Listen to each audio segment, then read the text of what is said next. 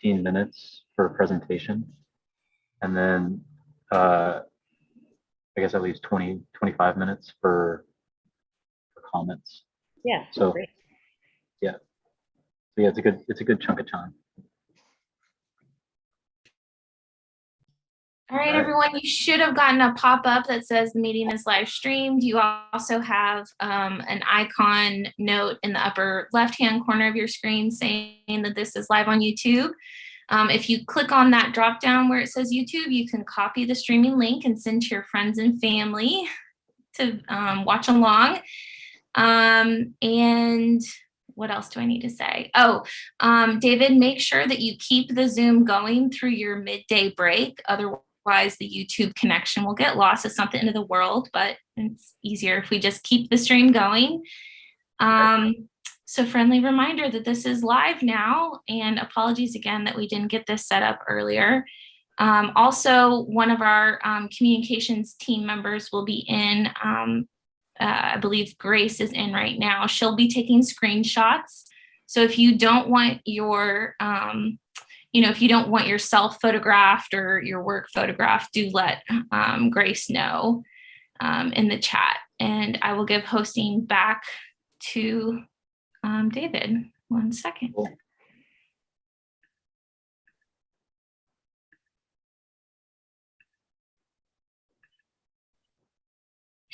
All right, that's it. Good luck, everyone. Awesome. Thanks, Naomi. All right, Lauren, you ready?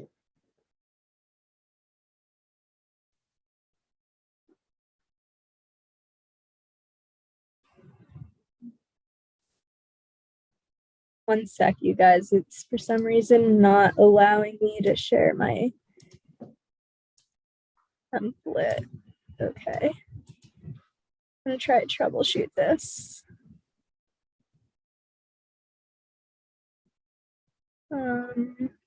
Okay, I'm going to just try sharing my screen and see.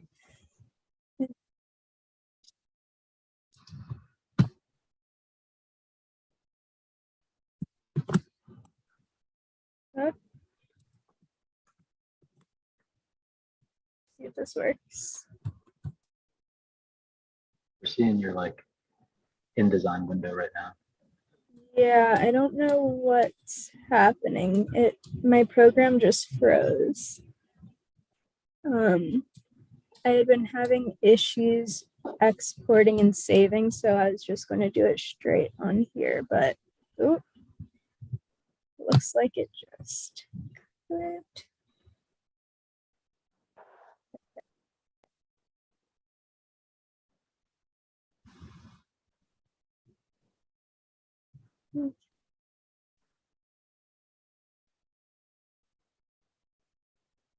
Sorry, y'all.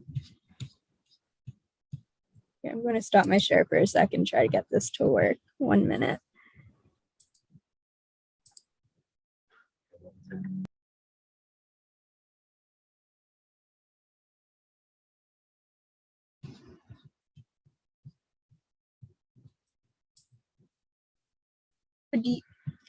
Would someone mind going before me? My InDesign just like rearranged my slides and isn't working. I think Jessica said she can go, but it might be just 1 second. Try to fix this. I don't know what just happened.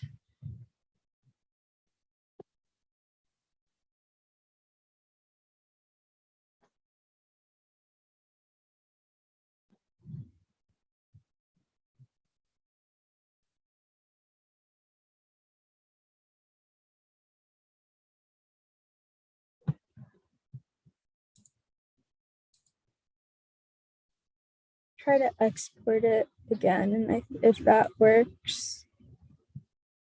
Okay, let's see if this works. I got it.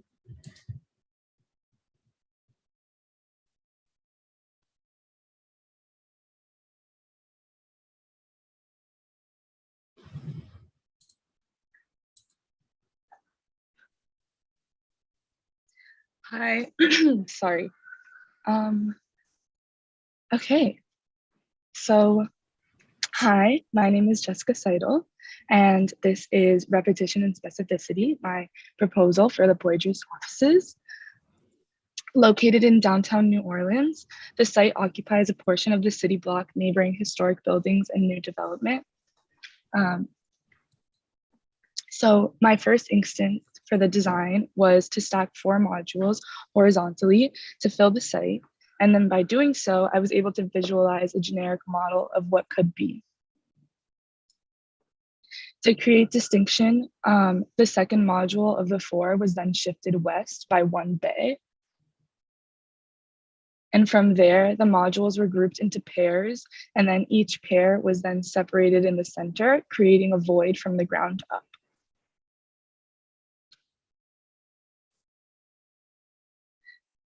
As New Orleans receives 64 inches of rainfall annually, it made perfect sense to use this to my advantage.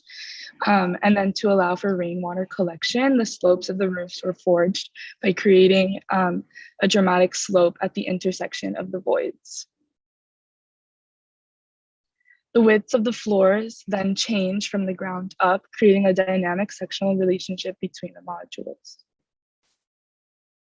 And finally, we have the base model for which the design will take form. And then here's that sexual relationship in play, and each floor is viewable from above and below. Circulation is enforced through the building, through the program of the building, which is separated into 2 main categories, closed and open spaces.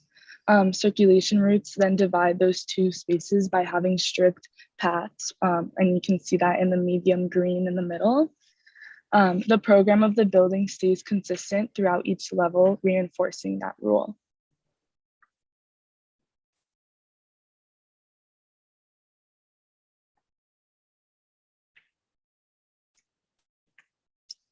The ground floor is divided into, the ground floor is divided into 3 main sections. The lobby for the office at the top right, dominating the entrance to the site.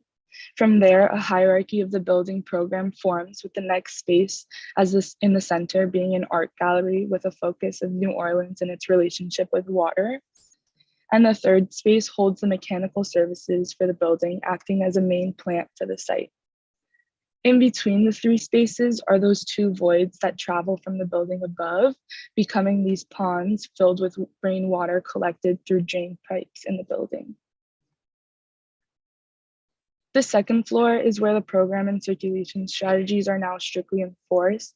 And as you can see, the closed program, including offices, conference rooms, restrooms, and storage rooms, are stacked towards the perimeter of the building, allowing for ample open space throughout the building.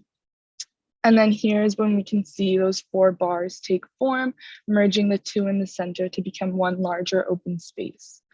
Those bars are then connected by 2 bridges, one interior on the right and one exterior on the left.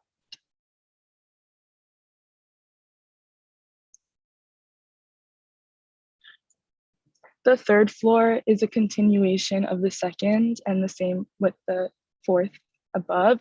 The only difference is those voids become smaller as you go up, and more circulation space in the open program is now available, increasing the program in that area.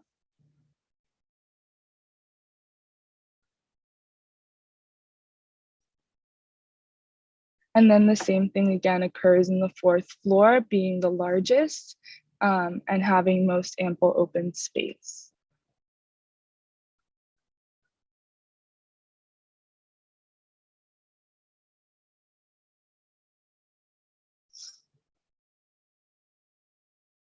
Sorry, the file's a little slow, so.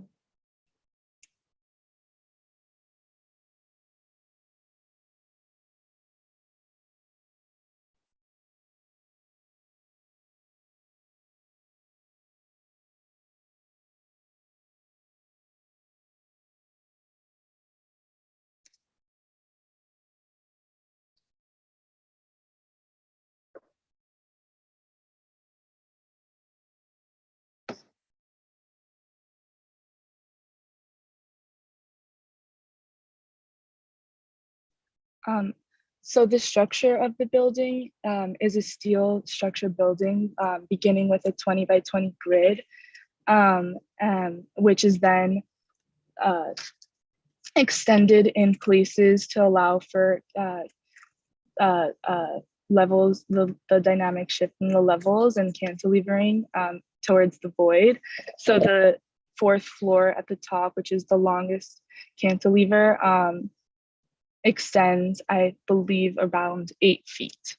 And then mechanical of the building, like I said, there's a central plant on the ground floor that holds all the program, but the ducts and the HVAC is distributed evenly throughout the building within the closed and open spaces.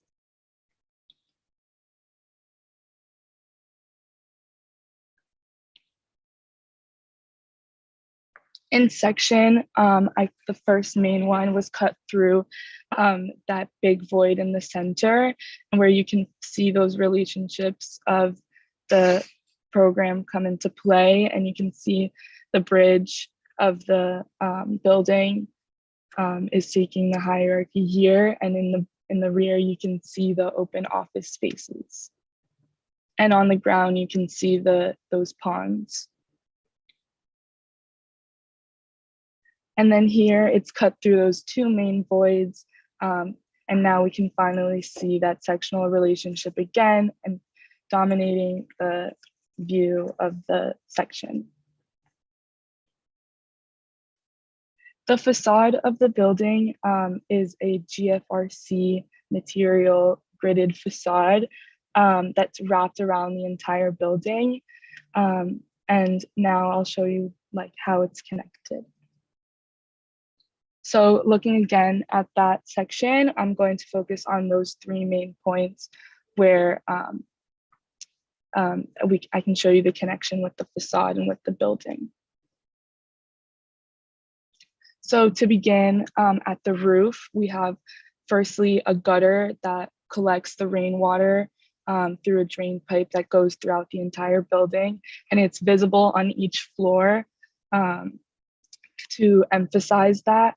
And then it's brought to the ground floor and then pumped into those ponds. From there, the facade is attached through a metal panel and bent plate and different attachments. The second is the floor plate at the void, which is sloped underneath to create this perspective from below. So it's not as thick because the structure of the building extends at most to 40 feet. The beams of the building had to be 2 feet. And so to kind of, change that and make it look like it's not as thick, the slope of the floor plate was angled. And then on the exterior bridge, we did the same, except for the bridge was then created by this subway grate-like material, which is hiding the attachments to the facade, which is attached by a steel T outrigger.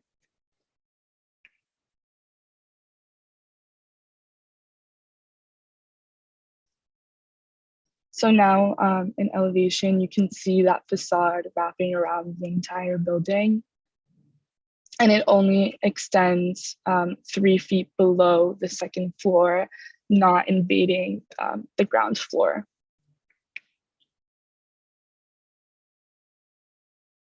And then again, the same here. And now you can see more in detail that subway grate.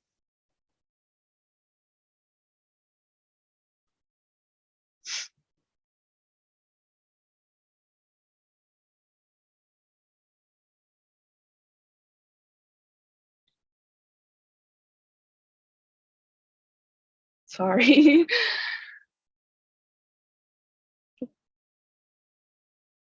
One second.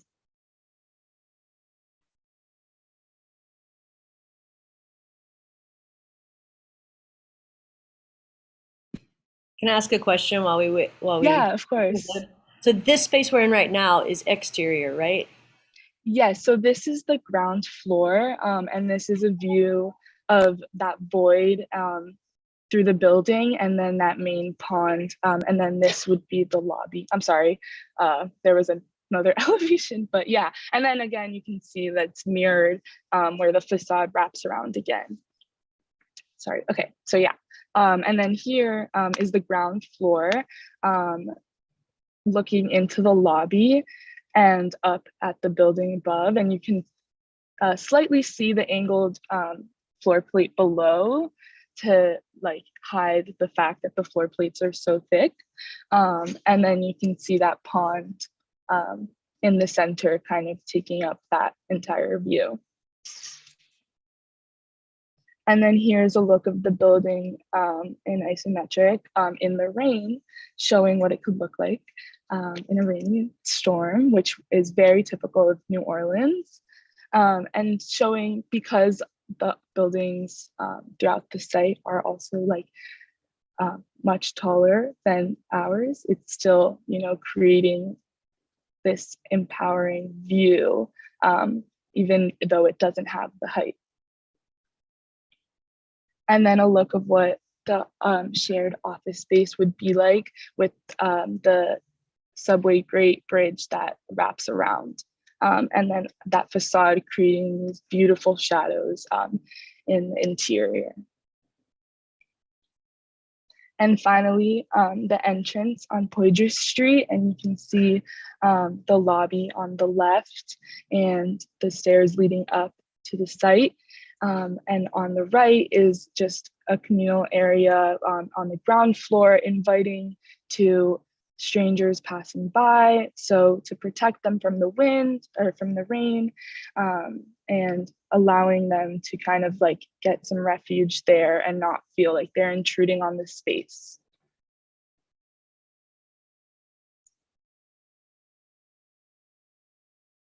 And that's it. Thank you so much. It's changing slides, but it's just taking a second. I'm really sorry. The file is just so big.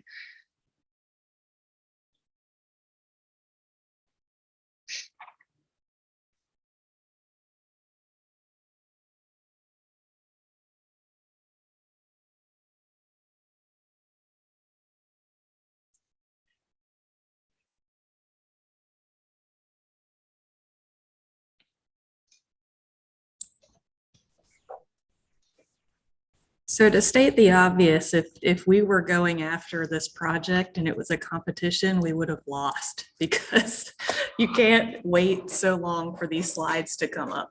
So you guys need to test these things before you come to the review to make sure that they're working.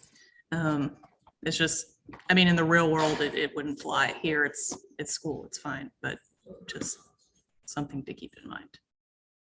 Yeah, of course.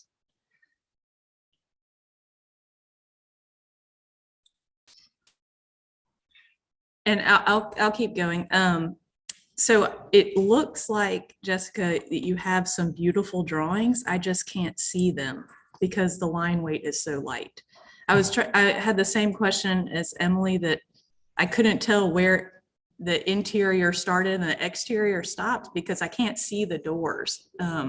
So you might want to go back and darken some of these line weights before putting it in your portfolio. Another question I have for you is the massing sequence that you had. You got to work on the clarity of that, because it seems like you're jumping to conclusions a little bit about you know, we're dividing it up into 4, but why are you dividing it into 4? And then, you know, to shed water, you get a gable roof, but why does it have to be a gable roof? Like, why did you want to go in that direction? So it's just, you were kind of showing how formally you made your form, but it's just a question of how did you arrive at that, that form in the first place? Does that make sense? Yes, yeah. And then I would say in New Orleans, maybe not in other places, but in New Orleans, the form that you've created with the gable roof And it almost looks like you've made a series of shotgun houses on a much larger scale, right? But it looks like they're facing the secondary street rather than the primary street. I don't know how important that is, but it just, when I look at your project, it seems like the front wants to be on, is that O'Keefe? Yes, that's O'Keefe. It seems like that's the front of your building. But that's just because of where we are and what we experience in the city. Those are my first initial thoughts. Yeah, I'd agree with that. My first kind of, when you were going through the massing diagrams, the question I kept thinking were, what were your goals, in terms of the massing strategy? And I agree that the gable seems actually less appropriate for if you're trying to collect in very specific spots in between the buildings, because I think that the kind of the meat of your project is the spaces between these forms. Maybe just a shed where it's a single slope and it's pointing in one direction for each of those masses. You can set up more explicit, kind of objectives of where the water's going and celebrate it further. And yes, I totally agree. The orientation of those spaces, those long linear spaces between, I thought maybe it might be more effective if they were connecting directly to the main boulevard street, Poitras. And then lastly, I think the question is light. This kind of sectional carving that you created. I get why it got, just diagrammatically why it's larger at the bottom, that kind of stepped cut. But I think in terms of the quality of that space, it would need to widen again at the top to get more light into that space. Otherwise, it becomes cavernous and dark. And I think it's very important when you're doing something like that to think about the scale of, the kind of sky space, if you will, letting that in as much as, possible. And lastly, what was the exterior material? You said GFRC panels? Yes. Is that the gridded kind of material? Yeah, it's like the gridded facade, and it's like this like concrete type material that's a little bit more lightweight. Yeah, the scale of it seems, I'm not quite sure dimensionally. It doesn't look like it's GFRC, which is kind of like a plastery concrete whereas this looks like more of a metal screen in terms of just what I'm looking at. Intuitively, I would have not assumed that was concrete or plaster or whatever. It looks like you're trying to do kind of a lighter metal mesh. And then what kind of structural system were you using? It's a steel structure, and it starts out with a 20 by 20 grid that's then kind of extended in some areas. The grid is missing in plan to me. I don't see it, and it's something I think it needs to be present. It's an opportunity. You can use that grid to set up kind of a rhythm or organization of the spaces below, and then sometimes you can, interrupt it, but it doesn't seem to be visible in the plans. Like I couldn't spot the columns.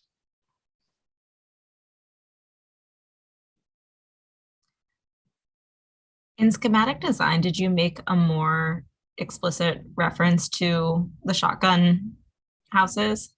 Yes, I did. That was kind of like the driving idea at the beginning of the semester.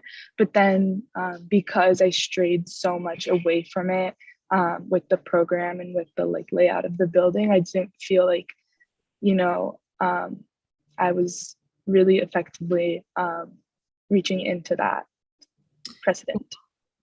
I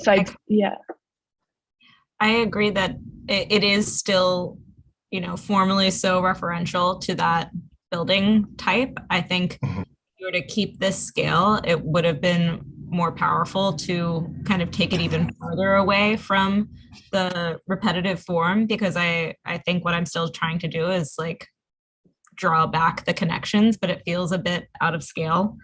And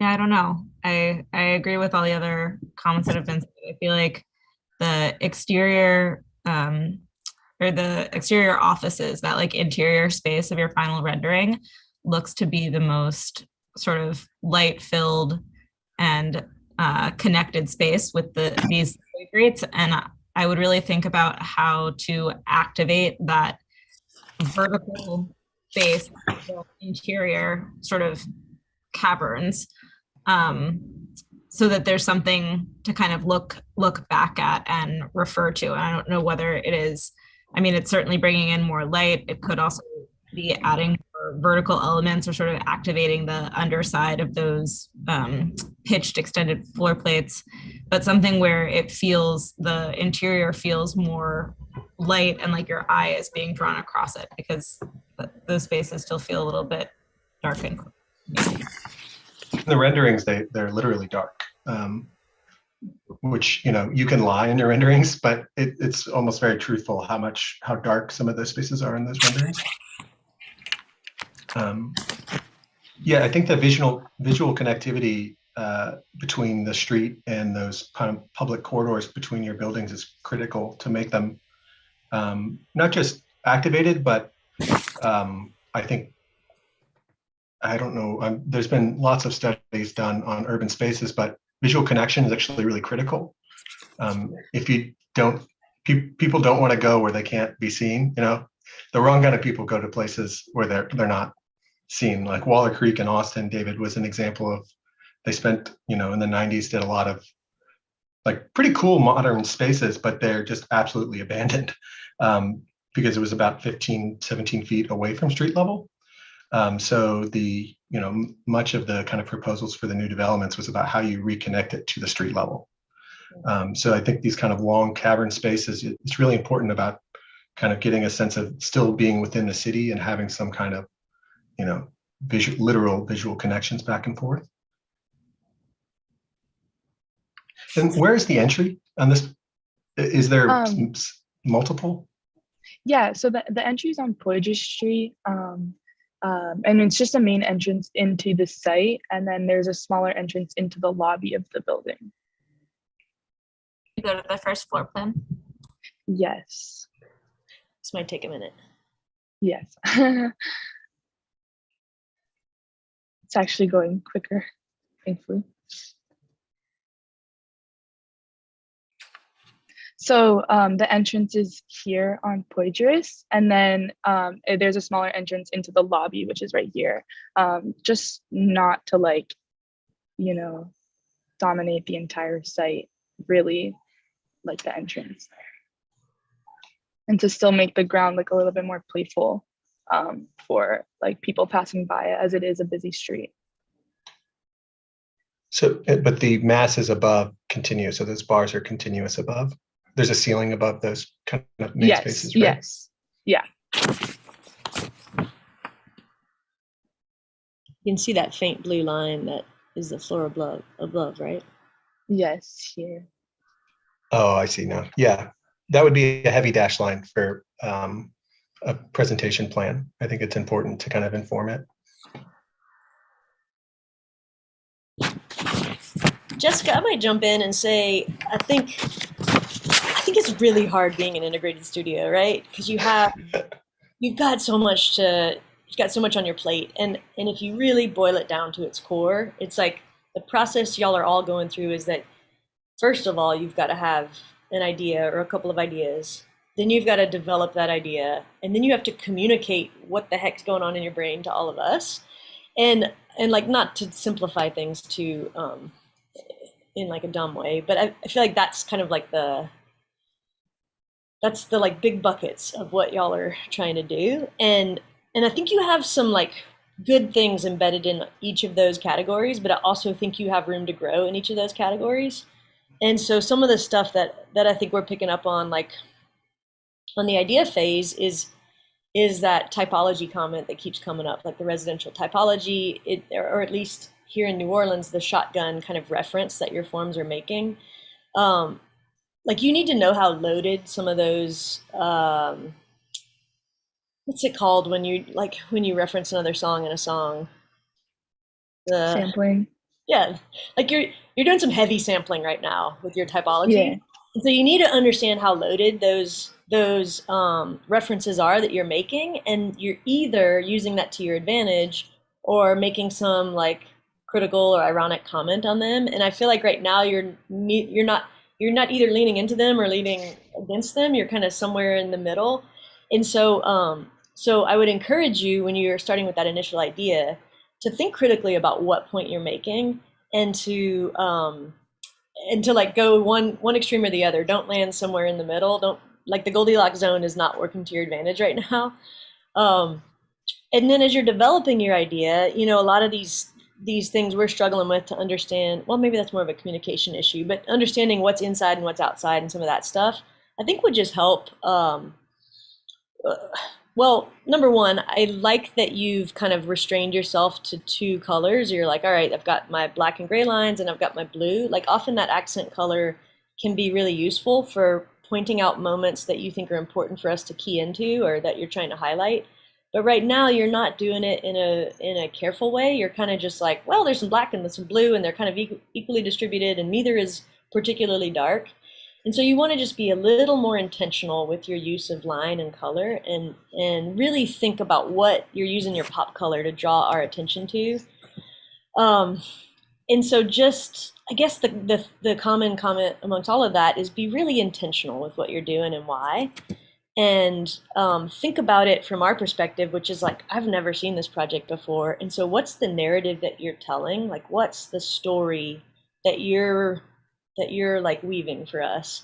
And that's going to be how we understand your project right off the bat, because we've never seen it before and we don't have access to your brain, but we do have access to this like drawing that your brain has produced. And so, and your fingers and all the rest of your body. But like just really, I'd say know that you've got some good stuff in here, but I think that being a little tighter with how you tell your story, both visually and verbally, is going to really help us to understand what you're getting at. And one of the things I want to commend that you're doing is that, to me, that view from the street of the entryway, I'm more sold by that drawing than by your plan drawings, because I'm like, oh, I get it. I understand the space and the like vibe that you're going for. And if nothing else, it reminds me of the main library that we have downtown that's not too far from your project, but I think it's that Curtis and Davis. I don't know exactly who designed it, but I'm guessing Curtis and Davis did the building. Yeah, it's Curtis and Davis. Yeah, it's got that beautiful screen, the metal screen that kind of hangs down below the floor plate and kind of makes this cool little entry that you just want to go into. And I feel like in terms of sampling, you're definitely doing some sampling on that project, or at least making some reference, whether it's intentional or not, to that project. And all that to say, you've got some really good stuff going, but I think some heavy editing and being really intentional about what you're doing and why, even to the point of like, I know I don't know which class it is that's teaching all this, but everybody does this like heavy hatch strategy on your plans and your elevations and all that. And that can be, I mean, it can look good, but it can also just bog your drawings down with a lot of extra megabytes that you don't need. So let's just be really thoughtful about what you're drawing and why. And that'll really help your project sing and like find its stride. You know what I mean? Yeah, to pick up on that, I think narrative was the word that really popped out to me. And it's not just for us. I think it's really critical for you. Like throughout the process, you're trying to tell a story in a way, or like communicate an idea. And then, kind of a story, if this project was a set of storyboards, there's a few scenes that I think have a lot of potential, but the kind of greater kind of trajectory stitching them together is what's missing. And it's not just for us to understand it, it's for you to make decisions against too. So you start to think about really specifically why it's gable, why it's not, and that kind of clarity in terms of what your goals are, what the main characters are, and what their interactions are. Those really help to make these decisions, as opposed to, because you could do, so many different things. But the question of why starts to get really, I think, empowered when you have a kind of bigger picture idea behind it all. And yes, the viscom, visual communication in some of these drawings, it's like the blue, for instance, the context being blue, and then having some of the project site being blue really starts to blur in terms of what the intent of that tone is. Like if you just had blue for the water collection areas, then it would be a very powerful use of the color, and an obvious one too. And I think also the spaces above are missing, and that might be a common comment. I think it gets lost a lot, but for me, I think it's very important to be able to read these spatially, not just, this is this room, this is that room, but kind of the three-dimensional quality of the spaces in plan, reinforcing that story again that we were discussing before.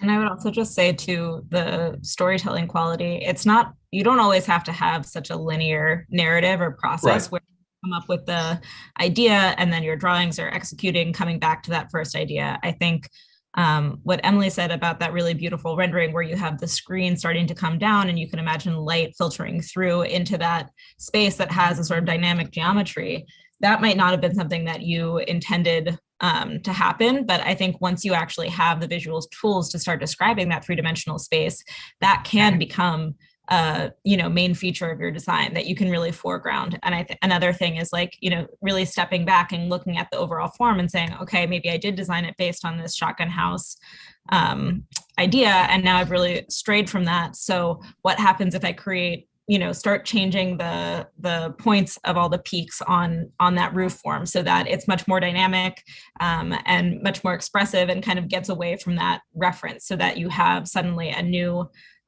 more sort of iconic face for the building that's, facing the surrounding edges. I think you have the content there, but part of it is also taking a step back and strategically being like, what is the narrative that really supports what I've designed, not just what is my narrative and then how do I design it? It can Back go in and both. forth.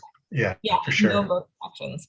And I do really think that you have a lot of strong content there, as the other jurors are saying. It's just starting to connect it together and reframe it. And I think that's something that even as you're putting it into your portfolio, you have the work, so you can still take that step to reframe it and strengthen it. Yeah, the process of putting this in a portfolio is a very educational one, I think. After the fact, you start to put these projects you worked on for the whole semester, in this case, literally, and then you have to put it in 2 spreads, and then you think, wow, how do I tell everything in 2 spreads? And that kind of really, it's almost a summary. I think it forces you to think about what is most important. What are the documents or drawings that really represent what this is about and what my hypothesis was and what problems I was trying to solve and what I was introducing. It's almost squinting at your project and trying to figure out what it is and what it wants to be, and it's definitely back and forth. Sometimes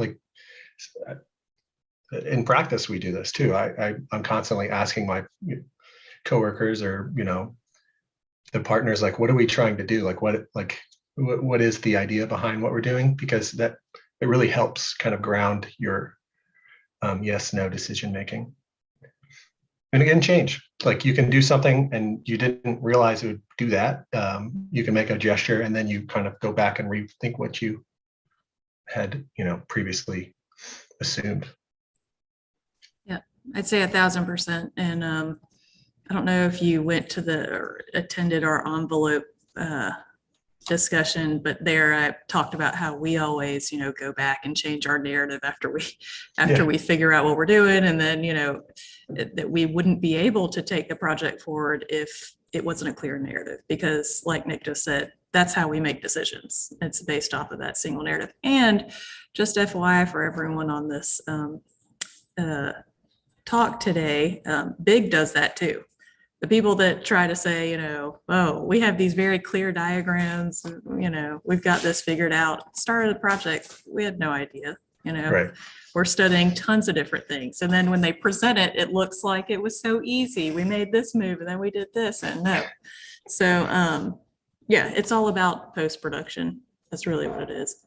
And then I guess my last comment, just something for you to pick up before you put this in your portfolio, is I think your gutter size should be 5 sizes larger than it actually is. If it's an internal gutter in New Orleans, I would just really make that thing huge. Yeah. Great. Thank you so much for all your feedback. To make a random gutter comment, Yeah. one of my structures teachers worked on the Superdome near your site and was telling us that when they designed that building, they were using punch cards, you know, like the engineers were plugging punch cards in. But he says the gutter's big enough to row a P row through. It's like hell of I a heard that gutter. exact same thing, Emily. Yeah. I did. Maybe we had the same guy teaching us. Probably. Yeah, I got to go up there into the gutter tubs. They're pretty crazy. Like at the roof. But I mean that's like a whole hemispherical surface of water. It's like shedding off. Yeah, we're trying to put a light well in one of the gutter tubs, and the waterproofing consultant was like, I don't think I can do this. Like, That doesn't sound I like don't the think I would smartest do it. idea. Yeah.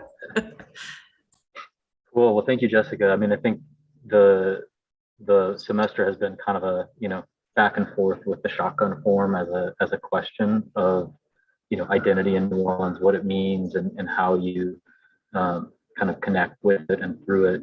And I think there's a lot of like hugely successful moments in your project. Like I think that entry sequence is amazing. I think you have a great intuition in how you make spaces, and I think the reviewers are more saying to reinforce the narrative of like kind of the broad picture to them, so that they can kind of get on board with the different types of spaces that you made. So I think great work, and thanks, and sorry for putting you on the spot here, out of order, but yeah, cool. Great. Thank you guys so much.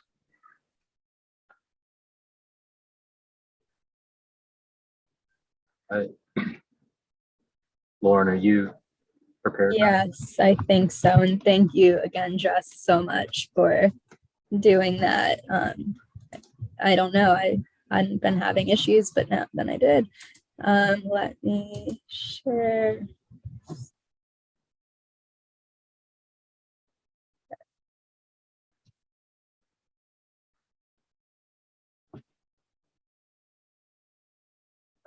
Can y'all see this? Yep. Perfect. Awesome. Hi guys, I'm Lauren. Here's my project site. So initially we were looking at the zoomed out site, which you can see the Superdome, and a lot of office buildings are in this space, as well as there's a residential building next to our site and a few restaurants throughout. But a very big part of this site that, as I go through the presentation, I don't want to be lost is this parking lot that this site is right now is a major space for tailgating currently, from all the Superdome, and it's just a big space where there's always a lot of activity during those times. Site and how I was going to design the building. I first looked at the orientation, created a grid and an axis for movement throughout this site. Then looking at the sun diagram, you could see where the most light would be throughout the site and how to plan out the windows. From there, we're in a wind tunnel. So I was looking at the downtown windrows of this site. Massing. First, I extruded the site and enclosed it. Then I extruded it. Then I divided it using that axis to create two separate entities and create this openness throughout the site. I then connected these two entities with these bridges spanning from each part of the masses. And then I carved out that ground floor to create a more welcoming and open space that's farther off the street for the people in the experience. Then at last, I cloaked or shielded the site to create a bigger barrier between the people in that really busy street of Poydras. Residents for this project were Copper Vine, which is actually the restaurant right across from the site. You can even see it right here. And what they do is they use a lot of vegetation, and they actually have these frames that come up, and they'll actually hang tarps from it when it's super busy and when people are tailgating to create that division between the people in the street. The second was an open house food market in New Orleans. It was a big inspiration for this programmable space that could be still quite open and used through the public. And then the final inspiration was for the facade, which was from Harvard SEC, I took inspiration from, and their method in which they hung their facade using this tension cable.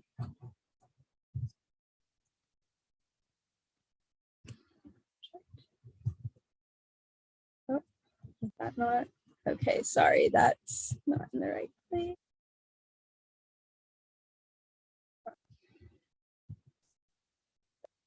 Okay, looking at the ground floor of the site of the building, there's a series of ramps in which you can lead to these individual spaces within the site that are outside, but also protected from the street using that facade that comes out and extends over. Once you're inside this building, it's pretty much open glass atrium where there's food vendors and lounging area and bar on this side, and coffee shops and study spaces and workspaces on this side, with the mechanical room and boiler rooms in the back of house space that hold all the back of house space. Sorry, that's not supposed to be there. Okay,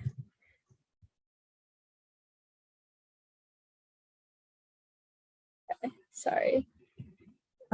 Looking at the third floor, sorry, level 2 is not there, but looking at the third, you can start seeing each floor is pretty much this typical office plan with the eyes or the meeting spaces of these side spaces lining these two streets, South Rampart and O'Keefe, creating these private spaces where you still get that full window and all the glass with these open office spaces and the bridges that span and enter towards more common spaces. As you move up, there's rotating library spaces and kitchen spaces towards the back. And the bridges span and create a network that creates a really open, playful environment for a workspace. Looking at some of these sections, this section is cut through the lengthwise of the buildings. You can see the openness of the floor space and bridges and how these individual meeting spaces are used. Okay, cutting through the atrium or this main glass space between the building, you can see the views looking from one to the other, as well as that public space on the ground floor. So just some quick elevations to show the feel of the facade and the depths that you get. Looking at the structure, it's a typical bay steel grid with 20 by 30 spanning bays on the larger volumes side, and 25 by 30 and then 25 by 25 on this side. And these bridges are supported using large girders. Looking at the systems of the building, it's a pretty simple system with the boiler and chiller on the ground floor in the back of house space with the designated outdoor air supply. Looking at the program of the site, you can see, oh, it did not. Okay, well, looking at the program of the site, I apologize, this did not export correctly, but the ground floor is public space with these stair cores on either side, and then all of this open office space with the programs to the sides.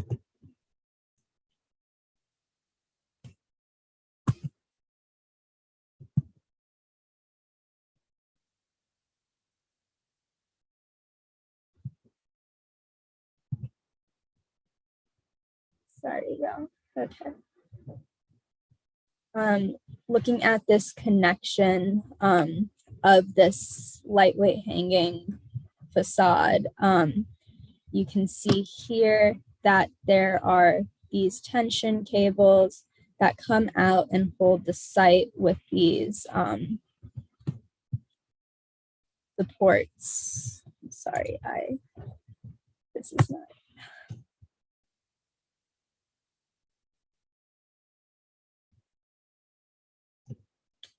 Okay, looking here, you can see these cables that are attached to the steel beam itself and hung using a system that is seen in my precedent of the Harvard SEC building with a lightweight thin rod, creating this value of transparency and lightness for the person inside the building.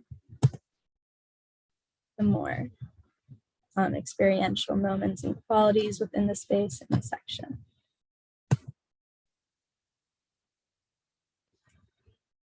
Here's an exterior perspective of the building, and you can see that perforated metal facade that is hung and some cool light qualities within the spaces and the ground floor space where you have these private moments.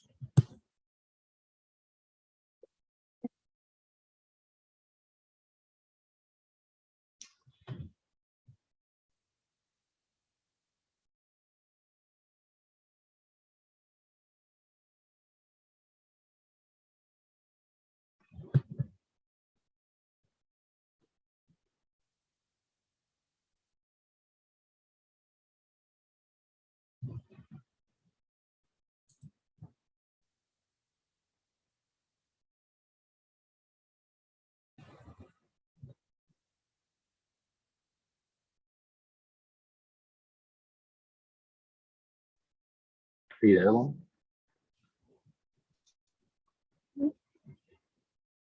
Could you go back? Sorry, you have any more slides? No, that is all. Could you go back to your massing just to start? Yeah. Sorry, my file.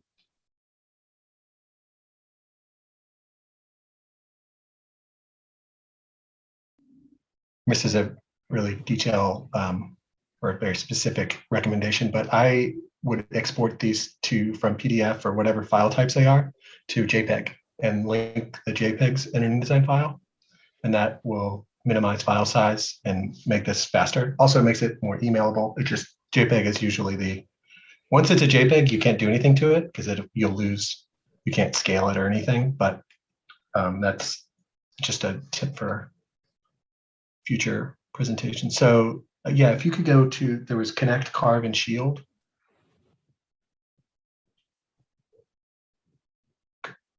Could you talk about what your goals were again with those three actions? I wanted to create a playful work environment with a very open, collaborative experience and space. I took inspirations from an open food market, and then also how in Chelsea Market in New York City, to get to those office spaces is pretty much just that elevator that you use to get to them. But I wanted to create this light airiness and openness throughout the space that would really draw people in, and to have a very open floor plan on the bottom where people who used to tailgate could still go to a bar there or get food and be outside. So I took inspiration pretty much from both the surrounding context being the restaurants and how they use their outdoor space, and then also other spaces in New Orleans that had large public programmable open spaces. So in dividing these two blocks, it created this openness that I could then work with. Carving out the space, because Poydras is such a busy street, I didn't want anyone really right directly on that street or sidewalk. I wanted to carve out that space also to create this threshold within the space that was more enticing. And because I knew afterwards I would also cloak it, which is what some restaurants have done, which creates this division where you're still experiencing that outdoor quality, but without the busyness of that street.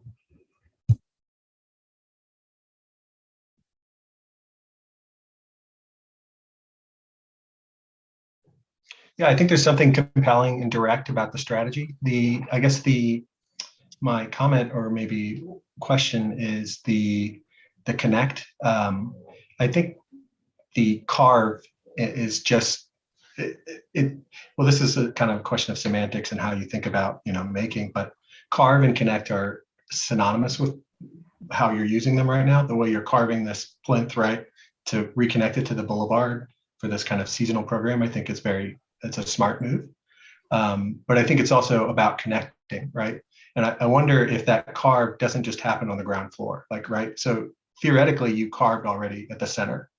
So this kind of idea of carve, I think, is something very present in yours. And I think identifying that throughout the process would help you. I think that I think you could take it further by carving a little bit more than just on the ground floor. The masses above seem almost, I appreciate that they're distinct, and so you have this space between, but I think there was an opportunity maybe to have some kind of the ground floor movement affect what's above, and then maybe bring back that kind of tectonic language that you're doing with the bridges. You talked about before with the kind of scaffold for, different, temporary structures or hanging, tarps or whatever. I think that was also kind of a powerful idea that maybe could have happened at that exterior, you're creating a kind of public space there, almost an amphitheater. It seems like sectionally that could have been a little bit more, it's even just subtle, just like you're just slightly carving, maybe it carves less the further you go up, but I think there's something very clear, at least in terms of your diagram, if you have two volumes and then you're connecting across. But I think you could have pushed it further maybe in a few ways by using, I guess, the carving action that you're calling out here.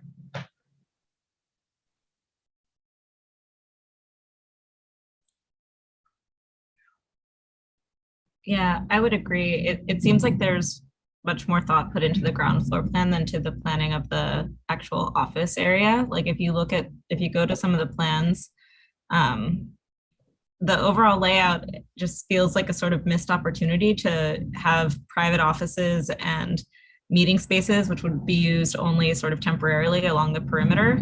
Even though I understand that you're trying to sort of activate this center space, I think, pulling the cores in a little bit and having like everyday workers have access to the full perimeter would, I think, be a stronger choice. And I also wish that the idea of the market had some, I guess, a stronger reference to how you thought it was going to be activated. Like when I see the crossing paths of the bridges between the two buildings, I was actually hoping that they would sort of be projected onto the floor and have some reference to the Grand Bazaar, or an idea of like activating this ground floor space with all space for all sorts of different vendors. And I think to sort of push your project further, think about how program and your kind of formal massing come together to form an idea about how people are activating and using the space. I do think the visuals were very strong and clear, though. I thought your axes were very effective, and your floor plans, I have a pretty clear understanding of what's happening in the space. And then I think for the facade, I just want to see so much more light, like on the actual interiors. When I think about the SEC building, that is your primary reference, it almost feels like it's like a fish scale that's been stretched out or something, but you can really perceive the openness of the sort of glazed areas on the facade. When I look at your facade, it feels like it's still too tightly meshed together. And I think, taking sort of Nick's suggestion to think about that carve, also thinking about that carve through the facade where you can kind of pull apart some of that mesh so that you could really get a lot of light coming through to the individual office spaces would really strengthen it. Yeah, you could almost do a study like your kind of axo diagrams you could do one just for the facade form, like how you got to that. And again, creating these documents is helpful for us, but I think it's helpful for you when you design, when you draw something, you see it You know, you think you know it. Like I still get caught with that where I think I know what I want to do. And then when I draw it, I'm like, oh shoot, that is not what I thought it was, you know? Yeah. So the process of drawing things, I think, helps inform what you make and draw. I do think a really powerful moment though is in perspective, and maybe this could be activated even a little bit more in the view, where you see the kind of crisscross of all of these paths through the glazed connector. Being that kind of illuminated and the openness through the street, I think is really nice and an interesting strategy to sort of lighten up the overall form. Yeah. Yeah, it's like, I totally agree. I think it's some subtle differentiation between the three bars. There's a kind of, you know, you have these two masses with that transparent zone in between, but they're all in plane in elevation. You know, if one of them, if either the transparent zone dropped or popped up, I think it would help. These are, you know, when you think about details, they're not just, you know, practical things. They're also very powerful, you know, design opportunities. Like, is this about, like, most of the details, is it about this? Is it about this? Is it about that? You know, if that class zone becomes like a slight depression or a slight raise, I think it makes a big impact on how it's read too. I have put two projects in the chat that came to mind when you were presenting your work. One is a Lena Bobardi building, which is really beautiful. It's a gym, and all of the open gymnasium space is in one volume, and all of the locker rooms, mechanical kind of service space is in the other volume, and it's connected by these bridges that crisscross over one another. I don't know if you've ever seen it, but when you started showing your crisscross bridges, I was like, oh my gosh, this is gonna be cool. She's gonna have all of her meeting space on one side and all of her office space on the other, and they're not gonna be the same size bar. You're gonna, you know, really calibrate them so that they fit open workspaces, and the other one would be a little bit smaller because it would be stacking meeting rooms together or something like that. So when they turned out to be the two exact same things programmatically, I was kind of like, you know, like it would have been cool to play with program in that way. Another one is a project by OMA that they just completed in the past couple of years. And they also had this idea of having really open atrium spaces, but they played it up even more by making the bars as thin as possible and making the open space as wide as possible, and actually having those meeting spaces occurring in that crisscross zone, or some kind of programmatic element happening in that open zone would have been really interesting, right? Like, what does that look like? You know, how do you deal with that with noise and everything else? But just two projects for you to look at that kind of like, you know, resonated when you were talking about your work.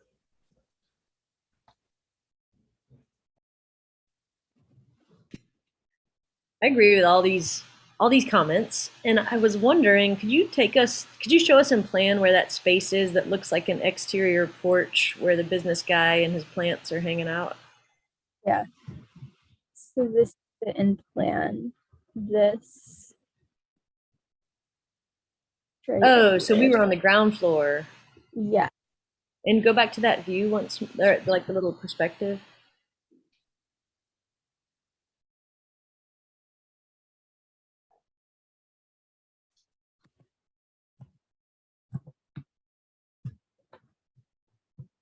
So yeah, So that's ground floor? Yeah, so it's 3 feet elevated because it has to be, but as you come off onto this ramp on the top, it's elevated 3 feet, and you can walk off that ramp. There's about like a 10-foot space in which you can walk then into this space, which is kind of cloaked and more private from the street. Gotcha. Could Okay. you show us in plan where this is? Sorry, I'm a little disoriented. Yeah. I think what she was saying is it's on the ground floor right up next to Poydras.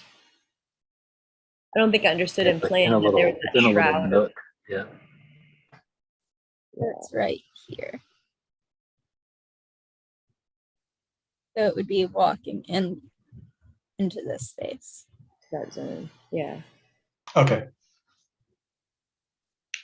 So I have a suggestion, a couple of small suggestions. I think that you have some well-developed ideas, and you know, it's fairly clear in a way that we were able to have discussions about whether or not you need to be like changing your program to draw people through these, you know, crazy little walkways and things like that.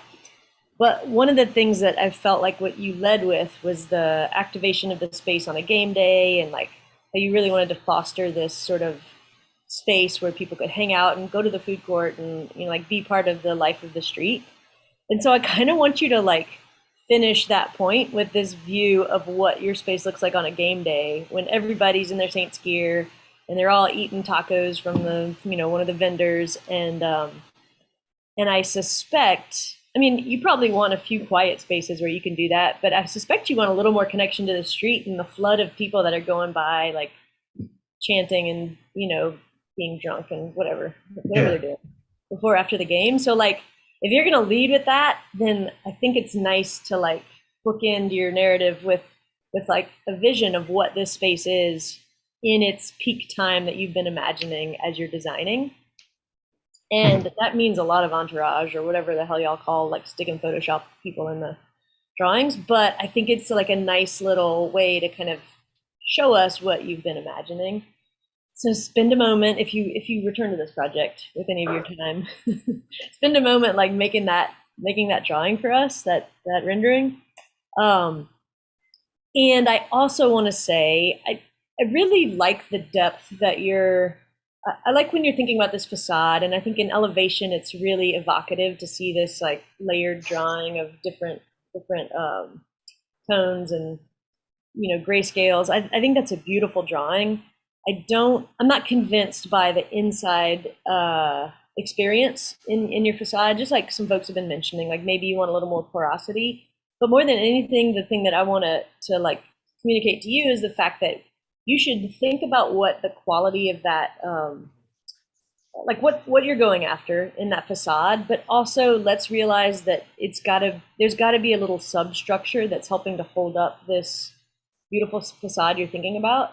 And so you know, the fact that it's got depth and folds in that metal screen means it could be somewhat stable on its own, depending on the gauge of metal. But you're probably going to have like a thinner system that's helping to hold it up, like you know, just like a smaller grid or at least columns of some sort that these panels are attaching to. And sometimes if you add those after the fact, it can, like if you're not thinking about those as you develop your facade, it can really be a bummer to like see these extra things that get added in. But if you're thinking about that as you're designing, it can add an extra layer of filigree and depth and shadow and beauty to the assembly that you're developing. And so just I think that now that you're thinking about details and materials and their opportunities and drawbacks and things like that, be thinking about the fact that you've got to have a little more you've got to have structure that holds up the beautiful things that you're imagining, and that can be part of what makes this design even better, and not just something you have to add in after the fact and be bummed out about what it's doing to your beautiful screen. So lean into it and think about it as you're doing these drawings. Yeah, I think that one of the precedents you talked about is essentially a scaffold, you know, so that kind of substructure that Emily's talking about, it could be just a grid, like during game day, you know, if it was something temporary, it could just be tectonic and like almost a empty grid, you know, that's light and airy that you can then come in and like on the ground floor at least. Because I think the term you used was shield, and I think you did achieve a shield, but I think it works against you, especially in the public spaces right now, where it is shielding, where as opposed to maybe it shouldn't be shielding, you know? It should be connecting at those ground spaces, like where the carve is happening. Shield and carve are fighting each other, if you will, in terms of your concepts. The other, to those perspectives, I think, like in plan right now, I love how this like green space is bleeding into the interior from the exterior. I think in perspective, that can happen too, right? Because right in your perspectives, all I see is the facade, right? where in plan, I could imagine something much more open where this was almost like you could see a band performing at the center of it, and people gathering around it or something like that. It's a very public looking space in plan, but the way the facade's working, it seems very much like, don't come in here. This is a private space. Yeah.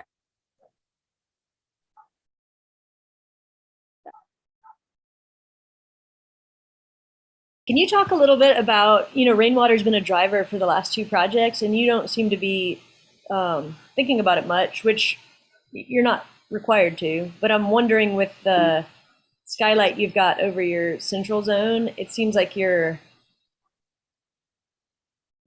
daring water to Yeah. do what water So does. I don't think I have the pipes in the plan, but what happens is I can see if I can go to these two blocks. You can imagine in these two masses, the water drains towards the stair cores. So like in the center of the building, these all go to a section.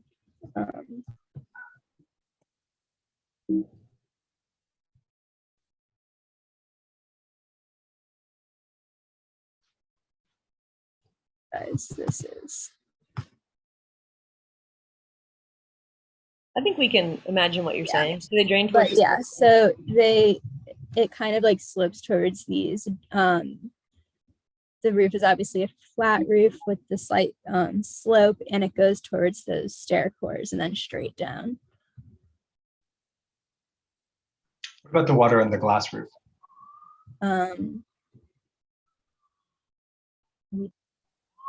We didn't talk too much about that. I would assume so. I know we were talking about like the waterproofing of these attachments, and then there's like condensation and places for like condensation to catch for that. But in that sense, I am assuming there would probably be a common. So you'd likely want it to run away from the front facade. You'd probably want it to run. So in this section, you'd want it to run left and right. Exactly. So you could slope it slightly in that direction, just because when you slope, when water runs over a surface, the surface gets dirty, and that becomes a big issue if you have a big glass surface that's your main public entry. And this is a very practical, issue. But I think it's important when you have lots of glass to start to think about,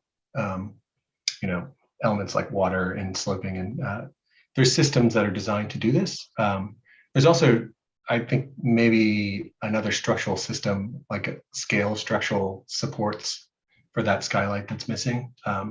That span right now seems pretty ambitious. I think it's a nice space, but I think there would be another kind of medium scale structure, steel supporting that span there. Or it might just be built more like a clerestory where the glass is on the sides and the. Mm-hmm. I mean, whatever. Those are things that could be adjusted and adapted. I'm wondering when I look at this section about something that I've seen in past years, which is issues of communicating spaces and like fire safety.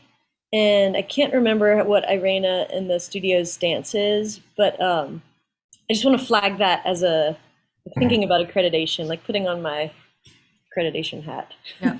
I want to make sure you're not making a death trap for the folks that work here. And so please make sure that you're on top of whatever. Yeah, so to do a atrium space that high, you'd have to have fire curtains that roll down on all four, or I guess two sides of that in the event of an emergency. And then you'd have to have two means of egress off of each one of those bars on either side. So yeah, you're right, Emily. Yeah, I think you probably need a smoke screen too at the edges of those floor plates, which is just, it allows like the smoke to trigger your fire alarm systems. Because otherwise the smoke just goes up all the way up the atrium, and it, by the time your systems recognize it, it's a pretty big fire. Lauren, did y'all visit the CAC as part of the studio? I know sometimes in the past that's a field trip that this class takes. No, we didn't. Okay. Well, it could just be worth a visit. I mean, the CAC is great to go to regardless, but they have a very large atrium space at their entry, and it'll be useful for you to see how that design team dealt with these sort of issues. And essentially, what they did was put a wall, or I mean, it's glass you can see through, but they also have some smoke evacuation systems in place and stuff like that. But there's ways you can make an atrium, and like you can get the spatial qualities without endangering the lives of people that work there. But I think you do need to pay a little bit of attention to that in the context of the integrated studio and some of the things you guys are being asked to consider. Got it. And just double check with Irena. Maybe David, I'll make that a comment for you. Just double check with Irena to see what's going to fly in terms of final drawings for this particular studio. Yeah, the guardrails, I think in section, it's a design opportunity. Like they're kind of missing in this section. I see them in elevation beyond, but their relationship to the floor plate, I think, is an opportunity to solve some of the things we just talked about as well, if it extends past the floor. And they're two separate things versus the floor itself becoming the guardrail. They're requirements that you can then flip into design, languages. Got it. I like that. Yeah. You mean, Yeah. Yeah, it's a hugely important thing to talk about at the beginning of projects, especially in the real world, because atriums like this are very expensive. So, at school, again, it's not that big of a deal, but it's always a cool design feature. It's just whether or not you can afford to do it. it's true with, I think, most things in practice. It's the elephant in the room. Mm-hmm. Cool. Well, thanks, Lauren. And I think, in your work moving forward, I think just arriving here quicker can kind of help to, you can offer more studies of the facade and other kind of components of the building, so that it can, because I think the overall premise of this building is really provocative, but I think continuing to develop it and find resolution all the way down to the scale of the facade, as I think what reviewers are kind of commenting on, that there's an opportunity there to have like deeper resolution. So I think great work, and yeah. Thank you, guys. Thanks. All right, William. All right, let me get my screen shared here.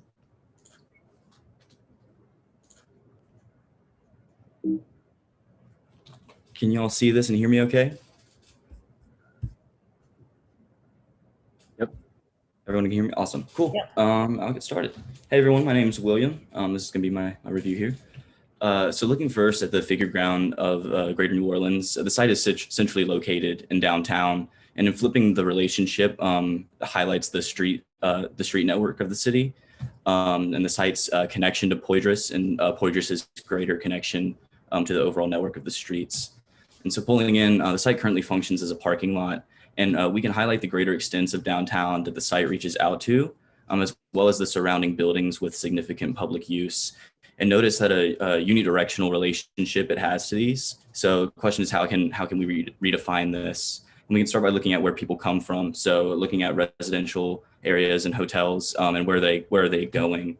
So office, commercial spaces, dining spaces, and then of course like civic structure and the theater located directly to the southeast. So the site should function as a means of coming and going and passing into and through. So pulling in, we can see this network on the site itself, and in dissolving it into its main directional components, like we get this cross axis that breaks up the block with circulatory connections. This axis gets reinforced by a 20-foot by 20-foot grid for human scale and derives the structural system. So my project is titled Mystery Boxes, and this was derived from the massing development. So we can see the same cross axis connecting the surrounding program and fill in the area of the site that it doesn't occupy. And those fills get extruded into 3 distinct masses. And these masses are dissolved to share distinct sectional relationships to one another, and then suspended by a structural grid. This field then gets dissolved in moments of openness to reinforce connection to the outside. And last, these volumes are cloaked in a screening system to reinforce the initial massing and add to the layering of the mystery, but more importantly, to gesture to the public axis established by that original cross axis. This becomes very clear in the elevations, looking first from Poitras. These help show how that gesture manifests itself in context and relates to those program elements mentioned in the site diagrams. The context, being a hodgepodge of like sizes, programs, and architectural styles, is represented with a patchwork of like various hatches. And this variety relates to my facade development, which I will go into more detail over later. And this shows the relationship of the entry from Poitras versus the access from the rear parking lot. So looking at some precedent inspiration, first, the U.S. courthouse from Thomas Pfeiffer helped inspire me to think about the programming of the building and how that relates to the exterior facade. Adjay's building in Washington helped me think about, or in DC helped me think about how I can like actually define a pattern on this facade to relate to the building and to the city in the context. And then Night Campus, Bora's Night Campus has these moments of connections that became really important to connecting the three volumes. And last but not least, Usum by Rudy Ricciardi really helped me think about how to panelize this facade system. So in our first view of the project, we get a clear picture of these three distinct volumes and their relationships to the site edges and context. And the three major roles of the volumes as well, they're programmed accordingly. The shifting volumetric relationships allow for a connection among these different workspaces. So moving into the plans themselves, the ground floor serves the public, a boutique, a local gallery, the Marsh Plaza located on the corner, the double height space, and a cafe to the south all serve the street and invite connection through and across the site. And as we move through the floors, interior volumes shift to reinforce the shifting roles of the spaces and collaborative environment. And echoing the Marsh Plaza on the ground floor, you'll notice that any moment with connection to the outside, like the balconies, begin to dissolve the rather rigid established grid. And this includes the perimeter wall of open office spaces, which cantilevers from the central columns to create uninterrupted panoramic views outside. And this plan of the fifth floor really shows the distinct roles of the three volumes, the maker spaces to the top left and the production zone, the hydroponic center and the collaboration zone, and the library and the research zone. So the shifting volumetric, the roof plan also begins to reveal how the panelized facade is actually suspended. So the shifting volumetric relationships continuing in section, opening the spaces to intersecting views and sunlight depending on the time of day. Here we see how the distinct volumes get connected horizontally and vertically, utilizing suspended stairwells that break away from the cloak of the facade. And this perspective starts to nod to the various programmed spaces and uses, as well as how natural light becomes an essential texture in the space and helps define the roles of these spaces. So the structure was about visualizing the grid and then dissolving it in key points. And that was achieved through these perimeter beams that are inset into the slab and kind of shifted up. And then the beams that connect to those are then sloped to meet flush. And that shifting helps inform the underfloor air distribution system for HVAC. As that raised floor plenum hides all of those mechanical components and celebrates the openness of the structure as seen on the ceiling of each floor. Supply is achieved by pressurizing the floor plenums and then routed through different registers in the floor. And then return is utilized through these like kind of reverse chimneys that occupy wall cavities and pull air from like the upper part of the room back down under the floor and through the ducts.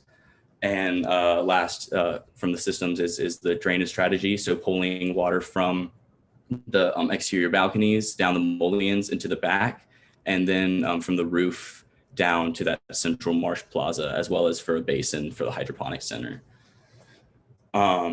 Looking kind of side by side at the program, we can see how these items sort of relate to each other, as well as like a direct comparison of their respective areas. And then Also, having completed the occupancy load calculations for each floor, I was able to determine the egress path on each floor and expelling out of the ground level. So moving into the development of the envelope, I wanted to take a step back and talk about like the living of experience in New Orleans and how for many people it's synonymous with living under this grand canopy of live oaks that line each park and street. And as a result, the ground is more or less painted with these shadows. So given the stylistic inconsistencies of like the site's context, I wanted to see how this pattern could become a gesture to the city rather than a specific language. So panelizing this organic pattern was important for the construction, but was challenged by the notion of like seamlessness.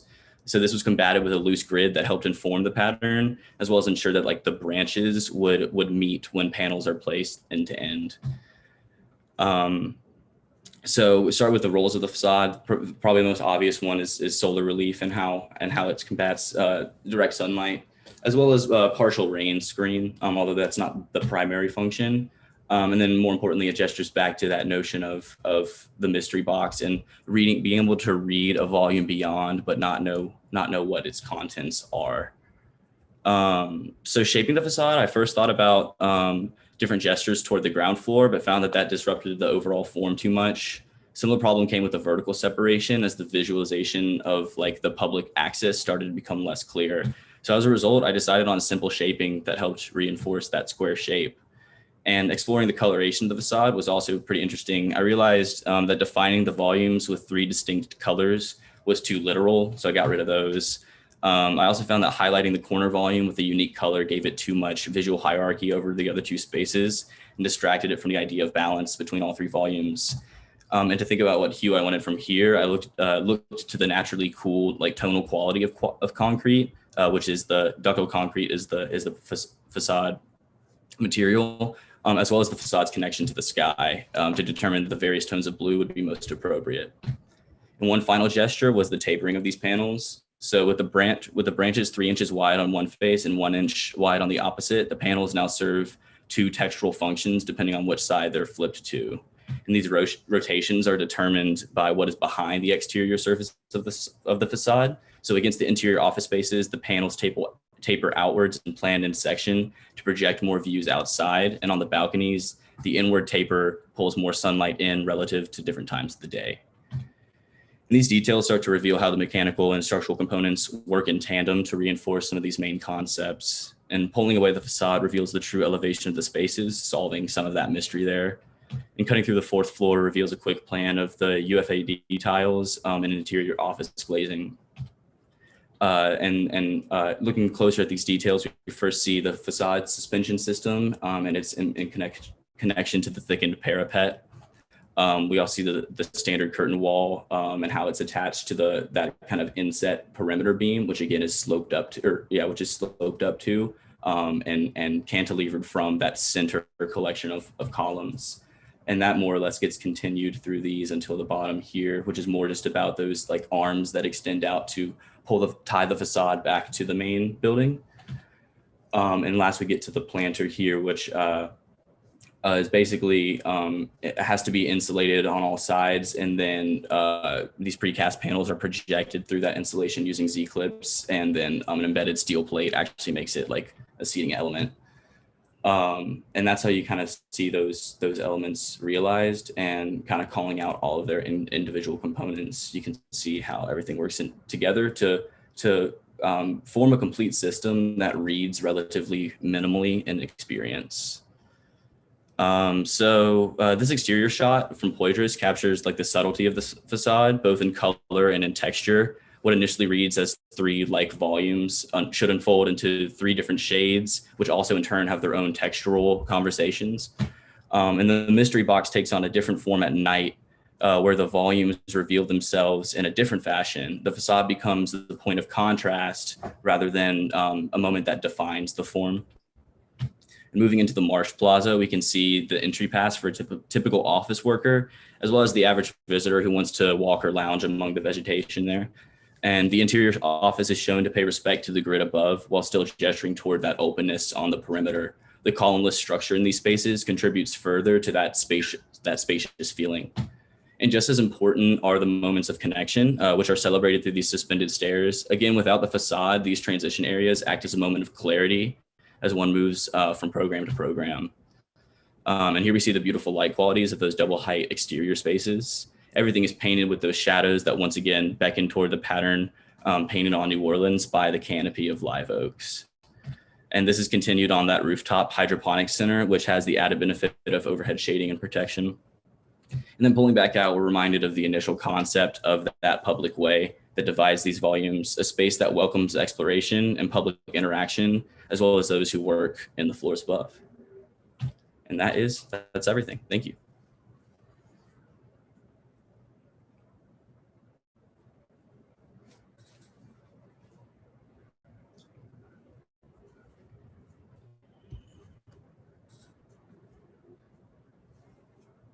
Well, William, your presentation is very thorough, and I appreciate the amount of detail and thought that went behind many of these elements. Could you go back to the very beginning, the figure ground and kind of axial studies? It'll take me, it'll be faster if I do it this way. Here we go. So in short, I think there's a lot to talk about on this in a good way, but I think the kind of figure ground, the way you started the project and the kind of site analysis really shines through in your understanding of the your project as well, this kind of negative and positive, figure ground, void and form.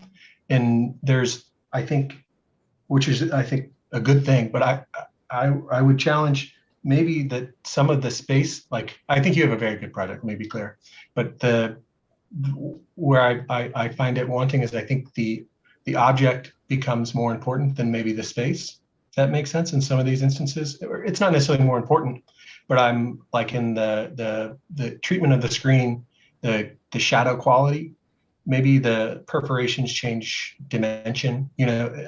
You talked about the kind of in out, flipping it, but perhaps there's a scalar change or something, because there's I think opportunities for maybe it's not necessarily a hierarchy, but distinction that connect to these three volumes, so they start to tell a little bit more specific story about how the functions in informing the form, and the function being the space, the space between. And then lastly, could you talk about how those spaces are connected again, like the three volumes? Yeah. So it's probably easiest to look at in plan and section here. Essentially, so you have these major cores to like kind of back of house on the two outer volumes. And then as you move up, you basically get these double height stairwells that connect each volume. And so actually on this specific volume, it's the stairwell connects 3 floors, whereas the two have 2 separate stairwells that are each two stories. And then there's also actually connects 3 floors, but it's the rooftop of this stairwell, and same with this condition, or sorry, wrong way. Same with this condition here. So there's just like, it basically occupies a bay in between each volume, and then you have both sectional and I guess plan-wise connection. Then formally, what are the kind of more organic shapes? Are those furniture? Yeah. So those are planters and seating. And I think in an ideal world, I would have had more time to think more specifically about that language. I do think that the perspective kind of sells the notion of those strong geometries dissolving the space in moments that are connected to the outside, which is again kind of the goal. But I think that some of them, at least in plan, become a little too figural. But the idea is to just kind of reinforce the dissolving of the grid that's happening in this big moment on the ground floor, in kind of a mini way on each floor to carry that green space up. Yeah, you set up a very strong kind of grid in datum, if you will, for like these more organic shapes to work against. And I find it interesting, and the reason I ask is because maybe they could be architectural rather than just furniture. Or maybe the bridges, for instance, or something where the word's not erode, but maybe you set up very clear rules, and then you could mess with them a little bit more in some spots, you know. But I appreciate your kind of rigor and discipline to the, you know, your kind of parameters you set for yourself. Yeah, no, I totally agree. I think, yeah, I think just taking a bit more time to develop the specificities of that system that contrasts the grid would take it one step further, and yeah, maybe more architecturally embed those moments. What were the three functions again? Sorry, I'm taking up too much review You're time. fine. Yeah, research, production, collaboration. So that kind of the westmost volume is more, it has like, contains a lot of like these, especially once you get to the more standard floor plates of like floor 3 and up, it has these like maker spaces. Whereas the central volume is essentially just like an open office. That's like kind of the collaboration is just, you know, it's the moments of intersection between the makerspace and then the library spaces to the south.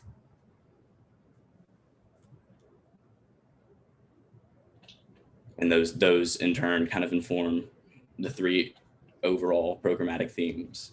So do you think it's the same, like the three buildings? It's not really up for architects in practice really to make these decisions, but do you imagine that just like one institution is using all three buildings and there's like a process that happens across those three? Yeah, I'd imagine. I mean, the kind of program we were told to investigate was that this this tech company is coming into town. So I think the idea is that like it is for one business, but that it's the roles within that can then kind of be spatially separated and then, you know, kind of connected in these unique ways.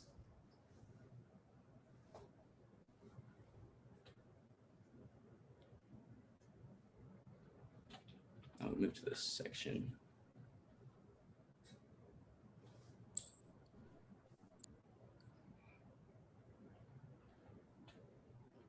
Yeah, I do think you have a really tremendous amount of work, and just want to commend you on like how visually clear all of your ideas are, because there's so much to sort of see and talk about, and it's all really kind of present for us.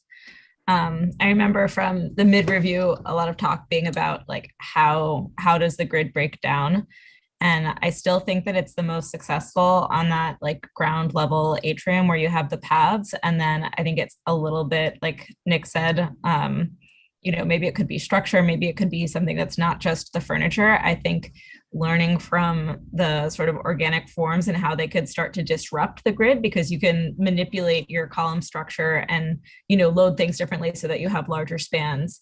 Mm-hmm. I think would be helpful. And I also wonder about how you could learn from the sort of organic quality of this shadow landscape that you're so interested in. Because I think that there's something in the materiality of the facade where there's, you know, a scalar manipulation that could happen, but it could also be, you know, selecting a material that reflects light or reflects the sort of dynamic quality of its surrounding.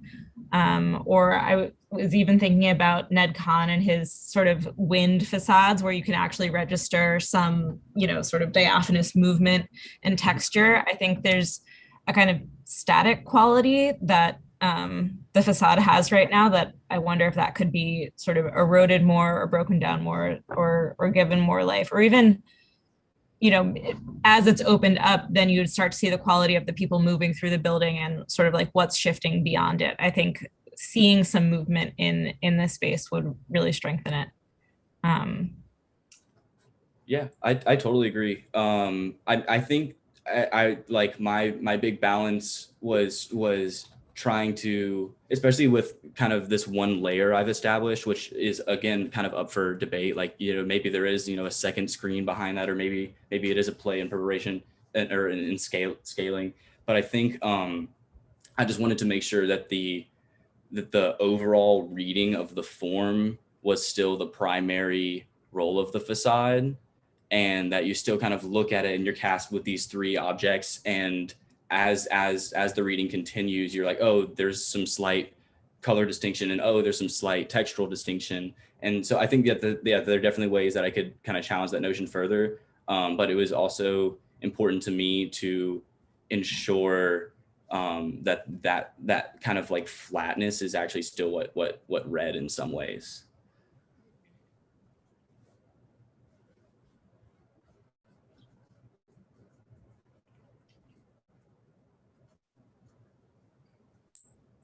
Well, just to repeat what some of these guys are saying, I love, love, love the thoroughness of your presentation, and even the fact that you were showing us your egress diagrams and your calculations and all that. Like, that's usually behind the scenes stuff that you don't have to include in your narrative, but I like knowing that you did it. Good job. I'm sure you all did it, or I hope you all did it. There's this moment, I'm going to totally date myself, but there's this moment in your entry perspectives where you have the little pathways over the water ponds and stuff like that. I couldn't help but think of that scene in The Office where Michael Scott falls off into the koi pond. Yeah. I hope that doesn't make me like a grandparent in y'all's eyes, but No, I've actually thought of that exact moment. That's where my brain went through. Yeah. Yeah. So Jim didn't catch him. Yeah. Yeah. Yeah, you're not off the mark there. Sorry, I'm not trying to cut you off. Yeah, no, go ahead. I mean, I guess to follow up on that, I think this is like romantic and poetic and beautiful and all that, but also want to acknowledge that in the real world, we would have to have handrails and things that keep people from being Michael Scott. And yeah, I started to sort of, I mean, it's kind of, I realized the layer's a little unclear. I started to gesture toward that with like these kind of white highlights here of just like, you know, the nod of glazing, but I was like, I really, no, yeah, it's definitely not quite legible enough. It's a bit of a hazard there. So you're but just thinking about like, again, those kind of things are necessary, but can also just add layers and like they don't have to detract from the overall vibe you're going for. They can add to it. And so what you have to make sure of is that you're thinking about it and how those things integrate into this kind of collective whole you're trying to create. And it's not the same, but I know at that newish hospital that was built in Mid-City, the big LSU and Veterans Complex, there's moments where they have some stormwater retention areas as well as paths, in their case much grander and like less watery than yours. But sometimes it's nice to go walk around projects that are trying to do similar things, and just again like having one of those kick the tire moments to see what works well, what doesn't, and what you can learn from in good and bad ways. And even I'm thinking about like going down to Jean Lafitte and just walking the boardwalks of the swamp and kind of, it's not the same, but at least in state parks and places like that, they have a little more leeway with what they're required to build. But at the very least, they have these little ledges so that folks on, like in wheelchairs or something like that, won't just roll off the edge. But thinking about how you might learn from little things like that, and how you personally experience those spaces and what you like and don't like about them, I think are really great. Like number one, they give you a chance for a field trip to get out of the studio and out of the computer and just like be in the world. But also, I think can be real learning moments for us all. And so I would encourage you to just be thinking about how those spaces develop to kind of capture the qualities you're after, but also have one more layer of reality woven into them. Yeah, that makes a lot of sense. I mean, yeah, I think you're right. It's easy to get kind of caught up in the computer world and forget to go out and experience these things. So I think that's something to definitely keep in mind moving forward. William, I think you have a really nice project. If I get down to talking about maintenance of your building, then you know that it's pretty good. But I want to reference the same project that Emily was referencing for another student, the library. The way that Curtis and Davis designed it was that, so between your screen and your curtain wall, you'd have great walkways where people could access, clean the facade, but also, you know, if there were issues with the screen, help access that. You have the space there, but I think at each level, you should probably introduce like a grate or something for people to walk on and access that for maintenance. And I feel like there would be, again, secondary structure behind these screens. What are you imagining the material is of the screen itself? It's ductile concrete. It's like Yeah, so you'd have like a grid of secondary steel behind those, even though you're tying them back, those aren't supporting the actual panel itself, right? Yeah, it's a little hard to see, and I'll go to this detail. The idea is that they're actually bored through and suspended by cables. So there are cables tying through and linking the panels in vertical groups. I actually haven't developed any means of making sure that those horizontally connect. But the idea is that that's more how they're linked to each other. Got it. And they're all suspended from that top. Exactly. Yep. So the arms are more about tying it for like wind purposes than structure. Okay. Okay. I mean, they look pretty thin to have like a I have no cable going through, but Yeah. I'll buy it. At least it's a thought. Yeah. Yeah. And you wanted the concrete because of the ability to change the profile and section versus a steel plate. Yep. I also wanted to say thanks for showing your process images. Not a lot of people think that those are valuable, but I think it helps us to kind of see where your head was at and how you made the decisions, because sometimes decisions are, just aesthetic, or I don't know, but it was really helpful to see those along the way.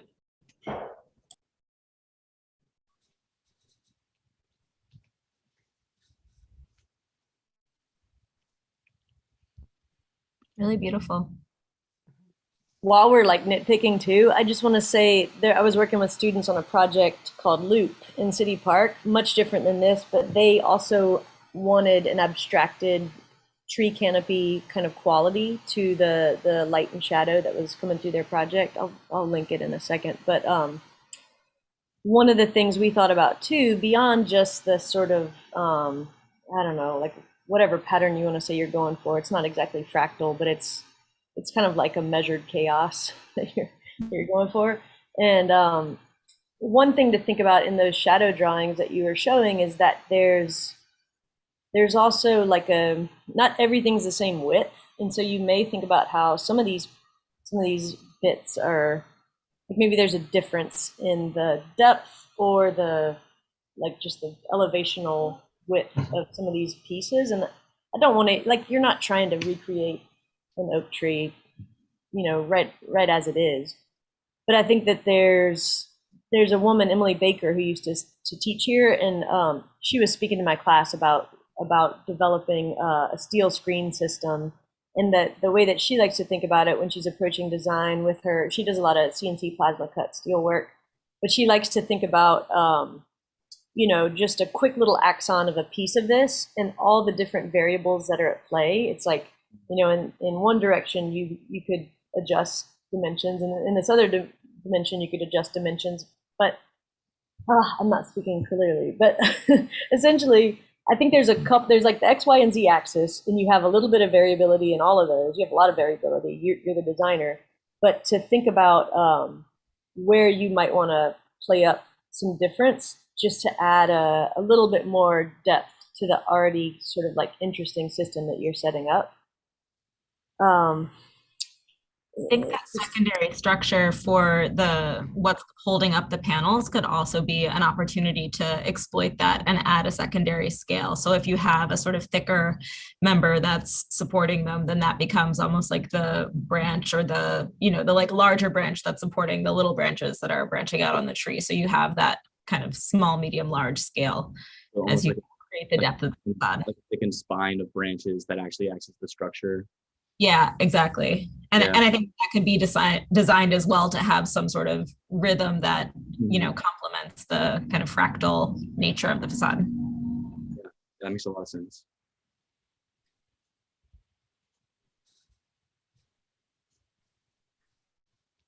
Yeah, I think transparency and the kind of layering are things that you're playing with in this project that are really effective, but I just question it in some, just the mass of the box on the right of this image right now. It's almost completely opaque, the glazing. And in the daytime, glazing is largely opaque, but I think you can do whatever you want in a rendering, you can sell it, right? So I think one of the kind of concepts of layering could be having that interior space slightly more connected to this exterior space, connected to the, you know, greater content, you know. So you're using this image to really sell this idea of this kind of crust space, if you will, between the, you know, the context and the interior volumes. And the guardrail, is there a gap between the screen there? Yes. Yeah, the guardrail is between, so yeah, the screen does have that serviceable amount of space from, it's like 3 feet 2 inches from the facade. So and then the railings are inset in between the actual columns. Yeah, I wonder what, did you consider just using the same panels for the guardrail? I hadn't. I guess I hadn't. I think I wanted I don't know if I wanted that lip of the guardrail to count as an extra reading of the layering. So I think I was more focused on like eliminating that from the reading. It's a very nice project and very thoroughly, you know, investigated. I guess maybe, and this is totally my opinion, but I think there's an opportunity to take it, because you've presented these really nice boxes, and for me, I think there's an opportunity to push it even further, where maybe there's some kind of organic interruption against a very clear, you know, grid, like your bench here, but that could be something that it extrudes through the spaces, not just, you know, applied on each floor plate. And it doesn't have to, I think you can still have the 3 kind of clear forms that you're presenting from the street. That doesn't have to change. It could be something that again, it's that figure ground discussion, where you start to have some kind of, you know, sectional continuity on a secondary kind of carving language that fits between. I think the tree canopy is a really powerful notion that's really given you a lot of creative, you know, language to play with, and maybe that I don't know if it's the trunks or whatever you want to think of is in terms of the things that are coming through, or when we're talking about the scale, like, you know, the edge of like a tree line or canopy, you know, the shadow quality is different, right? The closer you get to the center of the tree, so just using. These are just suggestions. They're not necessarily, you know, facts, but I think there's a very strong, clear idea that's presented, and I'm just looking for, in a way, just to mess with it a little bit more. You know, I think because it's dangerous to think of something as done. You know. Just looking at this image, it looks like maybe a hydroponic or like a garden space on the interior. Part of me feels like you've created this amazing scaffold or screen that could also host natural plants growing on it in certain portions. So you could have a quality of the, you know, machined, designed canopy, and then also a like organic secondary language that's seeping through. So you actually have plants climbing up on top of it, and a little bit of like lack of control, mesh control. I think there's such a tight calibration here. I think we're all like looking for a little bit of that breath of like, how do we open up and see life of, you know, living people, living plants, the sort of mess of it all. Yeah. Or you could play up that tight calibration and look at going with prefab pieces. So think about the boxes that are getting inserted into this structural grid as being prefab and placed into this armature, right? That's cool. Yeah. No, I really like these because of the strength of it. So no, I love these ideas. I love these ideas. No, yeah. Yeah, it's funny. You know, we have like you have some free time this weekend. You know? Yeah, exactly. But and it really speaks to the process where we had totally opposite takes, like make it more modular versus introduce organic, and neither's right or wrong, right? But they both could be good or bad, right? It's about identifying what it is what you want to do, and then, you know, exploring that, which you very clearly have a good grasp of. Like, but again, see how the furniture, like the kind of concrete bench, stops at the edge of the envelope in this image? It seems arbitrary to me. Like I think something that with that form would continue into the exterior because it was there. You know, it's almost as if it was there, and then and I think those kind of interior exterior connections, like you're doing on like a larger scale, I think then you start to really enrich the project by doing it in these kind of more medium scale gestures. My pitch for the organic forms against the grid is I think it might amplify the grid even more because of the kind of differentiation. You start to really understand the grid as much, it's the amplification through. No, I really it's like figure ground, Yeah, absolutely. I really like that suggestion of projecting these shapes through like through a floor to actually be occupied and take up an actual experiential space, I guess is what I'm trying to say. So that definitely would strengthen that conversation and highlight the rigidity of the grid over those special moments.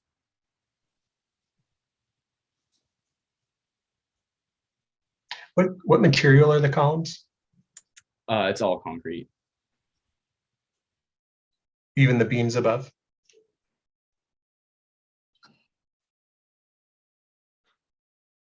Those are beams.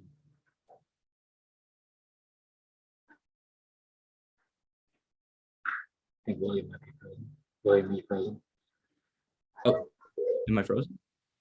Yeah, I think you were frozen. Am I back? So yeah, all the structure would be concrete, the beams and columns. Sorry. Can you hear me now? Yeah. Okay. Yeah. It's I was just saying all of it's concrete. It's just a concrete structural system, concrete 20 foot by 20 foot concrete bay is what I was saying.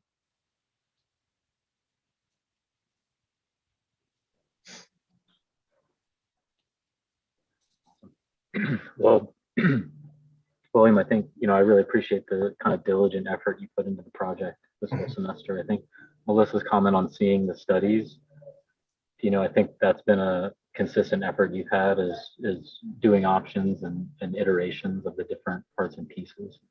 And I think even if people disagree with you, showing them kind of says, well, I studied it and I made a choice. And so the disagreement has been with your choice and not with the lack of choice or something like that. So just appreciate the effort you put in. I think the project really has a lot of resolution in all of its different parts and pieces, and especially in the details. I think there's a lot of like close to maybe buildable parts of that, which it's great to arrive at that at the end of the semester. So Great work. Yeah. Good job. Thank you all. All right.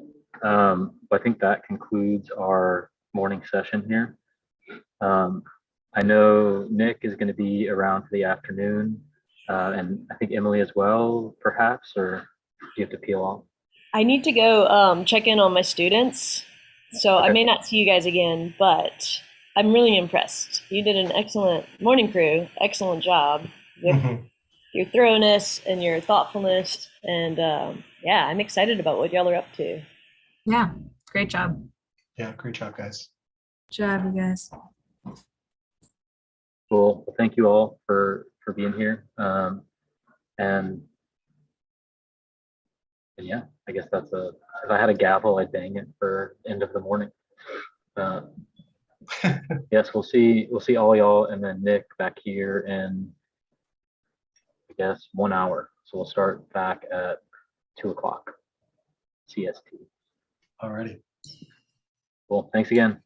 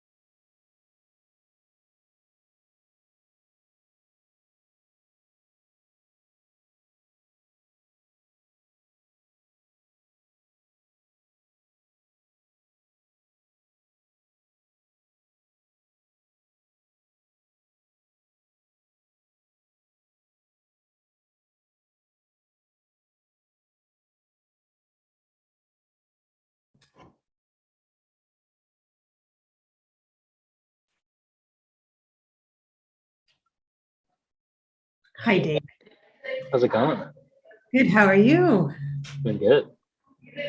This is the pavilion on the inside. You're in the Hey, tent. Tony.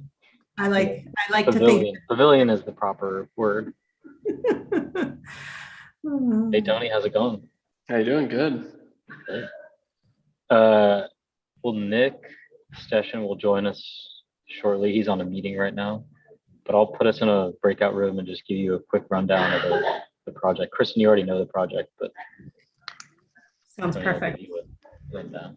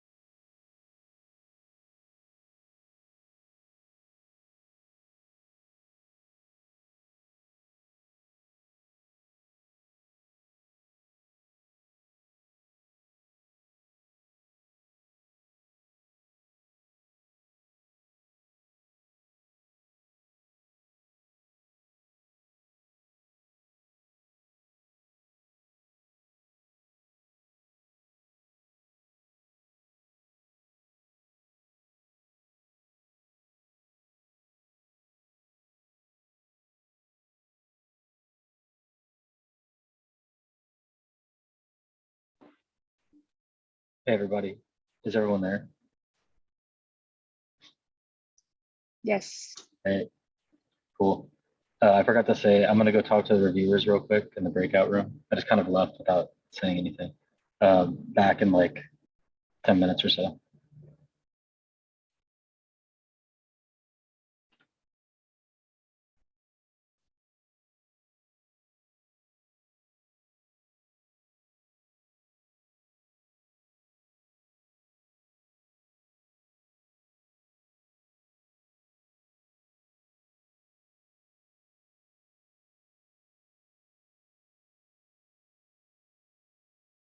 William, your project was amazing. Thanks. I'm so tired. Me too. I woke up at 9:45 this morning. Yeah, Um, actually, me too. My alarm was set. it was bad. I was supposed to get here much earlier, but I'm happy we can all sleep now, hopefully. Yeah, especially after a margarita. Is that actually what's Oh happening? yeah. I'm joking. Yeah, Everyone yeah. joking. I mean, I hope everyone goes. Everyone who's 21. Hey Jess, could you give Yes. me a ride? I texted Yeah, of you. course. Of course. If you text me your address, I can come pick you up. Okay. Wait, what time are we leaving? He said 6. So Leave at 6? maybe I don't know what time we're ending. Maybe leave at like 5:45. Good. Thank you so much. Of course.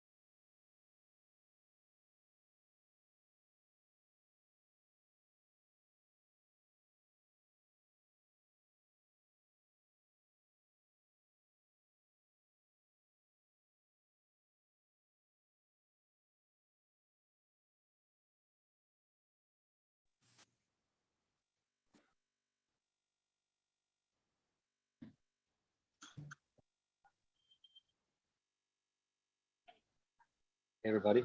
Everyone wants to flick on their camera real quick. I'll give an intro to the our critics. Let me text Nick to see if he's back from his meeting.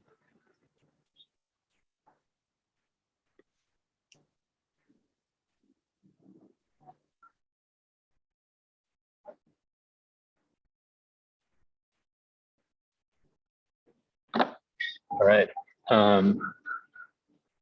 Cool. Well, hopefully Nick will pop in here. So our reviewers for the afternoon are Tony and Kristen. We're really lucky to have them both here. Kristen, y'all know from, and Nick Session too, who you guys are now familiar with. He's joining right now. So Kristen, you know from a few weeks ago, she was here at the DD review on our Zoom link here. So Kristen, I got your bio from the Olympic Peninsula in Washington State. Has a Bachelor of Arts in 20th Century Critical Theory from Evergreen State College and a Master of Architecture from the University of New Mexico. She worked at Antoine Predock Architect in Albuquerque, who some of you know from Precedence this semester, and then worked at DNCA, Devendra Contractor Architects, in Albuquerque as well, specifically on the Tamarind Institute of Lithography. If you don't know it, you should definitely check it out. It's pretty great building, but also really great institution. And currently, Kristen is design director at Improve Group in New Mexico, working with their team on prefabricated building technologies and new integrated project delivery methods. I worked with Kristen at UNM for 2 years, back in some time ago. It was only 2. In my mind, it was like 4 years, but I'll trust you. It felt like 4 years. It was 4 years worth of time, Yeah. or 4 years worth of depth and 2 years of time, or something like that. So yeah. So welcome, Kristen. We're really glad to have you back. And then we're also joined by Tony. Tony works at Laney LA in Los Angeles, California. Sunny, breezy Los Angeles, California. And he is the studio director at Laney LA. Tony's responsible for creating read some of the bio here, creating a cohesive orchestra of architects and designers. He works across the multidisciplinary teams at Laney LA to ensure that projects not only reach their full potential, but also achieve a distilled, elevated design. Tony's worked at a lot of amazing firms, Neary & Hu, Adel & Darling, and I know Tony from some time we spent together working on the Superdome here in New Orleans at Trahan Architects. So yeah, I'm glad we got to have that time together, and really glad that Tony can be with us here today and can give you all some thoughts on your work. Thanks. And then we're also joined Nick, who I introduced earlier, but I'll introduce to Kristen and Tony. Nick is a colleague and friend from University of Texas, went to Florida for a B-Arc, and Nick works at Bade, Stageberg, and Cox in New York City, project architect there, and previously worked at Miro Rivera in Austin, and then Todd Williams, Billy Chen in New York, and has taught some studios at UT 3rd and 4th year, or wait, is that right? Second and fourth, but yeah. Second and 4th, yeah. Even years. Yeah. Yeah, welcome back, Nick. Yeah, glad to be back. This has been fun. Yeah, I guess we'll kick it off. Amanda, are you ready to? Yes, I am. All right. All right, take us away. Screen. All right. So my screen is being shared and my slides are moving? Yes. Yeah. Okay. Great. Okay. Hello and good afternoon, everyone. My name is Amanda Bond, and today we'll be talking about the proposal for offices on Pointers Avenue: prospect, respite, and refuge. In today's society, it has become progressively more evident that for their physical and mental well-being, Humans need ways to separate themselves from their work. This project focuses on providing physical spaces where workers may find reprieve from stress without having to search very far. The driving concept stemmed from this observation on site that despite being located in the New Orleans Central Business District next to the busy street of Poydras, once one starts moving across the site, even at it is currently a parking lot, the noise levels significantly decrease. This then spurs thought on how to emphasize this condition while still retaining a connection to an incredibly urban site and the public realm as a whole. For the connection to the public realm, just across the street from the site provided great precedent in the form of balconies, a notorious feature of New Orleans. For a more private form of respite, the internal courtyard and the atrium at the New York Times building was a major inspiration, which also has precedent in New Orleans, particularly in the French Quarter, where it maintains a highly public street frontage, but the buildings form an enclosed courtyard condition. In a study of a typical French Quarter block, we begin with a parcel, which is then extruded upwards to form a building mass, and outwards to create two balconies. This type of unit is then arrayed on the block perimeter, forming a condition with a public street frontage, the threshold of the balcony and the sidewalk, and a more private interior courtyard. These principles were then applied to the given site on Poydras, beginning with the L-shaped parcel, which is then offset and extruded, cut into layers, and then shifted to form balconies. The masses are also shifted perpendicularly, creating further recessed space. Finally, the masses are punctured twice, once with a larger grand atrium that goes through all floors, and a secondary atrium that begins on the third floor. This methodology was then iterated to find an ideal balance for the configuration of extrusion and recess, which results in this final configuration. To facilitate this massing, multiple considerations had to be made. A steel structure was chosen to facilitate the 20-foot cantilevers that form the balconies, while allowing the floor plate to be punctured for the atrium. The building operates on a 20 by 20-foot grid with two concrete vertical cores on either side to resist lateral loads. This also concentrates the heavy column structure centrally where the masses overlap and keeps it away from the facade. The primary vertical circulation also follows these cores, creating efficiency in the vertical realm, whereas the horizontal circulation on each core becomes more circumambulatory, concentrated in the area where the masses overlap. The ducted GAV mechanical system is also primarily concentrated in this overlap, with the vertical chase occupying the southern core, boilers and chillers occupying mechanical room on the ground floor, and the DOAS on the roof. Returning to the massing, these offsets create a condition of balconies on alternating sides of the building, first on the north and east faces, which become the more public frontage on Poydras and Aquive avenues, then more private balconies on the south and west faces of South Rampart and Lafayette streets. These spaces are then adjusted on the first and second floor. By expanding the recess on the first floor, a public plaza is generated under the building, creating a large threshold between the public street and the more private recessed building interior. The balcony on the second floor is also made more compact to facilitate more space for other programs. Keeping the balcony condition on each floor, the remaining space is occupied by various programmatic elements. The first floor remains very public with a plaza and restaurant program, while the building becomes increasingly more private moving upward. On the second and fourth floor, the building becomes inward facing, with cell offices lining what's a public outer face on other floors. Where the odd numbered floors create an invitation to the public, creating a threshold to look outward. The even numbers floors create a barrier to the public and a condition of refuge. This brings us to the detailed plans, where it can be seen how the building occupies the site, having both a public and a private face. On the first floor, the plaza, created entirely by a large ramp and landing that wraps around the public face of the building, can be more clearly seen as a threshold between the prospect of the public and the refuge of the private. The primary entrances are wrapped around and behind the primary entrance, further reinforcing the boundary between external and internal. The second floor, in juxtaposition to the first, becomes more inward facing. In this sense, the central areas and balcony become the refuge from the stressors of work on the public face. The system then inverts again on the third floor, where a large balcony on the building's exterior provides space for more public events exclusive to the office space, whereas a secondary atrium is introduced as a more private experience on a more public floor.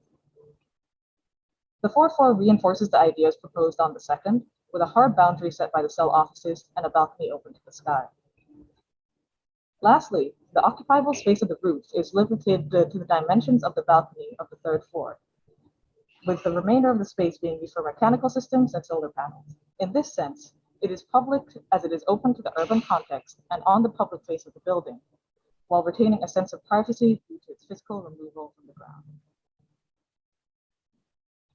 In section, it can more clearly be seen how the massing is used to carve out these balcony conditions, where the first floor ramp creates a soft boundary between the street and the building's interior. Furthermore, throughout the design process, a primary driver was ensuring that as one moves throughout the building, they are never far from a space lined with green, a place of refuge. This is further reinforced with the central placement of the atria, which are visible to each other and also to the balconies.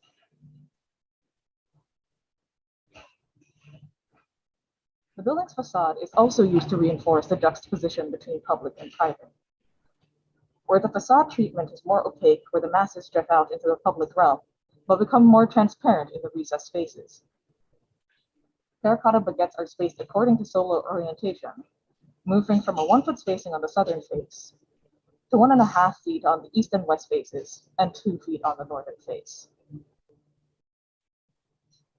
The facade is a glass curtain wall system, in front of which are terracotta baguettes which wrap around to become the ceiling plane of the balconies. 2 types of glass are used, a translucent white frosted glass where the facade is not covered by the baguettes, and clear glass of the recessed balconies. Furthermore, in the cell offices, 1/2 of the office is screened by the frosted glass, while the other half is completely transparent. This directly relates to the cell office interior, where it is more transparent where a worker needs light at their desk, and translucent where it is less needed due to the placing of the shelving. The wall of cell offices facing the interior is also transparent so as not to compromise the quality of light to internally. Further zooming in, the details of the planters on the balconies which soften the harsher edges of the building, and the connection of the baguettes to the curtain wall system. The condition of the terracotta expanding and contracting based on solar orientation can more clearly be seen in Axon, where the north face on Poitras had the highest visibility of the public realm, and visibility gradually decreases on the less public faces. Once again, the building in context. Lastly, let's go through the building in a day. In the early morning, as people commute to work, it isn't yet the hour of peak morning traffic on Poitras. The public plaza is a shelter from the morning sun. Later, during work hours, the threshold formed by the larger atrium, it becomes a space to escape momentarily from the stressors of work. Between the auditorium and the second atrium, on the third floor, the larger atrium and balcony are still visible as people go about their workday. At the end of work hours, where people wait for their rides or simply take a moment for themselves in the public plaza. Moving away from the building down Poitras as the sun sets. And at night, where a few scant people remain in their offices, where the public plaza was a place of shade in the day, it becomes a place of light at night. Thank you.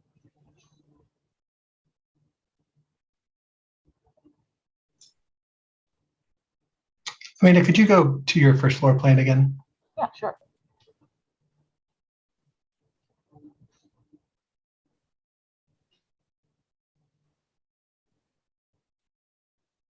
Yeah.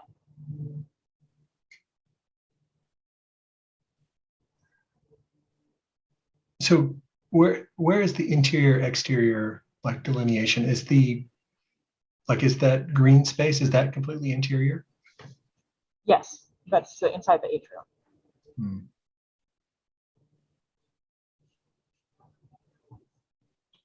So I think you, just to dive in, I think you had a very thorough presentation, so I commend you on that. And but the first thing that popped out to me, I like this sectional kind of strategy. You know, it's a very simple yet effective way of creating space with the kind of shifting of these masses. And the balcony, of course, is very, I think it's funny how you said notorious in New Orleans. The entry sequence to me seems a little too like labyrinthy, a little too disconnected from the street. And I think that atrium, it can still be an atrium, but it doesn't have to be interior necessarily. the exterior space there. I think there's an opportunity that like you could just eliminate all that glazing there, and the entry, you have like this kind of larger kind of negative, creating a kind of entry vestibule, if you will. Just the scale of it, it just seems like it wants to just be more public rather than, turn the corner. And could you go to the speak to those three words? What was it? Prospect, respite, and refuge? Yes. Yeah. So I was considering the prospect as the facing of the public street, respite as that intermediary threshold where you can take a break, and refuge as a more extreme end of that, like, internalization. So Prospect is like connection to the public, respite is the filtering, and then refuge was like a disconnect, like a more private space. Yes. Amanda, in that, sorry, I'm just going to jump into Nick. I was seeing that sort of as that scale, I think you're just describing, but from the sort of urban landscape of the street to the overhang of the balcony to the interior condition of the courtyard. And just to reiterate, because as we're trying to understand the building, I just wanted to make sure I'm reading that correctly. Yes, yeah, you are. Well, and I have to say your initial opening and sort of way of diagramming your thinking and your scheme was really, really strong. And I think it allowed us to understand the complexity of your intention really, really quickly. I think I have some of the same questions that maybe Nick is alluding to, just regarding there are many, many layers of these conditions, and sometimes for how much clarity you've set up at the beginning of your project, there's some things getting sort of entangled or getting a little bit muddled through that. I think that first take of what's really going on with this courtyard type of space that you really want to, in your thinking and your just description, you want to feel it on the interior of the building, but it's getting pushed up to the edge. Some of those types of conditions maybe, I don't know, they might be just a little bit confusing, but I think for the most part, you've really picked up on this need for, especially in this setting within the city, of an overhang public condition and also an enclosed private courtyard condition within a large building. So I don't know, Nick, I didn't want to put words in your mouth, but I imagine that's a little bit of what you're picking up on. Yeah, absolutely. I think like you said, the courtyard, the atrium has like a literal manifestation where she felt, I said atrium, therefore it has to be extruded down. Whereas I think actually you can think of it as something that's just an overhead condition. If it's just a connection to what's above, that space is just as clearly there. Diagrammatically, it's just as strong. It doesn't need the glass walls to form that space. Like the light in the connection to above would form it. And I spoke about this in the morning. The dash line and plan, I think, is a powerful tool to inform someone who's reading it what the kind of spatial conditions above, because I think it's critical in understanding what's below as well, because there's a dialogue, right? And the shifting of these masses, I think sectional kind of dialogue is a very important part of your project. Yeah, Amanda, if I can, just a few comments. I think I kind of mimic a lot of the earlier comments. I think this, from a formal massing standpoint, the shift is really effective. It reminds me a lot of some of the formal moves from Herzog and Brown's police headquarters in Hong Kong, which is a beautiful project. And I think that ability to kind of reach out and engage with the public realm is effective. One of the big questions I have is more in relationship to the cell offices or the function of the space. and these more private courtyards are the intimate spaces. And so in looking at this plan where the public plaza is facing, I think it's O'Keefe and Poydras, two relatively busy streets, that's kind of like counterintuitive for me, where I wouldn't necessarily want to be sitting and having a coffee next to a busy street. I'd want to be more like tucked in and engaged with this like quiet courtyard, right? With beautiful trees and vegetation. Similarly, if you go to the next floor or one of the upper floors, all of these cell offices, I think are what you're calling them, are kind of facing those screened baguette walls next to, again, a busy street. And if that's where I'm assuming, and this is maybe an incorrect assumption, but if that's where I'm spending more time, I almost want to have the courtyard be next to my office, right? I want my office to have that like beautiful green view. And so there's kind of this just questioning of what is the relationship of the inside and the outside and that natural element and the program that's being used. And so it feels like the courtyards are of a secondary engagement, something we walk past, right? And maybe there's like a more intentional circulation path that I'm not picking up on, which does have us engaging with them. But I think if we're going to take the time and effort to create these big punches and gestures to bring nature into a space, the feeling of that and the engagement of that should be something which is like really celebrated and not just like something which is present.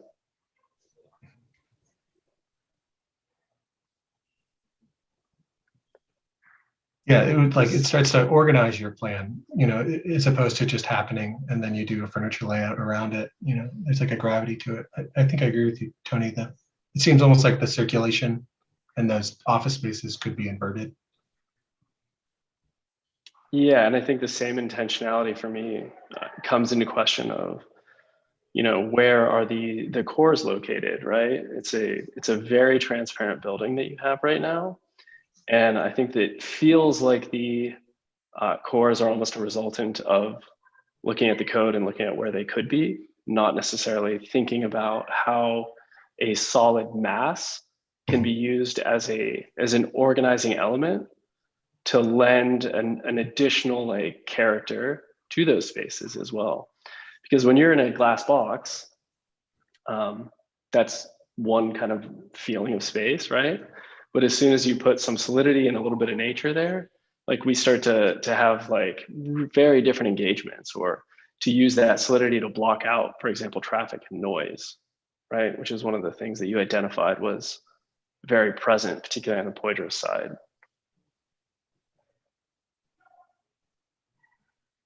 Yeah, I think you're getting to something that I keep thinking about ever since I saw this particular floor plan too, and realizing, oh man, I want my office to be in the courtyard space. I don't want to be up again in the sort of office pod against the street side. But I was wondering, Amanda, in thinking about that, if you could go to one of your section drawings, just because I wanted to look at that a little more carefully of how you're thinking about that interaction that we're starting to touch on, and sort of how you truly experience the courtyard once you're within the building or the atrium space.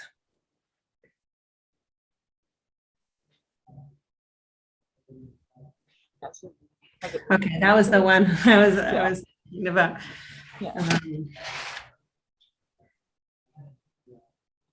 Yeah, it's an interesting question, how much it's about looking into versus experiencing the inside of.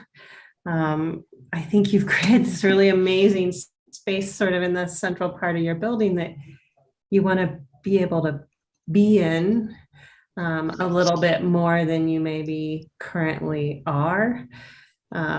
Much like, and maybe that could start to have a dialogue with these powerful overhangs. I think they're great on the street side, where you're having, you're very much, if you're walking on the street and all of a sudden go underneath the building, it's like your body understands that spatial condition. You're within it, you're experiencing it.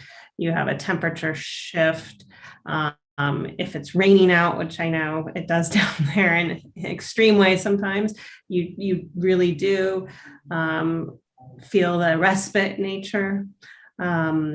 Whereas right now there's a bit of a distance from that experience of the courtyard. I don't know what your thoughts are. I'm sure you've been considering this, like how they each have their own personalities and experiences within the building. Which is interesting, Kristen. I think, for example, Amanda, if we think about inverting some of those ideas, if your garden, say, was a buffer, right, to that noisy street, and maybe your tree lifts up a level, right, and you start to be able to then engage more directly with those elements, right, on different like ground planes. I think that that's always an interesting notion, and kind of that unexpectedness that can come with, oh, I just went up to the third floor of a building. I'm not expecting to get out of a lift and see a tree. I think that, so just to maybe challenge some of those traditional notions that, you know, a courtyard has to go all the way to the bottom, and trying to find a little bit of like, I don't know, delight in engaging with nature in an unexpected way, and then being able to do that on a daily basis. So. Yeah, I think there's your kind of narrative you're presenting. I think the word filter, or kind of, you know, some kind of membrane where there's some kind of gradient, right? Where public to private. And so I think then starting to identify the elements you're using to do that with, be it an overhead condition or, you know, landscaping or whatever it is, like, then you start to use these systems very deliberately. And there's obviously, you know, unlimited certain configurations, but when you start to hone in on what elements you're using and how they interact, I think that is where you could push this further and start to think about, like, yeah, like as Tony said, if you raise that planter up, like maybe the base of it is expressed from below. So there's, you know, like almost like a mass hanging in the ceiling kind of thing. So even if you don't see something, like its presence is there and there's some kind of intriguing reason to go up. Speaking of, what is the primary vertical circulation? Like when you enter the building, how do you go up? Yeah, it's in those two doors. I think maybe that one of those, like a little section of maybe one of those atriums could be given to a less, you know, back of house stair or fire stair, you know. That's in commercial or public buildings, it's really important, actually. Not just the fire stair is obviously important, but in terms of vertical circulation, people get lost, you know. And being able to see the stairs when you walk into a building is usually a very good idea. And you have these great vertical wells just begging for some kind of like nice stair system to bring you up through the different levels.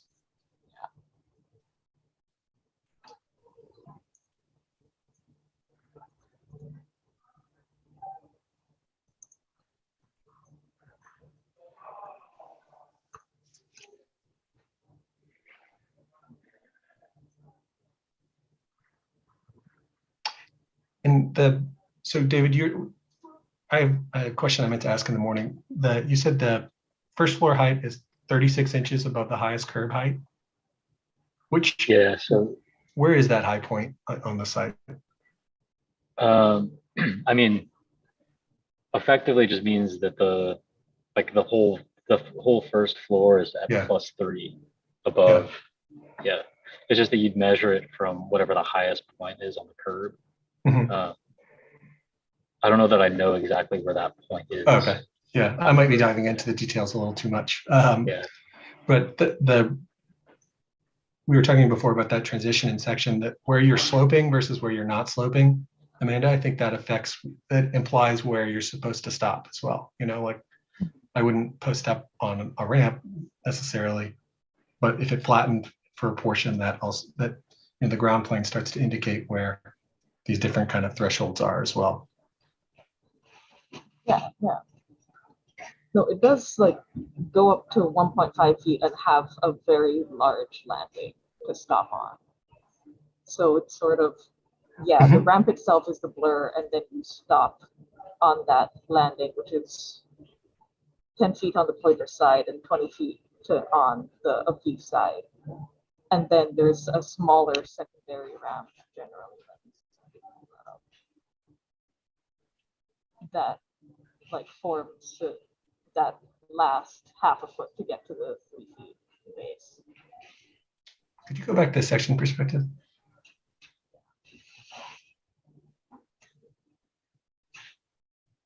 Well, and I'm also realizing there's an interesting conversation with what we were just talking about with the conditions of the overhang, balconies, and the courtyards in relation to the facade also, and what's going on with the exterior envelope of the building versus the how that envelope meets the courtyard space, Amanda.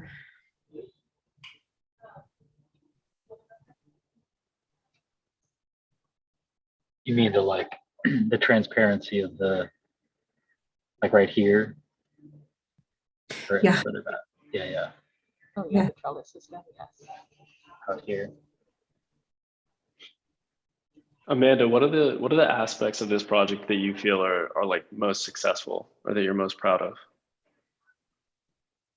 I definitely think the juxtaposition between the two courtyards, in all honesty, and the detailing of the facade baguettes.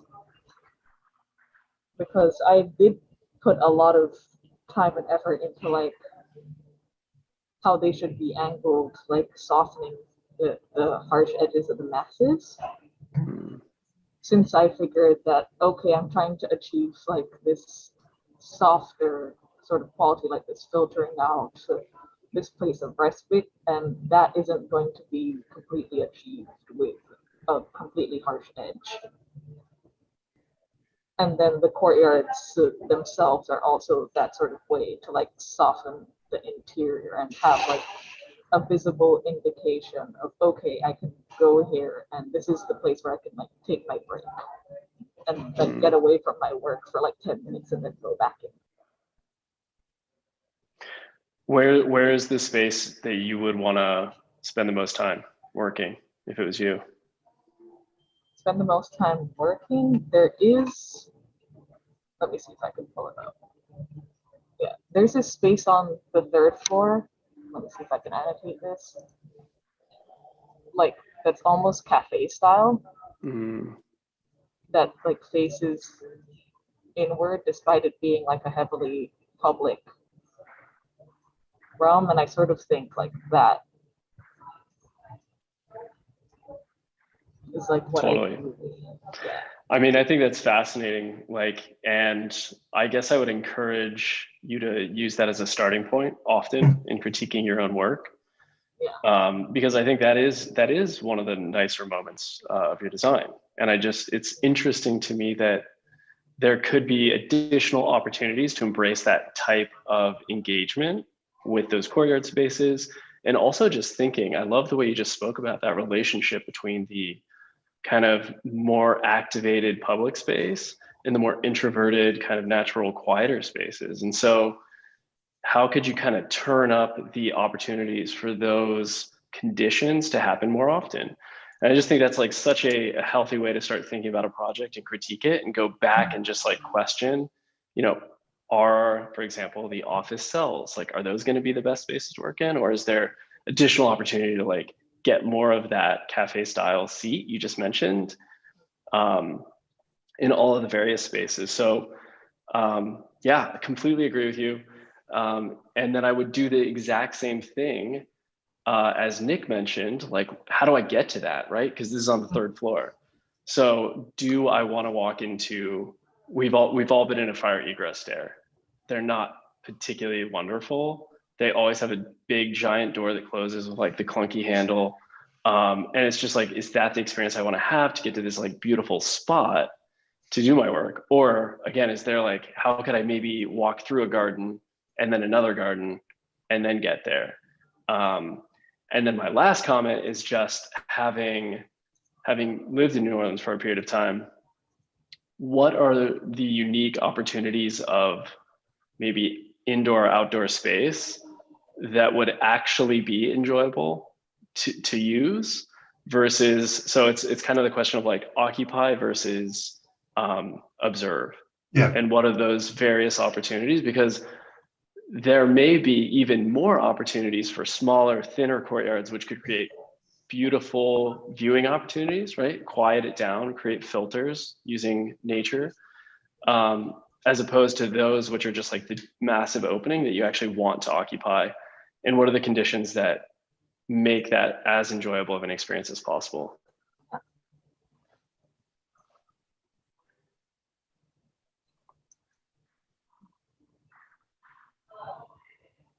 Yeah, I love that, Tony. Yeah. As I'm thinking of exactly sitting where Amanda pointed out and realizing that beautiful dappled light condition you're going to be getting from behind you as you're looking into the courtyard space itself. It's beautiful, but you don't necessarily want to get into a little enclosed box or a stairwell after that experience. So it's really cool. Yeah, Tony kind of, he said it, I'm just going to reiterate it. You got part of the process is realizing what's going well, what's you're doing right, what's really kind of the core of your project, and then just shamelessly trying to make the experience of the buildings revolve around that, and just, juice it for everything it's worth, So I think those atriums, you're right in saying that those are the spaces that I think are the most interesting, and then the balconies as well. Then it becomes like, how can we engage that as much as possible, and how can we let the project be organized by that, at all the way through to the details, and the furniture arrangement, the circulation. Could we add the renderings? So some of the renderings, I thought the lighting could be a little bit softer, like that it was a little too contrasty. Yeah. And that's nitpicky, but I think it's important when you go to the portfolio.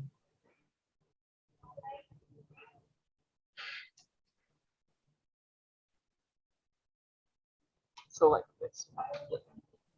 So this one, I think some of the landscaping could, yeah. So it's kind of and this might be a function of the being on the screen, like, but the dark seems too dark, right? And so it's almost kind of, instead of this gradient of different kind of conditions or kind of grayscale, a softer, your kind of project's about these softer transitions. It shouldn't read so kind of dichotomous or, 1 and 2. There was another one in particular, I think it was the next one. Yes, this one. Again, I like that, you have like the color of the, evening sun, but the dark spaces again are, I think the image isn't doing you the project service. It's not, because you would be able to see, the building to the left. Does that make sense? This is like a very literal and like straightforward critique. Just, just getting the image to, you spent so much time on the project, you always want your imagery to really sing. Yeah, lighting in this project was like, I think it might just like be a software thing as well, but yeah, it was sort of like, how do I like get an interesting lighting condition without flattening the image too much, like if you can see completely through everything. So I think that's something that I was sort of like toying with and would like go deeper into if I had a bit more time. Yeah.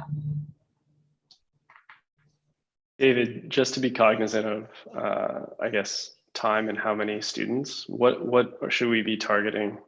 Yeah, we have about like 2 minutes left. So, because reviews are like 40 minutes per student. So yeah, nice. I just have one kind of final thought then as it relates to this, and then we can turn it over to whomever.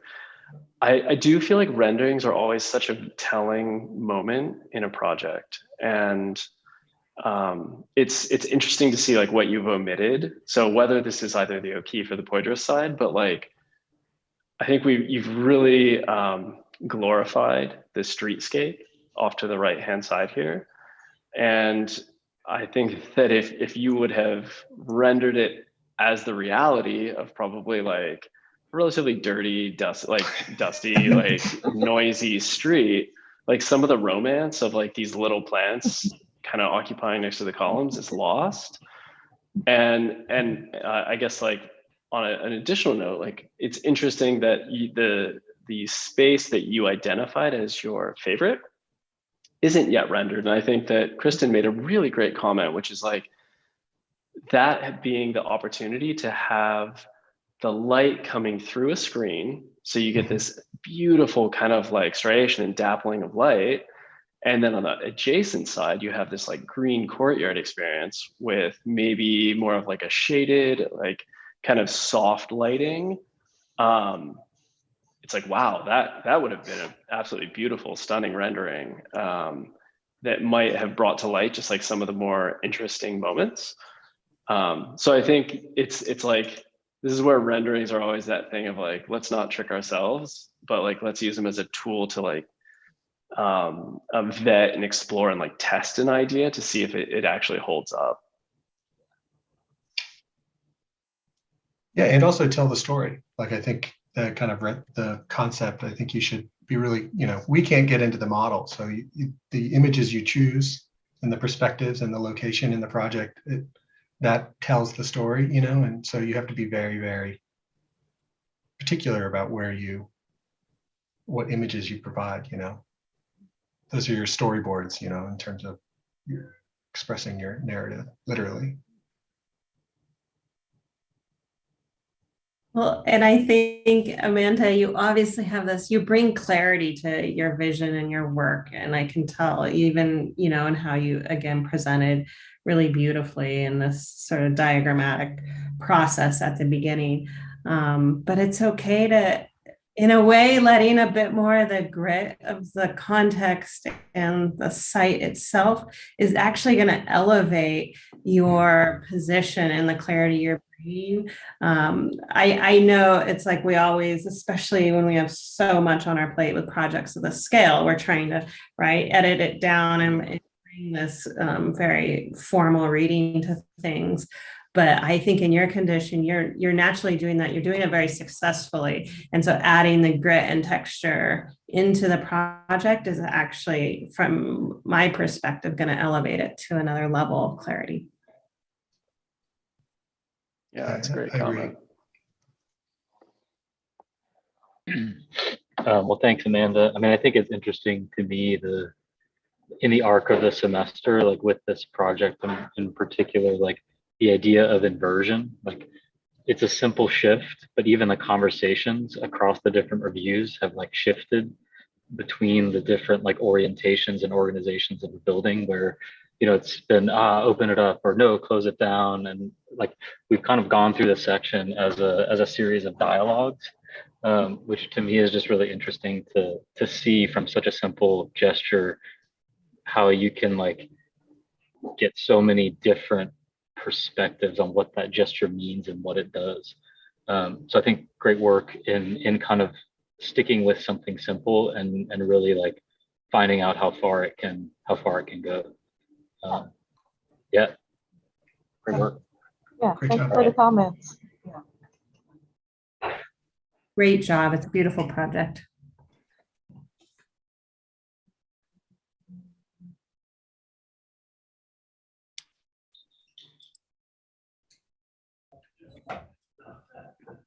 Lisa, you ready to? Yeah.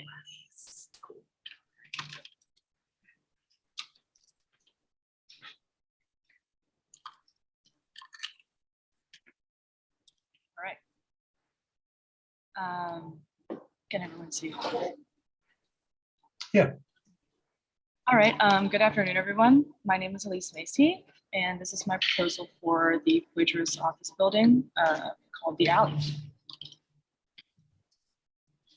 So starting with concept, during the site visit at the beginning of the semester, I was kind of drawn to the more small, like intimate, in between public and private spaces that felt kind of like cozy and intimate.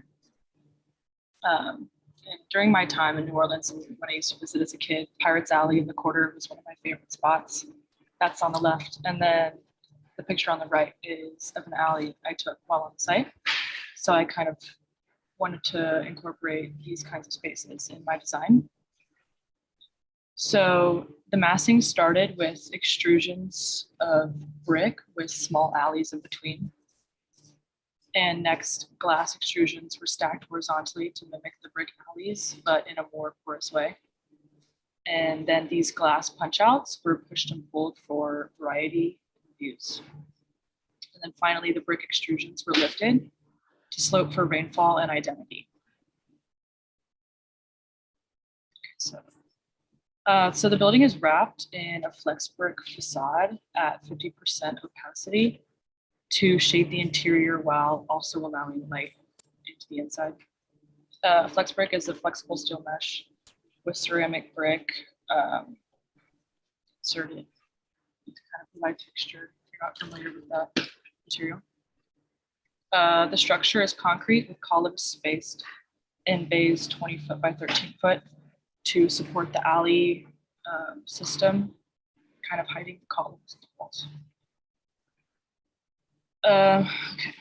On the ground floor, there's a large beer garden for tailgating or drinks after work facing Poydras, and an alley between F and G that connects the front to the back, and a lobby with stairs to the upper floors with retail and a cafe towards the back of the building.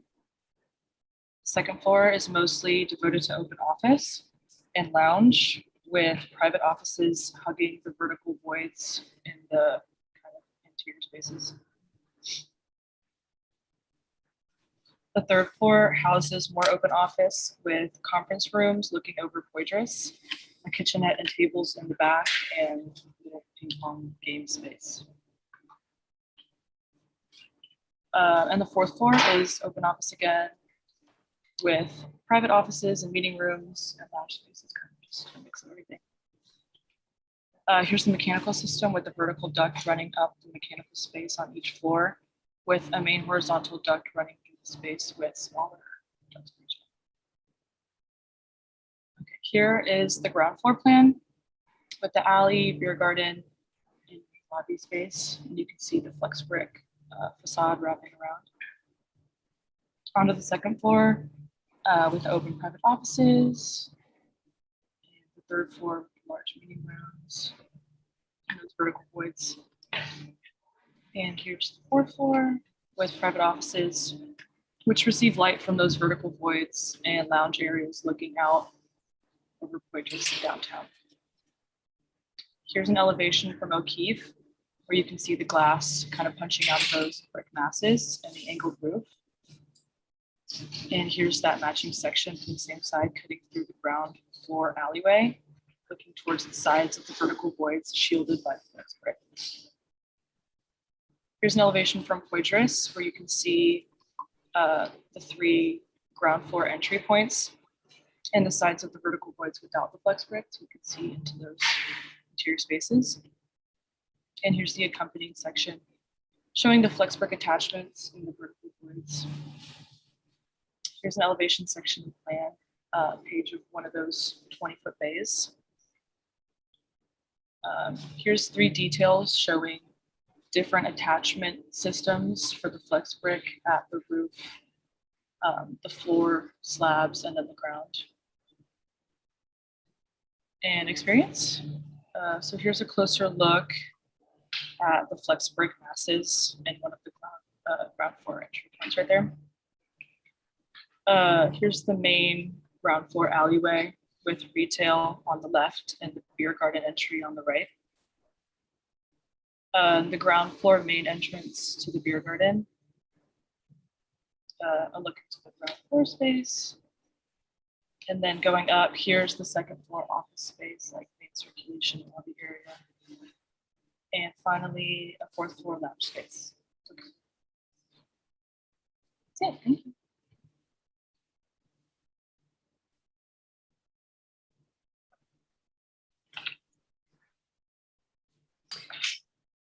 continue? I just need clarification on one thing, and that's going back to the elevations.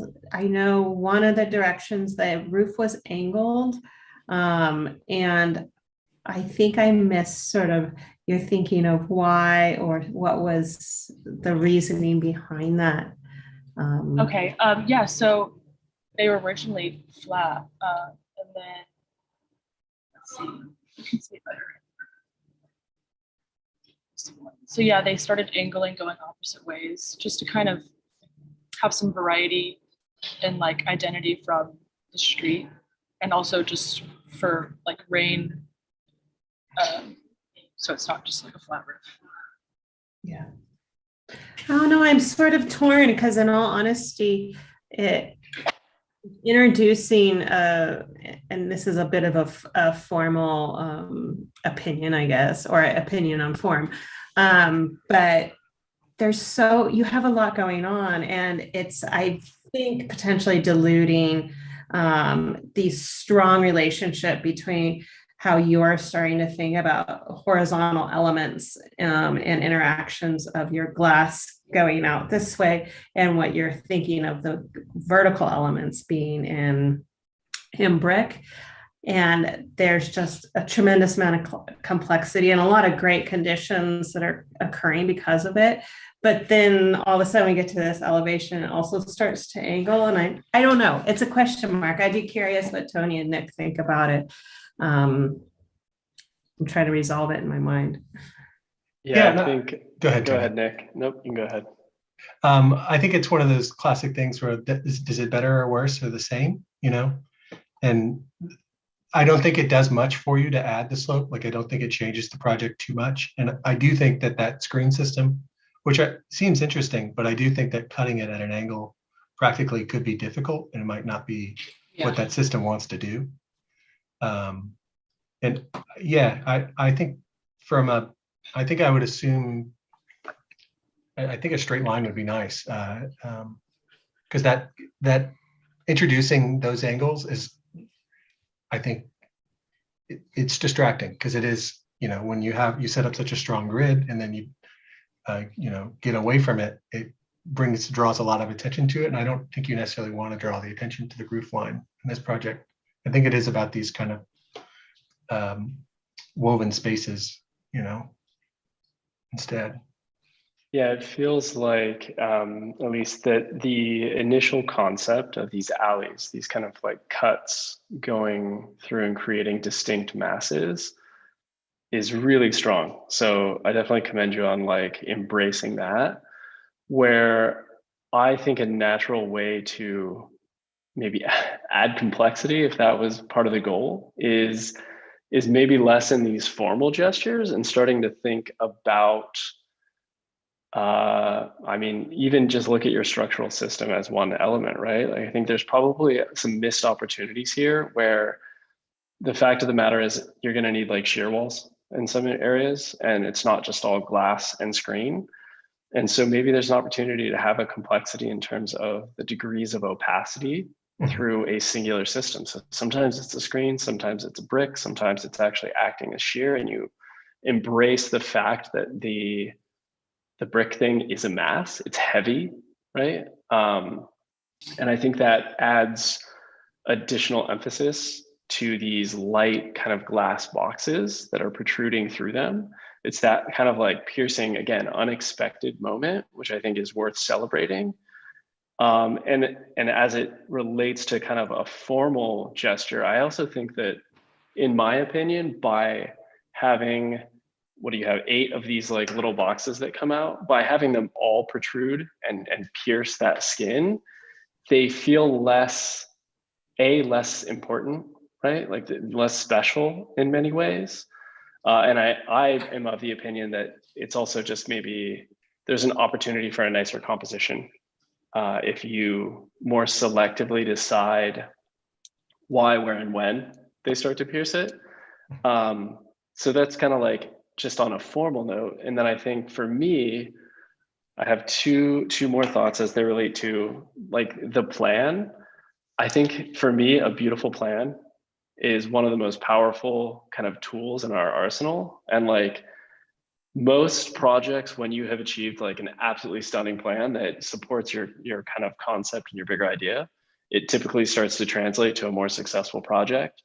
And I was a little bit surprised to see your floor plans feel so much like a typical building, right? I didn't get that sense of like where the mass was and where these like thin elements were that helped you circulate through the space. And I think, again, like the structure and the materials as an organizational tool to create like variation of space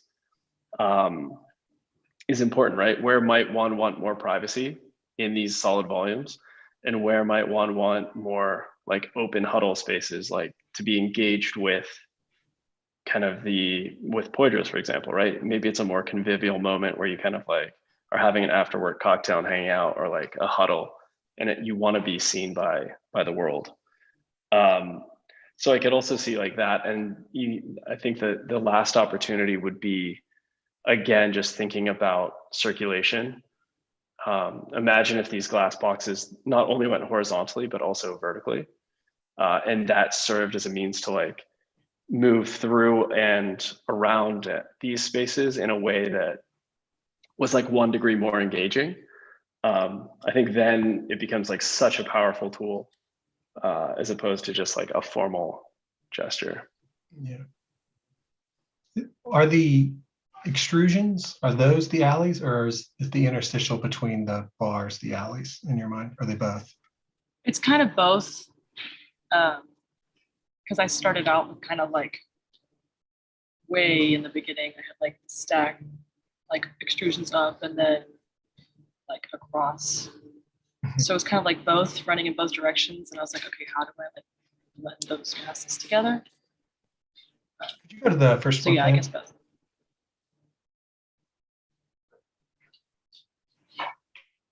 They're, I mean, it's reading like they're both. I think it might be, I might be wrong here, but I think one of them operating as the alley and the other operating as something else maybe would help give a little more clarity as to kind of the spatial hierarchy. I think that the glass boxes that are protruding, I think I would think of them as a little bit less of extrusion and more of something that's weaving in and out. And it's not just semantics. I think it changes the way you kind of they operate, right? Where they don't necessarily have to be so like, yep, it's going to be here, it's going to be here. It gives you a little more, like it could disappear in between two, or it could expand and grow and like form one from two, so you get like a wider one in some areas. I think it's that balance between like the simple and simplistic. I think there's more opportunity to push what they're doing spatially and give a little bit, it both liberates you to make better, as Tony was saying, play with the composition on the facade, but I think also in terms of the functions of the building, you can create, large, medium, small scale spaces, because I think the kind of starting point of the alley is this, precedent. It's a difficult one to do at this scale. So I think giving yourself more, liberation with these glass boxes helps you do that, if that makes sense. Like it's almost like you set up too many rules, and like, well, that's what it's got to be now. Whereas I think the protruding, the secondary element, I think that could be more playful, and also malleable against the rigidity of those, main forms. Sorry, Nick. I'm That's all right.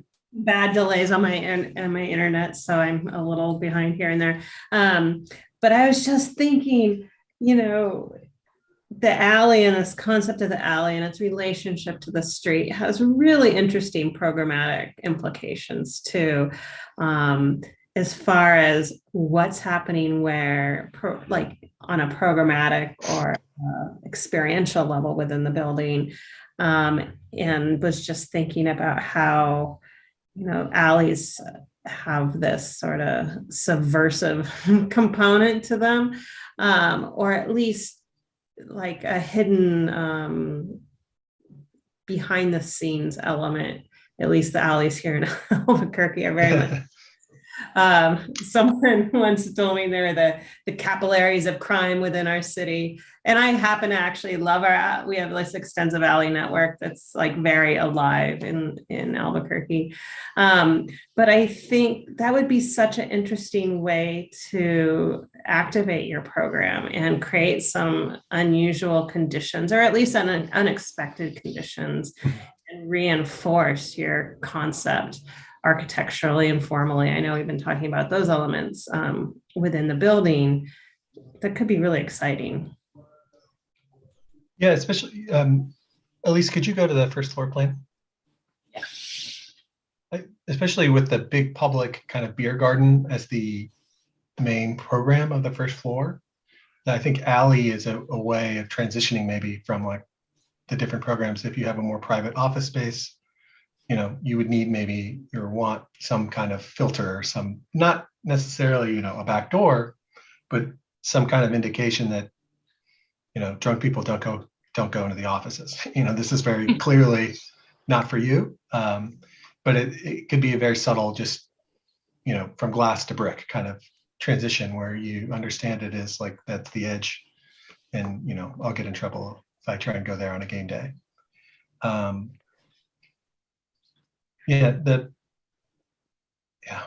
see the alleys though in this plan. I think that also the brick screen could be something you could maybe it bleeds in a little bit further in some spots for those to, again, I'm looking at, you've kind of developed a palette of systems, and I think then it's about kind of really maximizing what they're doing for you. And I do like the way they turn the corners. I noticed that in your perspective. But maybe one of them goes even farther, you know, like maybe to give one of the alleys more importance, or to indicate that this is, you know, an entry for this versus an entry for that, or for different individuals. Yeah, it feels a little like, again, I feel like the plan is always such a useful tool to be like, to vet your concept and the kind of the integrity of it. It almost feels like it's already been value engineered, right? By just turning the brick in a little bit. Elise, what drove the decision to have the alleys go in this direction as opposed to perpendicular to this direction? Just out of curiosity. I guess I was thinking kind of based on Poitras being the main street, people kind of walking by and being able to look down and then go in out of the intrigue, I guess.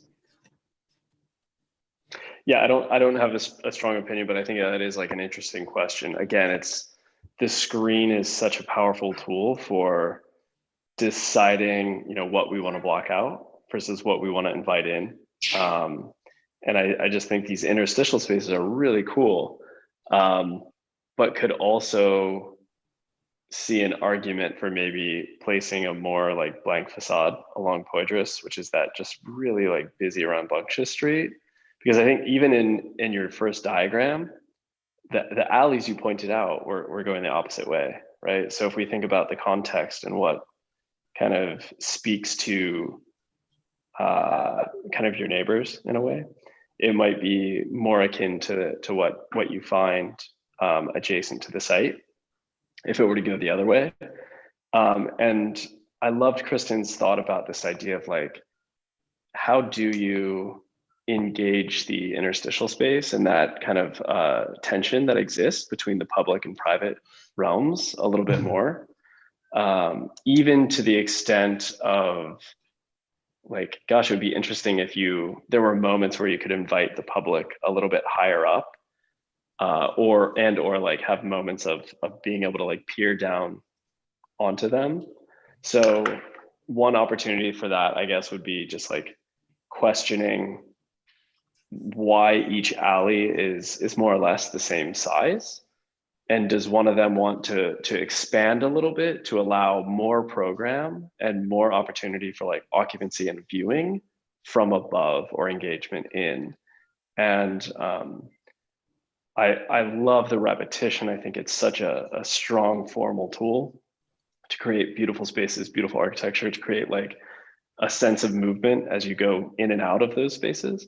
But it's also fun to like break that from time to time and, you know, go from like this super narrow alley to like something a little bit bigger that maybe almost feels like a courtyard. could be a neat opportunity as well. Yeah, I agree with all those comments. It's a challenging concept, I think, to kind of interpret it on it's a different scale. So like the images you showed of the alley were 2-story buildings, right? And then you showed the alley on the site, and they were much taller buildings. And those are different. It's a different beast. I think maybe engaging the alley is something like in this plan currently, at least the way it's drawn, it suggests to me that the alleys are for going to the front door, and that's kind of it. Whereas I think you're thinking about it as something that's much more occupiable, and like that's where seating would even if it is not completely, typical seating, it could be just, bar seating along the walls or along the brick or something like that. But I think literally putting yourself in those spaces as like, this is what you'll occupy, these thin, narrow slivers off of this like public corridor. Because right now it just reads as, entry hallways or kind of big, long foyers, as opposed to maybe something where this is part of the beer bar garden.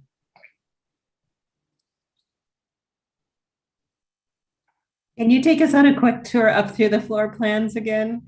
So now I'm just part of the problem with Zoom, compared to our old style reviews. Yeah. You all at once. Yeah, sometimes when they were presenting previously, I was like, wait, slow down. Like, it's a different presenting. It's difficult, I think. And yeah, I wish we were in person, have it all on big board. Yeah.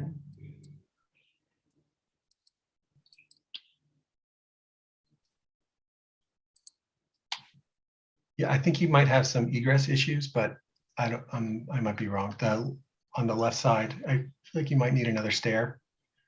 Yeah, we went back and forth with that. It just barely works because they have these little pathways in between the office. But yeah, I think ultimately that would be smart. Yeah, your common path of travel, like you can get to the other stair in the overall egress, like it works, but it does look. Doesn't look like it works. Yeah. It's suspect when you see it all on one wall. Yeah. But similar to the previous project we were talking about, those atriums, I think maybe the vertical circulation could be in one of these alleys as well. It could be something where like instead of just a front door, you've got this really long, you have a vertical alley, where your stair goes up, and sectionally, you really celebrate the alley as like, this is how you go up. A stair, the vertical circulation is, I think, a really critical part of these buildings. And not just functionally, but I think architecturally and compositionally, that it's so integral to how you experience a building, so I think makes a lot of sense when you have such a clear kind of formal strategy that whatever your kind of spatial game is, that you put that vertical circulation into the kind of equation.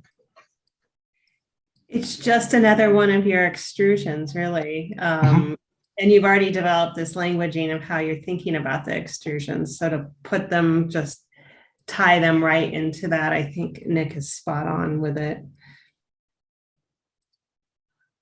Yeah, and I feel like just the formal expression of, if that's your extrusion, I can't help but question why brick kind of goes across the alley in some of these locations, and just like trying to, again, you found a strong concept, and so like just every move you make is like, is it reinforcing or is it diluting the concept? And again, if there's always like a reason to break that rule or deviate, but it should just feel really intentional in those instances.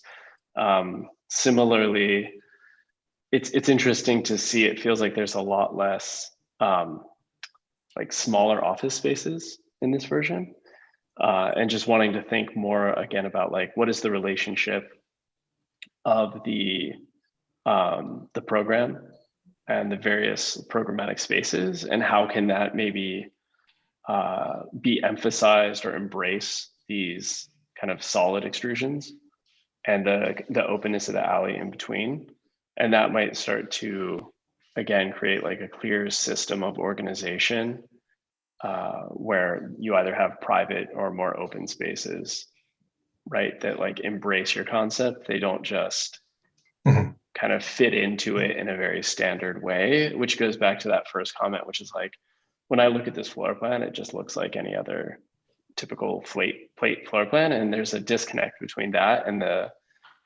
elevation or the 3D when I see them.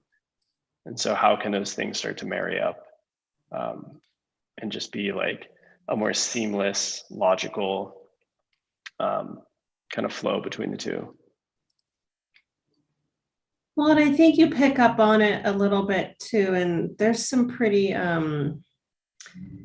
eccentric things happening with the floor plan as you're moving up, which part of me like absolutely loves, but they're just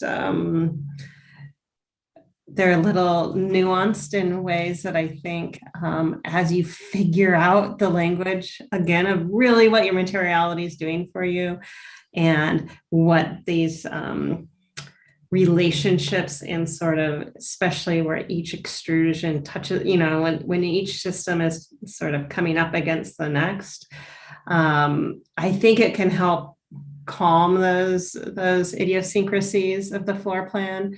Really, it's I think the first, I can't remember how you had them labeled, if it was ground first, second, third, or if it was, if you could go just back one, to the second floor plan.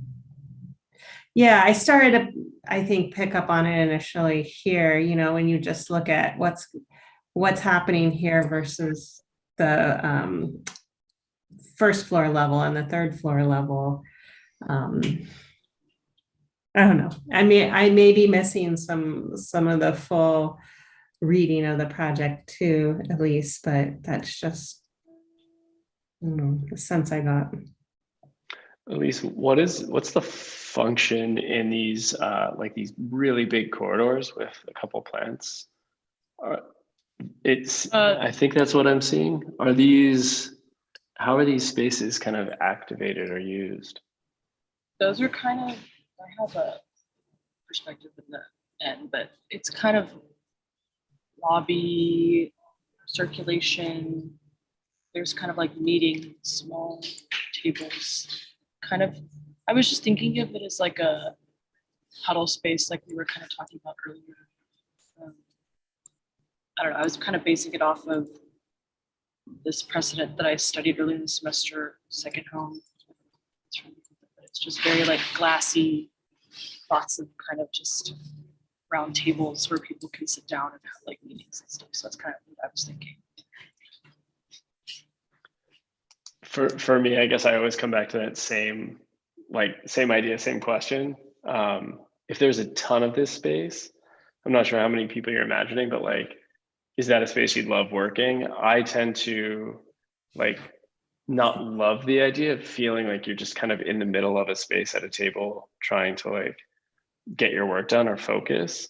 And so I think there's probably like a few opportunities to embrace that, right? Which are like the more convivial spaces where you have the like chance encounters and right, like your circulation embraces that and everything kind of like circulates around those nodes, as opposed to what feels a little less considered, I would say, right? To just say like, oh, well, you just put tables there and it kind of works. But yeah, like what are the elements similar to an alley where I think one of the benefits of that alley is like you have walls on both sides. So there's a sense of like both security and viewing. Like it's so much fun to sit against a wall in an alley and like watch things pass by, but nobody wants to sit in the middle of an alley. Like that's such a vulnerable state that again, it comes back to like, well, where's their solidity? Where's their porosity? And how can those kind of simple gestures start to reinforce the function of the space? So again, it's like, you know, we have this list of a few things that it looks like we're trying to achieve, and looking at structural system circulation program. And I think like just considering all of those things, it's difficult to do, right? I think some of them we can do really successfully, like great, strong concept, love like this application of materials.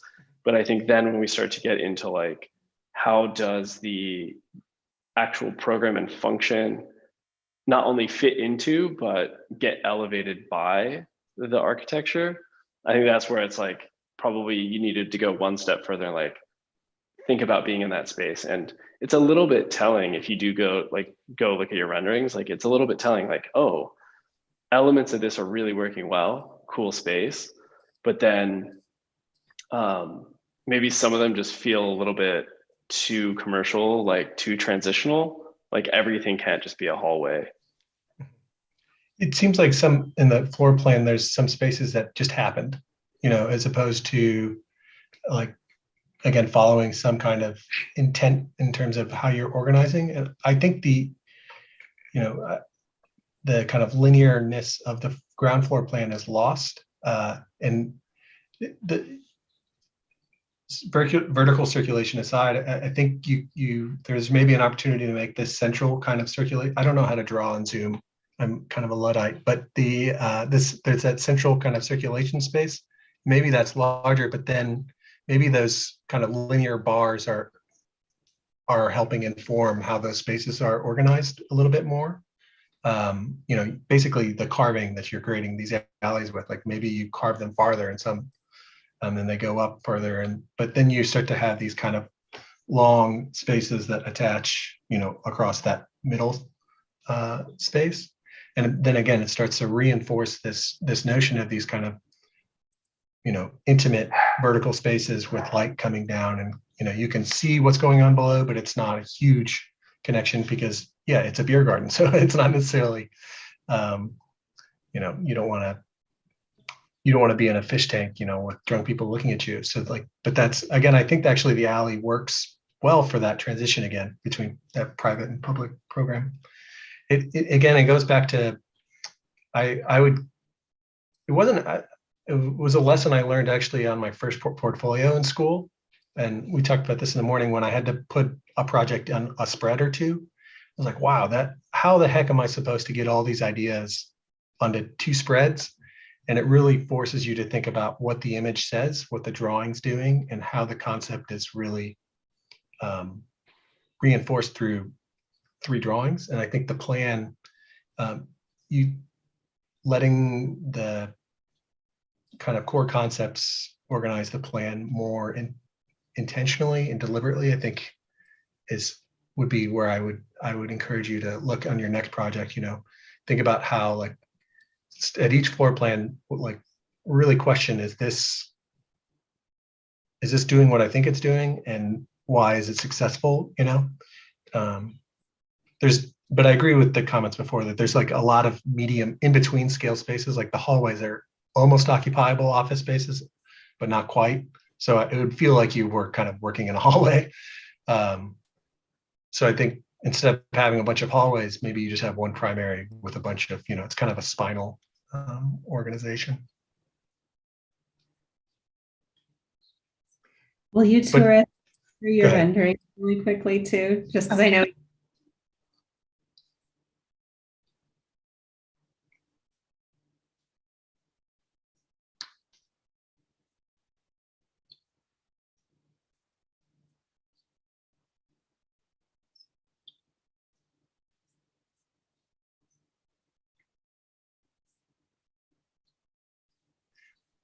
We go to the one right before this one.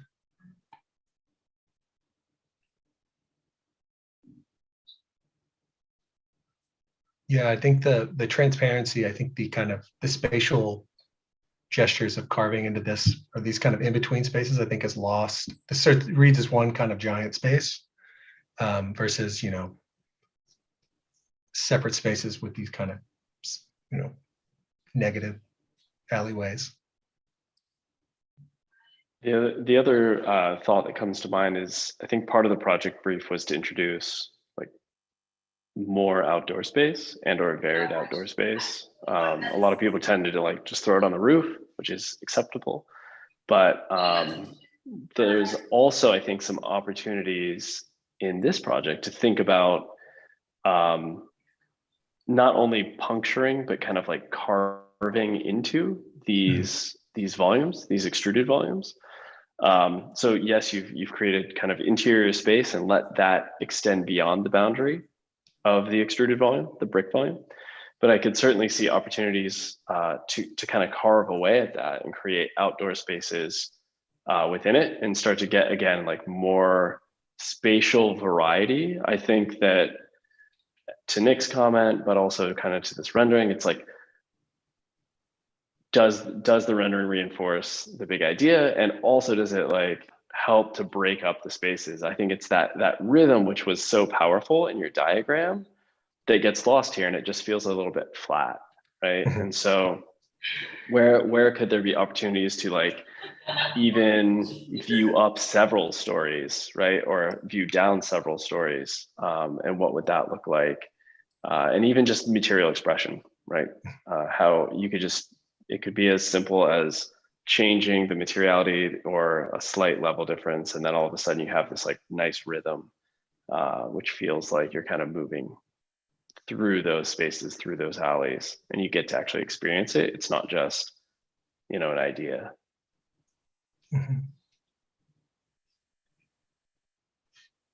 Yeah, and in terms of process, did you guys, I'm assuming you guys worked in Revit for these, or no? No. All right. Whatever you, okay, great. Yeah, I think in terms of like your kind of modeling or design process, I would encourage you to test these ideas quickly. You know, like you could do it, if you wanted to do it in a digital model, I would set it up on 2 layers, you know, like, you know, force myself to try and design it on 2 layers or 3 layers, and think about what elements are doing what. And then also like little bug models. I think the physical modeling starts to really help inform, because it's really easy when you, especially when you're tasked with all of this, you know, information that goes into a building, to get lost in literally the details, and just the requirements. Like, oh, I have to do HVAC. Like, crap. Like, I need to just figure out this design and get it over with. Whereas it, you know, it should be the opposite. You know, that the HVAC works. You know, I don't want this to come across the wrong way, but in daily practice, usually my main concern about HVAC is that it fits within what we're doing. You know, that it, like, there's an HVAC designer, there's a mechanical engineer, and my main concern is that the structural and HVAC are not conflicting with each other, and that the location of the grills are, you know, in accordance with our design, you know, that it's working with, not against us. My point is that, you know, don't let the kind of, there should be a mental hierarchy of what devote most of your time to in a project. Like, David and I sat next to each other in studio, and I maybe took an extreme approach sometimes, but where I'd say, I don't care about this thing or that thing. I only care about this thing. And in practice, you know, you got to care about it all. But my point is to say, I think you have a lot of nice things working, but now it's about identifying how they kind of, the dialogue between these systems, and really using them, like how these things, like how those seemingly little decisions really go a long way in terms of, is this surface opaque? Is it transparent? And the kind of spatial ramifications.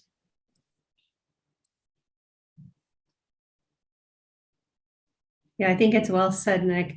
There's so many great things about your project. And I think we universally agree. We love the alleys as a concept and all the potential they hold.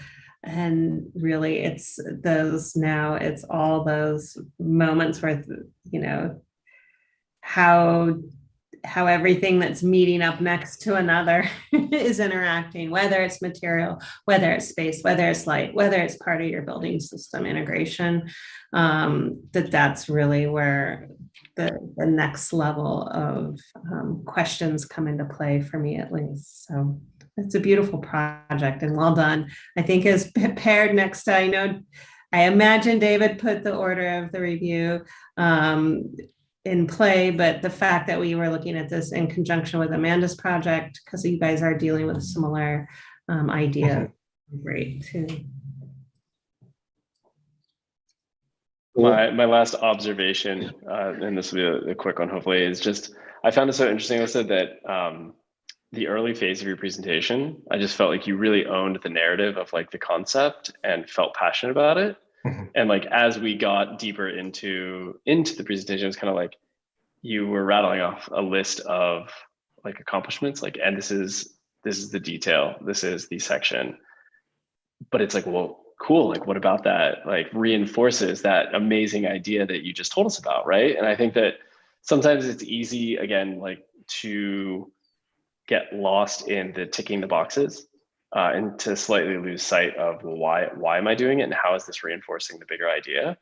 And I just find that I'm certainly more passionate about all the little steps when I can feel that it's making the big idea stronger. And so I guess like maybe this is meant to be more encouraging than discouraging, but to constantly go back to the thing that you're passionate about and make sure that it's like growing as opposed to diminishing is always a helpful tool when working through a project, especially such a complex, big project such as this. Yeah, I just tag onto that and say, yeah, it's almost a shameless devotion to an idea where like you could just churn out some really bad floor plans, but you're like saying, no, I'm going to have an alley on every floor plan just to see what that means, you know? And then trying to, it's almost the like, you know, and then it's slowly but surely massage the floor plan so that it meets the functional requirements, of course. And so it's that back and forth dialogue between form and function.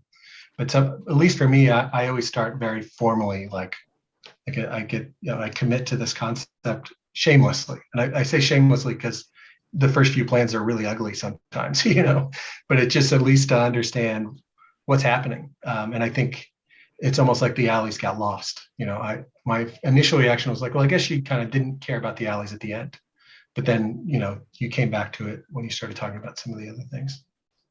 But great project. Thank you guys. This was so helpful. Yeah, thanks, Elise.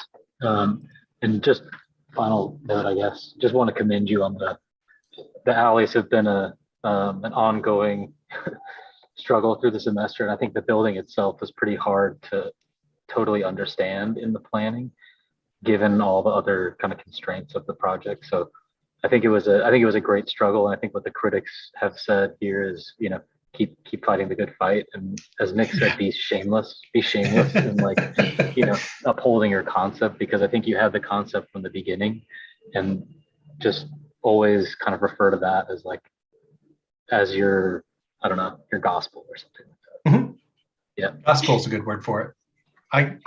You know, when you first start, you have an array of tasks, but one thing I'm constantly asking my boss, and I think I get on his nerves and her nerves, Jane as well, where I just, well, you know, is that what we want? Like, because there's so many things. The client has to do this, the budget says that.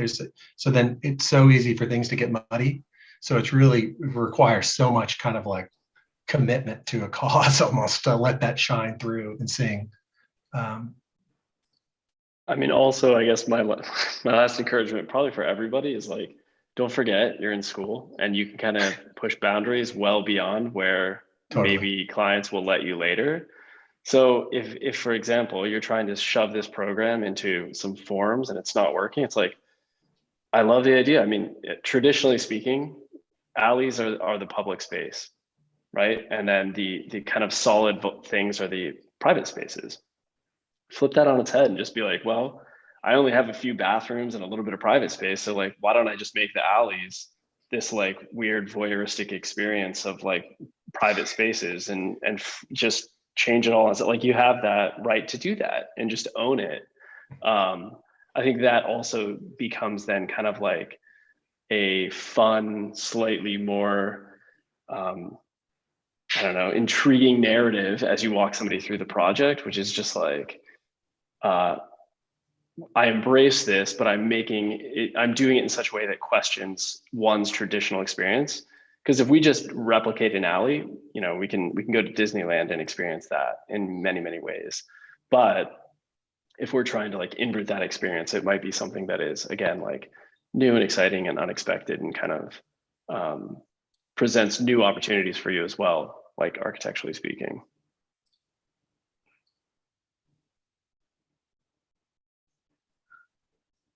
Awesome. All right. Jose, do you want to close us out here? Yep. Let me just share my screen.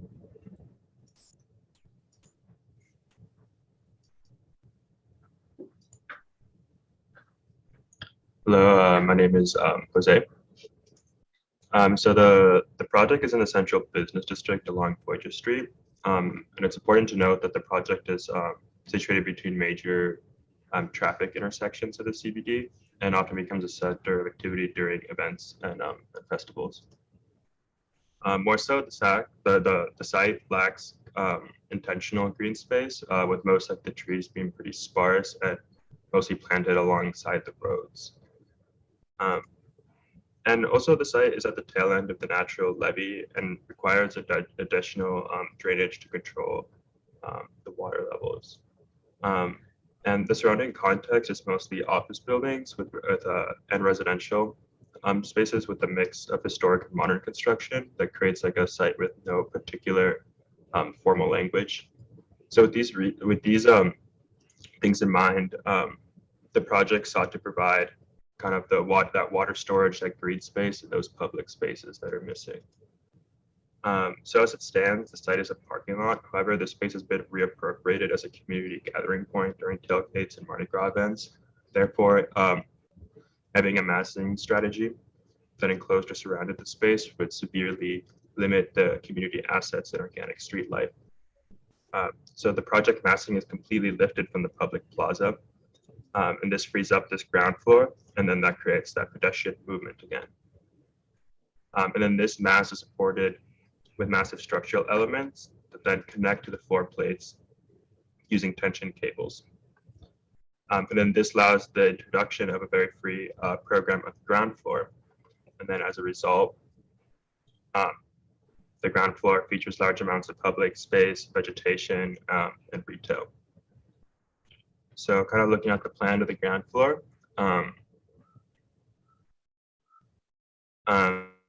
there's two main axes that cross the site.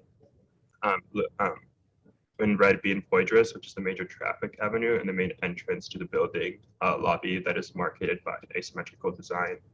While in O'Keefe Street is a secondary entrance with a larger concentration of back of house program. The green space in the ground floor is designed to be wet gardens that store and filter the water before it enters the public sewage system. And then the water is also fed from the roof to these gardens. The unusual structure takes precedent for the Parc des Princes, which is a soccer stadium in France that uses self-supporting concrete members to hold up the stadium's floor plates and roof. So the project strategy uses large post-tension concrete members that hold these steel girders and these concrete decking. And then in my project, the concrete members are laterally supported by large shear walls. And then in plan, kind of like the radial placement of the beams and girders. And then the project circulation strategy works around the shape of the floor plates with the main egress path moving around the voids. In plan, one sees that the main circulation cores and backhouse program is nestled between the concrete structural elements. The HVAC strategy is a standard VAV system with air handlers on each floor and a central mechanical room on the ground floor with supply shown in purple and returned in green. The main design intent for the HVAC was to keep the floor plates as thin as possible. But programmatically, the project features, like as mentioned, the ground floor with the public program, a second floor with a cafe, the third floor, and then 3 levels of office space. The office spaces are mostly an open floor plan with these central rooms that act as meeting and breakout rooms. Additionally, the wings of the building are reserved for more software production when the center space is more reserved for the hardware engineering. So the goal with the facade was to kind of articulate this feeling of these floating floor plates and mass. This was done by kind of emphasizing the vertical lines in the facade, and this would obscure the tension cables and kind of highlight these horizontal floor plates. Additionally, the glass planes are angled to kind of soften up the reflection, or angled in plan by a couple of inches to soften off the reflections and kind of create a more inviting building. So looking at the floor plans, this is the ground floor plan with the public spaces and plaza. The enclosed spaces are raised 3 feet off the ground, with the plaza being sunken in at grade level. The second floor is a public cafe with public bathrooms. And then the third floor is the office space with the more rigid desks on the wings and a more flexible hardware designing space in the center. The fourth floor is similar, but has more office amenities. Instead of having a hardware space, it has a library with the book stacks hung from the tension cables. And the fifth floor features a similar organization to the third floor, but with the breakout rooms that are placed within the shear walls and which are enclosed by glass. And the site plan of the building is mostly in shadow for most of the day, except in the winter months due to the surrounding high rises, making a mostly glass facade a reasonable environmental choice. And then moving towards the section, this kind of shows like the different types of stacked program. And also,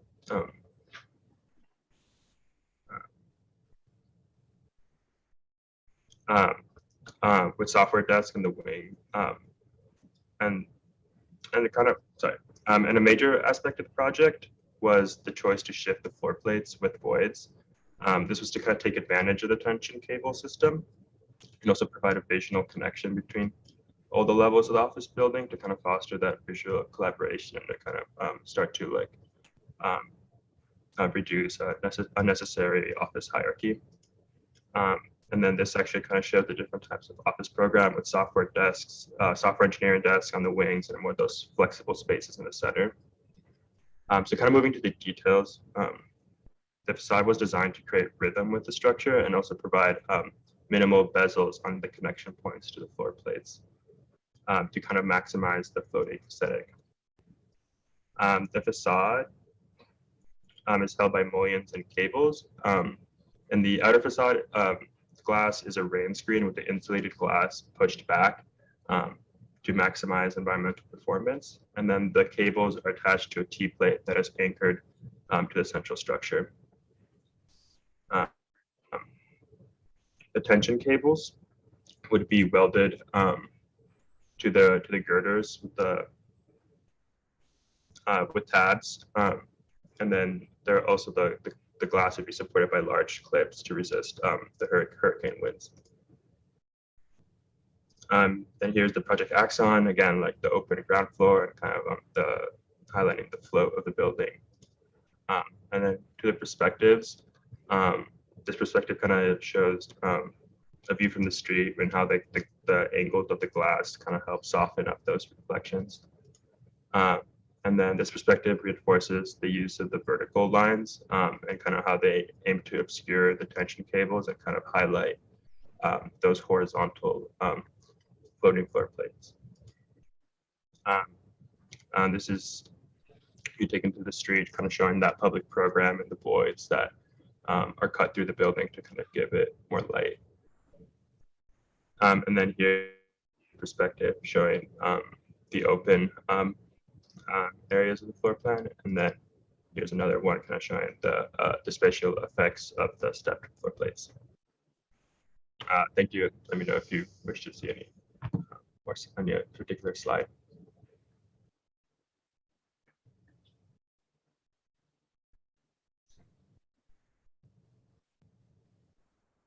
So could you go to your structural precedent again? Yes.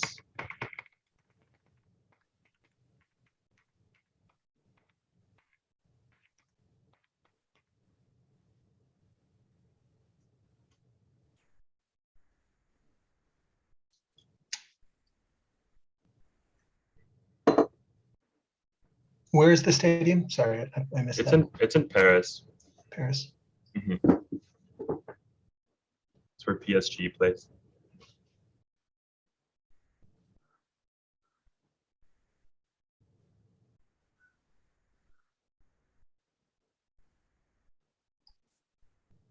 So in terms of, I mean, I'm not a structural engineer and I'm not going to check your calculations, but intuitively, it seems like your, like the primary structural system is very ambitious. And I think it's an interesting place to start, and literally creates the framework for your project.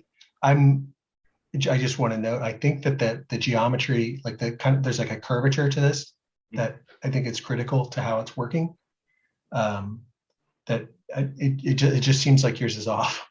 I'm not convinced that you wouldn't need additional support along the floating facades as drawn currently.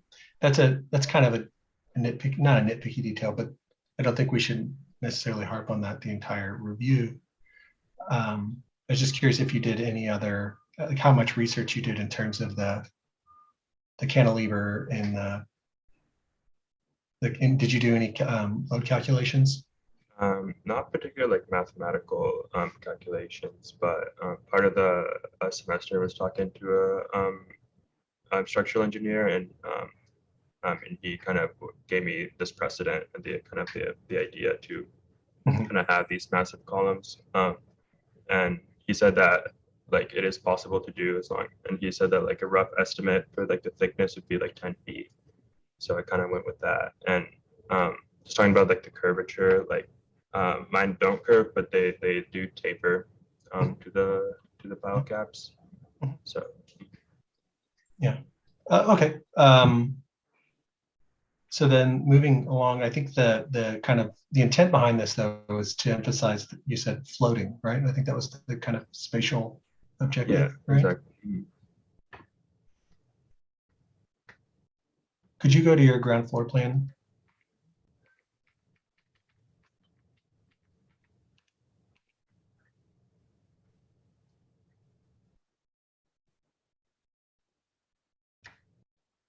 Yeah, it's interesting.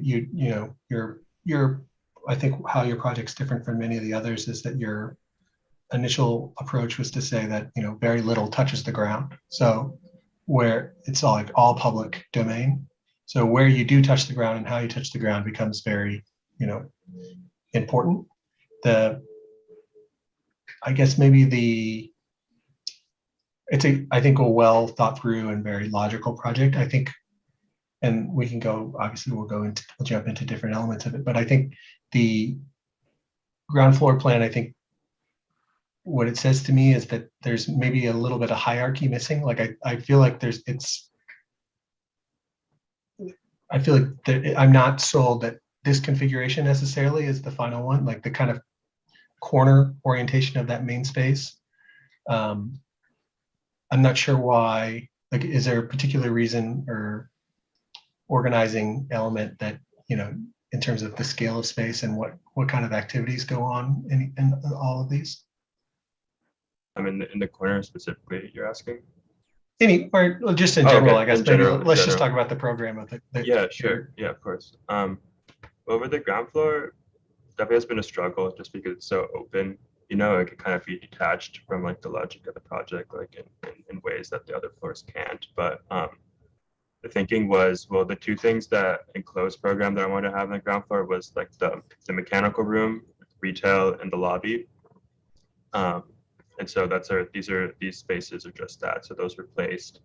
And then all the green space and the slopes are tried to kind of like kind of obscure those enclosed spaces, and then kind of open up the rest of the project to just like plaza, and then the plaza spaces are kind of highlighted by, again, the green space, kind of like enriching those public moments. And then another organizational piece was the shear walls, like that run through the project. Those kind of serve as kind of a seating element.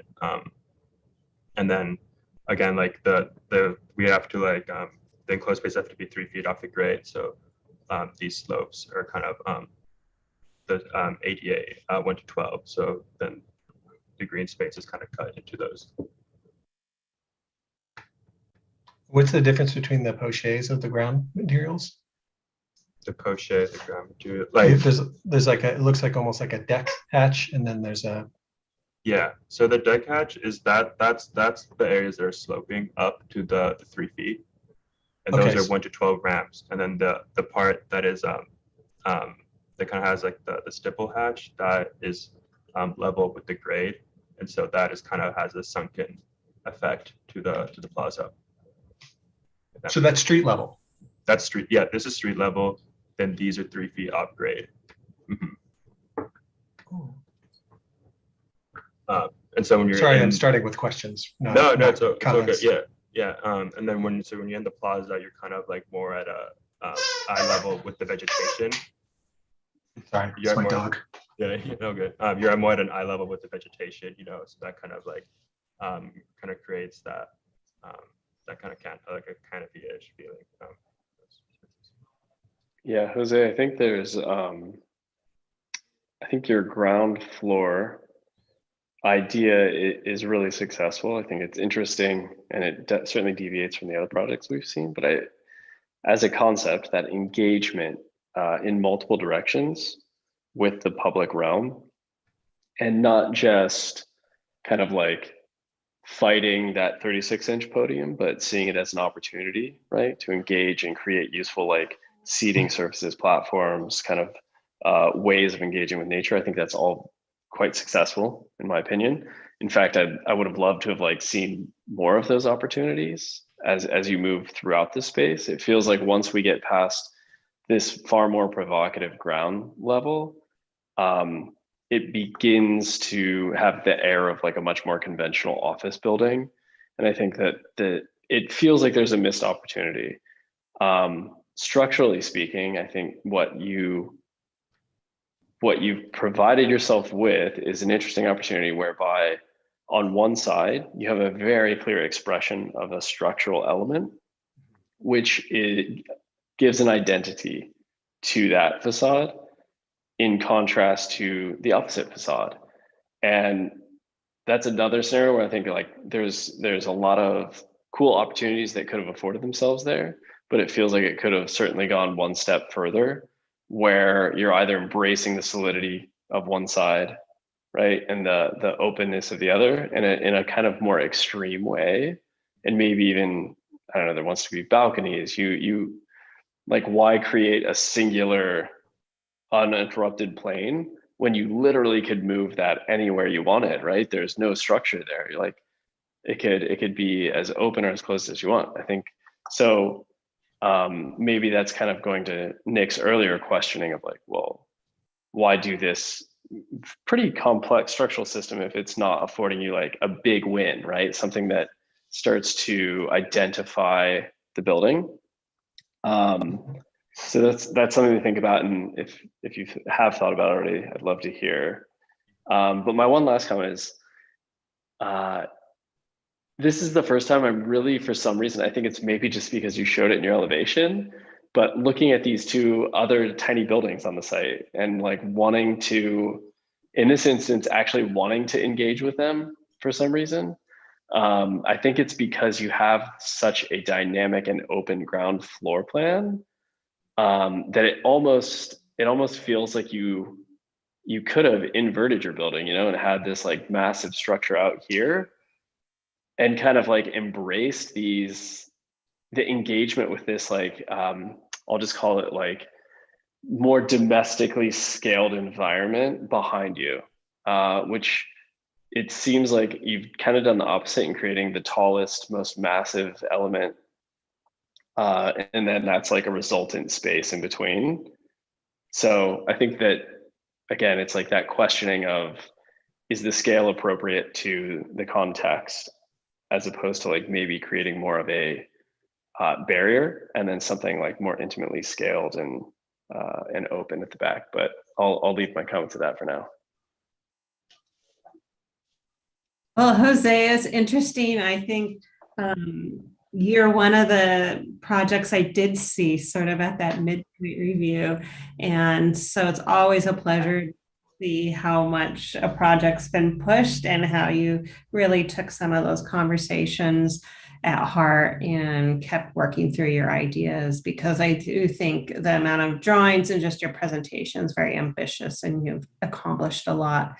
Really, what I have to say, and both Nick and Tony already touched on it, is this really sort of interesting resolution that's happening on the ground floor, and how it is in fact inviting the public and the street into the building itself. And it makes me want those interstitial spaces now that you were talking a lot in the first presentation in the design development review about this relationship between the horizontal and vertical, if I'm remembering correctly, as the dialogue. And I'm glad it's moved a little bit away from that to maybe some structural elements and public-private elements. But when I look at your ground floor and the strength of it, I want you to bring sort of some of that experience up vertically into how the edge of your floor plates are meeting the edge of your facade. And then that like interstitial zone happening vertically through your building. I think if you can get at some of the conditions that you're starting to achieve on the ground floor, it's just going to bring everything together. That's sort of my take at this point. I don't know, Jose, I'd be curious sort of where you think, if you had another few weeks, had another month, where you feel like you're still on the building. Sorry, could you repeat that last part? I couldn't hear. Oh, no, I was just curious sort of where you stand right now, because it's interesting to see how you keyed into this floor and really developed it nicely since the design development review. What are areas that you're still looking at within the building and wanting to sort of push to that next resolution? Yeah, no, that's an interesting question. I mean, like the ground floor was definitely like one of the biggest struggle in the project. Like it took the most amount of time. Like it changed completely, like three or four times, just because it's so open, you know. But now I think like I really want to go back into like the floor plates, you know. Like I think I like if I were to have more time, kind of what you're saying is I would like to maybe go beyond the open floor plan, you know, like how can that become something that maybe is more kind of tied into like what's happening on the ground floor. And I think another thing, the building that's kind of unaddressed is like the backside, you know, kind of what's been talking about, and really like thinking about that, because right now it's just back of house program, but I do think the comment of like maybe that barrier, you know, can be pushed like in and out, you know, so maybe bringing in like more outdoor space up there could be interesting as well. But yeah, that's kind of where I stand right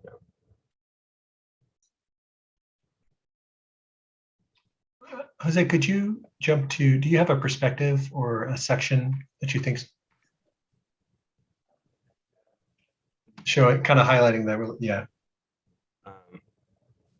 Kind of showing what was the other orientation. I think it was the first one. Yeah.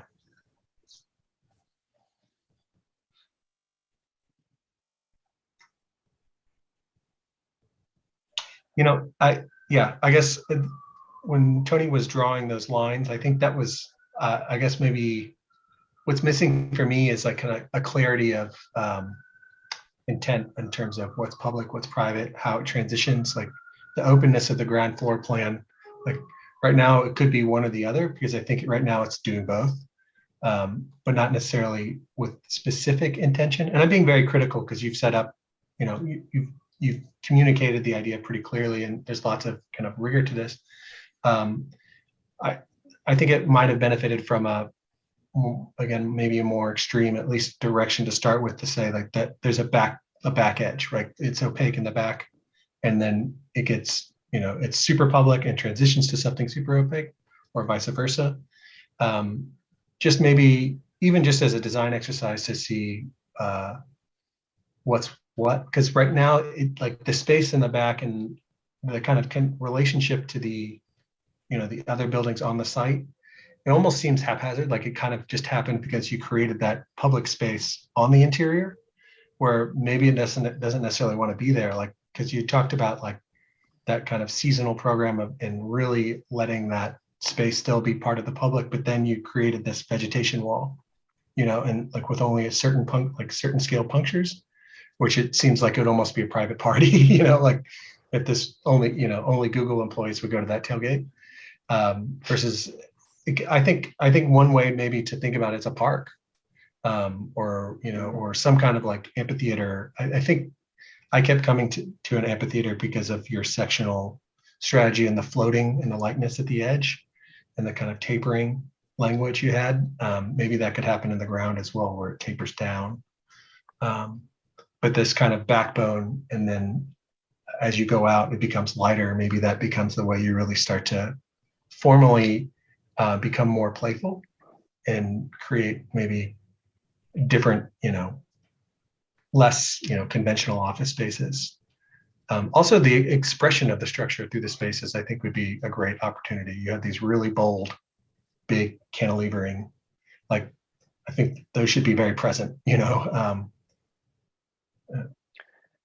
the I spaces. feel like it's always such a difficult challenge to, again, there's so many complex pieces, right? You're dealing with circulation, you're dealing with various types of program, structural components, and I think we've all identified in this. It is a very beautiful section. Like there's so many neat things happening, and I think we're just looking for like, hey, what are the opportunities to like dial that up a little bit more? This rear space feels like such an afterthought, but in many ways, I think there's nothing that is stopping that kind of rear interstitial space from becoming just as powerful as kind of like this open space here. And where my mind goes is like, well, what if you had one piece of structure here and another piece of structure here, and you got to cantilever off of each of them however you wanted, right? And like then you get all these beautiful moments that you could open it up, you could make two facades as equally beautiful or intriguing as you want. And it's kind of an organizational element for like circulation potentially. So I feel like one of the things that I'm always looking for, like, what are the opportunities to embrace like what an element is inherently wanting to do? Khan is always like, a brick wants to be a brick, but does this structure, what does that want to do, right? And we've identified it kind of just wants to be this massive thing that supports and allows flexibility on the opposite side. So where do we want that flexibility, and how could we potentially engage all sides of the site if that is our desire, or like unabashedly turn our back to another part of the site, right? Which is just a different version of that.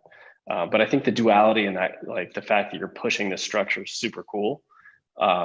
It's kind of fun to make it so integral.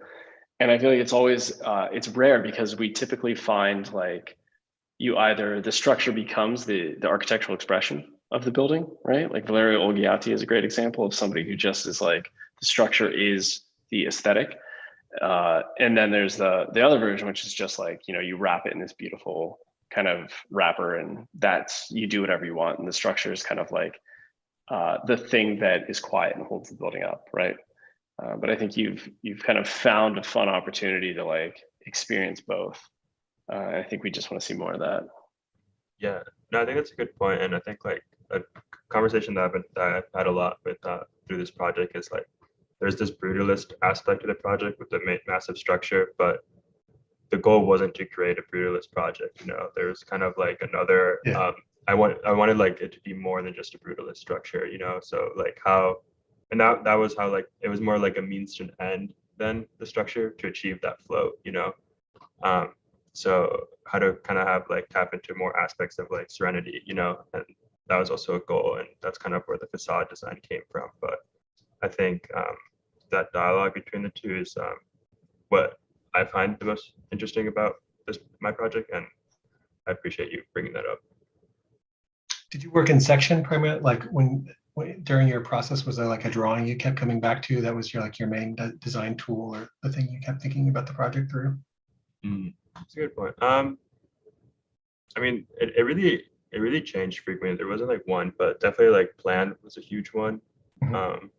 Section was super important, but I mean, it really changed. Perspective was also huge because I was like, I had to keep on making sure that like the flow was still there. So I think it was probably like I jumped around a lot in this project.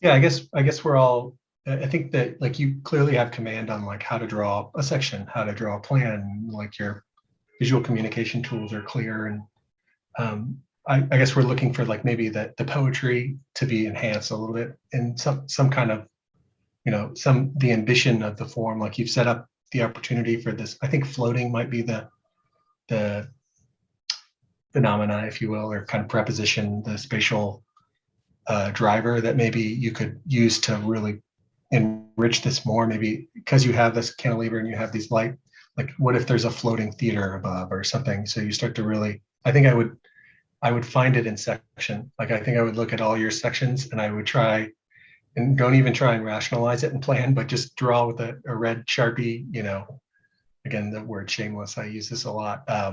Like what, just find moments and maybe you graft kind of these spaces that, sit onto this structural grid. And they could also be carved. The box doesn't have to be so pure. I think maybe letting like that kind of float or like that space below carving up or something. Sometimes we draw something and we consider it a given, and we never even allow ourselves to consider that it's not, that it was a decision. So I guess maybe I'm looking for some, I'd be curious to see your process models, because I think there's a lot of opportunities maybe that just weren't considered because it wasn't in your mind, it wasn't on the table. Like, no, it's going to be a box, right? Whereas I think maybe it could be a box, but maybe it's a more faceted or something kind of articulated form that, again, helped enrich this idea of the floating or suspension of things above to create this really dynamic space below, public space. And that could manifest in smaller, medium scale versions in those office spaces. Yeah. Well, I think you could really reinforce that floating concept as you're pursuing it structurally and with what the building itself is doing. Again, I think we talked about this in a previous project, but how does the program, how does circulation, how's the experience of those spaces then reinforce the poetry of a sense of floating? Right now, I think, and there's things I love about this section, but you have sort of programmatically conventional things happening in the spaces. And by sort of inverting maybe some of their uses, some of their occupancy, it's just going to help, again, reinforce the poetry of your concept, because there's a lot of really beautiful dualities and narratives going on in your space, Jose. That's just a thought that I'm seeing now. An opportunity so much is resolved in what you've set out to do in a relatively quick amount of time. So I think you should definitely feel proud of where you've gotten. Yeah. And we're just looking at sort of how you continue that dialogue within the project, within yourself, about where the opportunities lie. Yeah, definitely. Thank you. Jose, you mentioned kind of this notion of brutalism, and I guess like my opinion is don't it's not a bad word, right? Like you can have something which is brutal, but paired with maybe something like more ephemeral, and it can be really elegant. Vincent van Duysen, Belgian architect, is always talking about he's a brutalist with a soul, and it's like, I think again, to take your concept or this idea, if you enjoy that dichotomy which exists between, I think one of the most elegant aspects is this kind of like eroded carved base, which as a floodplain in New Orleans, there's a lot of poetics that surround that idea of something which is kind of like this eroded thing. And to be able to like embrace that idea and that massiveness and that heaviness throughout as a concept is really lovely. And I mean, that could be the dumbest kind of structure, core, like heavy thing that floor plates cantilever off of. And I think that's one way to achieve it.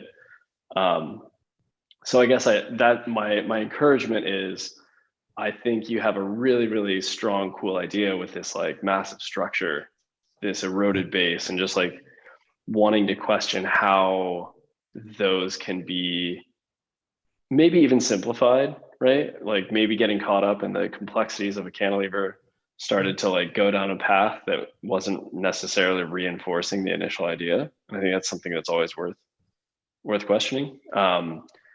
But I do think like that duality, that dichotomy is present and very strong. And I appreciate seeing that. And for me, it is most evident in the base. And it's like, what are the opportunities to bring that up to the other levels, to engage with it? And also just questioning like, does a facade always have to just be like a flat thing? Or like, why is that our go-to? Particularly, it seems like the taller a building gets, the more flat and kind of dull in many ways, like they become. And if we set aside the desire to like max out like floor area ratio, Economics, yeah. yeah. So if we just throw that out the window, which based off your structure, I think we already have.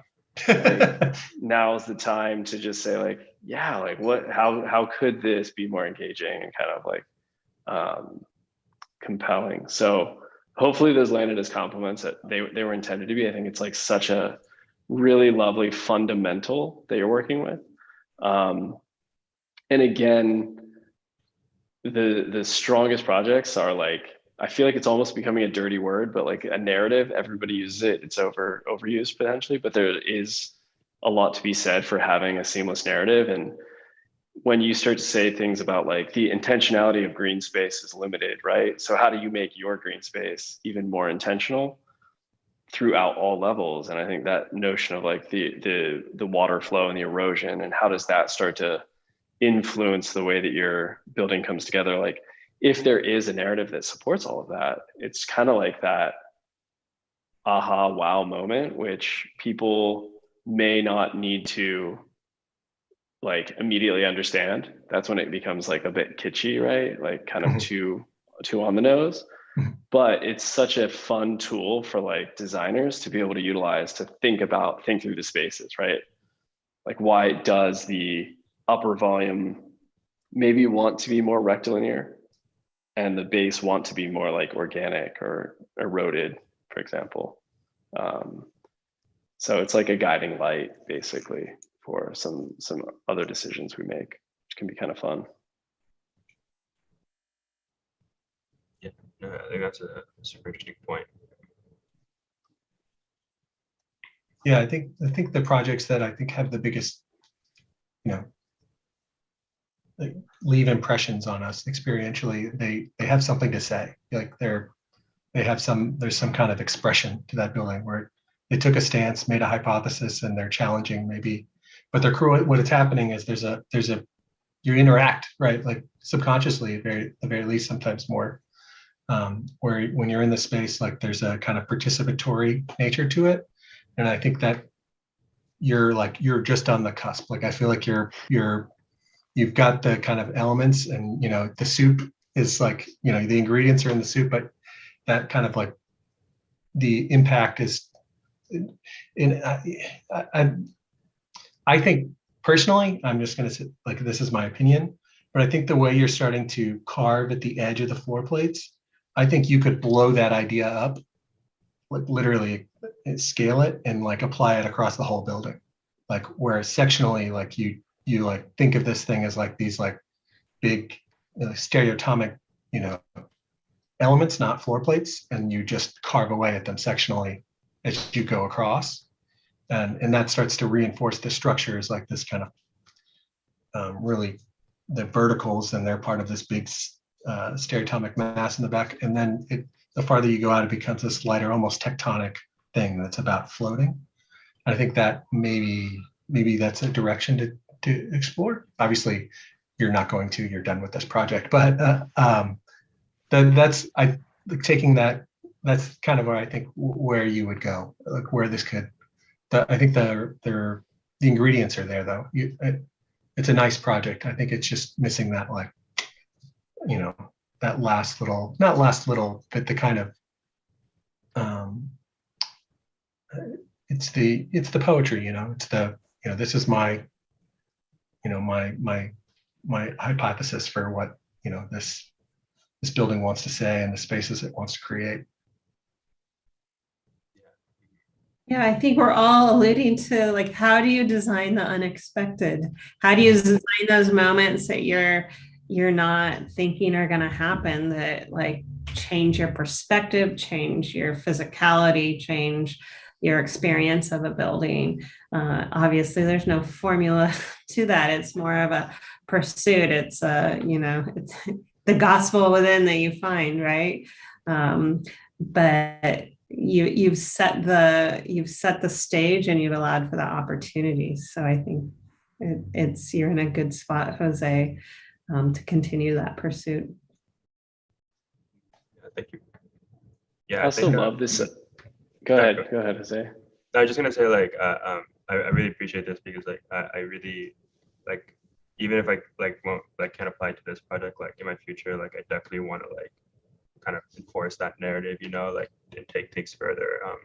But it's just like super hard to do. But I think like I appreciate that you guys are saying that some of the ingredients are there, that like it's getting close to that. So I just wanted to say thank you for those comments. I mean, you basically took the words out of my mouth. I was just gonna say one of the things that was helpful in school and is still so applicable is like, even though this project, let's say it ends, or another project in your future will get built and you move on, or not get built and you move on. It's so nice to like just gather like the lessons learned and like thinking about, I like to call them strategies, but like what strategies were successful and like what kind of impact or like what mood or effect did those strategies have. And these critiques are great instances, like, this was really great, this was successful, cool, like I'm going to put that in my toolbox for like when I want to evoke those certain ideas, or like that's a great starting point for me. Somebody has infamously said that Herzog and Brown have like literally 5 concepts, and that's the same 5 concepts they've applied to basically every single project, and yet they're so radically different, and it's on the surface a very prolific practice, but it's that same idea how I think, again, you have all the right ideas, the right concepts, the right strategies, and it's just like testing, refining, and that's kind of like the rigorous process that generates like the practice of architecture. So yeah, I think it's exciting to see. Yeah, great job, Jose. Did you make any physical models? Not in like the final, like this stage of the project. Like it was mostly early on and facade explorations when I was working more with the pattern. Yeah, I was just curious and just in terms of process, just to tag on to what everyone's saying, I think sometimes when I get stuck, even in practice, I'll make a really small scale model. And sometimes I'll make mistakes making the model, but that's okay, because in those mistakes, you stumble upon like a revelation. And I think sometimes in the computer, those mistakes don't happen as much because, you just type, you do the commands, there's a efficiency, and I think there's creativity that's lost in the efficiency. So yeah, I'd encourage, like, if you ever get to a point, I'd encourage you, it might seem slow, but I think that's in fact why it's useful and a valuable process to really it's almost like you're being reintroduced to your own idea when you make a physical model of it. I think I'm surprised every time when I make it, even if it's just literally making what I have on my computer. So yeah, maybe that's a tactic. Like if you feel stuck, or try massing it by hand. Get out of the computer for a little bit. It's always nice to stop staring at the screen. Definitely.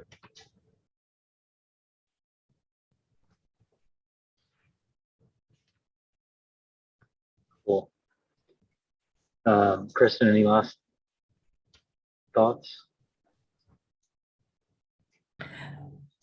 Not that I haven't already articulated, which is just keep going, Jose. I love where you got with this. It was really fun to be able to see your project at multiple stages of your thinking, and Yeah, I want to go. I want to go at least to that second, third, or fourth level up to the edge of your floating cantilever space and feel it. Like I totally want to jump into that section. That's my last thing I want to say. Thank you. Appreciate it. Well, yeah, Jose, I mean, definitely appreciate like the huge ambition of this project. It was like, I mean, you're doing your diagrams. I was actually looking at Nick's Zoom thing, and when you did the structural piece, he like, like whoa. Zoom probably did a double take. It's captured, it's recorded. You can go look at it. Oh no. Yeah. Anyway, so really appreciate how ambitious this project was in like creating a hung interior, and just like even the section shows the carefulness of how you were thinking about the details and stuff. And so I think the reviewers are really saying, keep going in your own work, your own kind of practice to further articulate these concepts that you're after. Yeah, great work. Thank you. I really enjoyed the conversation. Thank you, guys. Thank you. Thank you. All right, well, that's the end of the, only 3 in this afternoon session. Yeah, that was an amazing conversation. If everyone wants to flip your lens, you're awake. If you're awake, turn your camera on.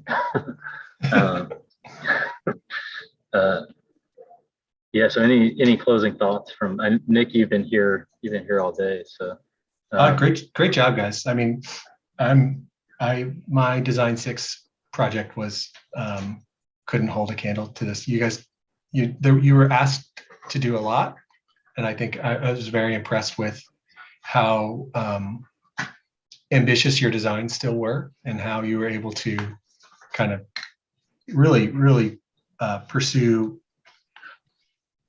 a design idea with all the other requirements. I think that's very difficult to do, especially the first time you try it.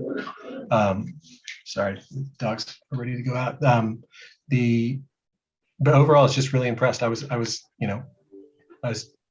really pleasantly surprised with how well they managed all of the requirements for the studio. So good job, guys. But one last comment that we've talked about it all day, the kind of idea of narrative, it's not, I just really want to emphasize, this isn't just a presentation tool, it's a design tool. So it's something that like, it informs the way you work and the way you see it. And narrative manifests in not only in like your words and like writing ideas on a page, but it's also how you make, like draw one system with a Sharpie and the other one with a pen, like that's a visual narrative right there, where one's heavy, one's light. And let those kind of let those design concepts really shine, through especially early on, because the more they're required to do, the less likely they are to be, as clear diagrammatically and formally. So it becomes a very, I think, helpful tool to create some kind of, and it evolves as you go, but having that dialogue and that narrative in your head really helps you along the way. But great job, guys.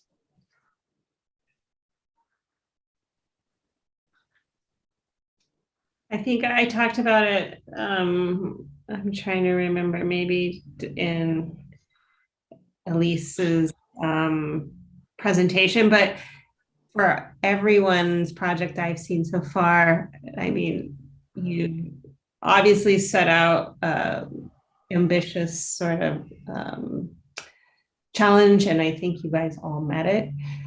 I would encourage you to bring some of the messiness of the urban context back into your drawings. They all did have a cleanliness and a sort of sterile, not sterile in a bad way necessarily, but they had a sort of austere look and feel that I know probably doesn't actually represent the urban condition. And it's okay. I think it's okay to show that. It's okay to have that be a part of your project. So I just encourage you to consider that as you move forward. That's a cool thought, Kristen. I mean, it's the context is yet another like tool, right? Another opportunity in which to create a dialogue, right? And to create some semblance of like meaning within our project. So where a courtyard house in the middle of you know, a beautiful forest may have a slightly different impact than one where you insert a beautiful garden into this like messy, which is a really nice way of putting it, urban context, is interesting. And I think that one of the last notes that we saw is like, it was fun to see like who acknowledged those two neighboring buildings and who didn't. Like literally they were essentially on your site. And it's kind of, for me, that it seems like such an integral player in how the scale and proportion and massing and kind of orientation of your building would be addressed. So yeah, I just find looking at all aspects of your surroundings, and Jose, I think, did a nice job of looking at the broader context, right? Looking at where there are opportunities to insert landscape or embrace the notion of like a river and erosion, those ideas which are much bigger. They're kind of borrowed ideas, but there's also probably some more immediate ones that can have a direct relationship to context, which are, I think, just a responsible way to look at design moving forward.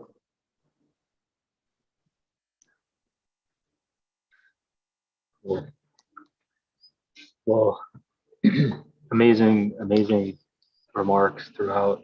I hope everyone took notes. I know I got all my note cards here full of notes. And I'll send out the link to the review so you can re-listen to it, because I think the conversation was pretty immense. And so hopefully y'all can kind of unpack that and think about your work moving forward for your future lives as designers and architects, because this project is now officially complete. But I think as Nick said it, you know, at various points, like now you put it in your portfolio and it's a whole different exercise of like shrinking, where you have to now like take this massive amount of work and ask yourself, like, how do I shrink this down onto two 8.5 by 11 sheets, and make it all cohesive. So I guess that's the profession we've all chosen, is like zooming in and zooming out. So anyway, so a big thank you to Tony, Kristen, and Nick for your time today. We all really appreciate it. Yeah, thanks for having us. It's been really fun. Good luck to everyone too, and hopefully you can get some rest here soon. Oh, yeah. It's exhausting. Yeah, it's beautiful to see your work. All right, bye all. Everyone stick around for a sec. We'll have a. All right, thanks everyone. Bye. Good job, guys. Bye.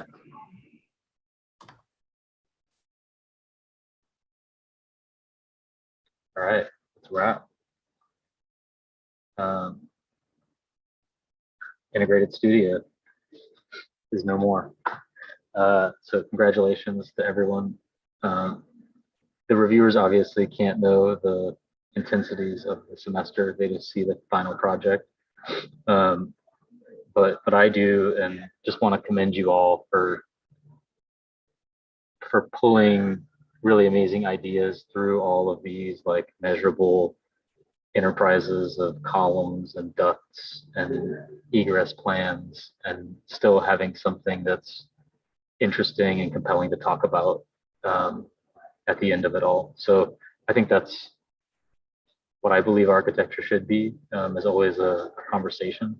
And yeah, great achievement to all of you for making that conversation happen. So I'll stop talking because I'll stop talking. But two things. One, if you don't need to go to sleep immediately, and you want to get a margarita and a taco, meet at Barracuda around like 6 or so, maybe 6:15. And then the last deliverable of the semester, just to make sure y'all remember, is to post your folio on the box. And that's outlined in the Canvas assignment. And it's really just the loose images from your presentation. It's more for the accreditation stuff so that they can easily access all your drawings and kind of look through what you did and that you did it, so that they can give the school a grade on whatever they grade them on. So yeah, so those are due tomorrow night. And I'll send out a note tomorrow about that as well, just to remind everybody. And I think that's it. So yeah, 6:15 Barracuda,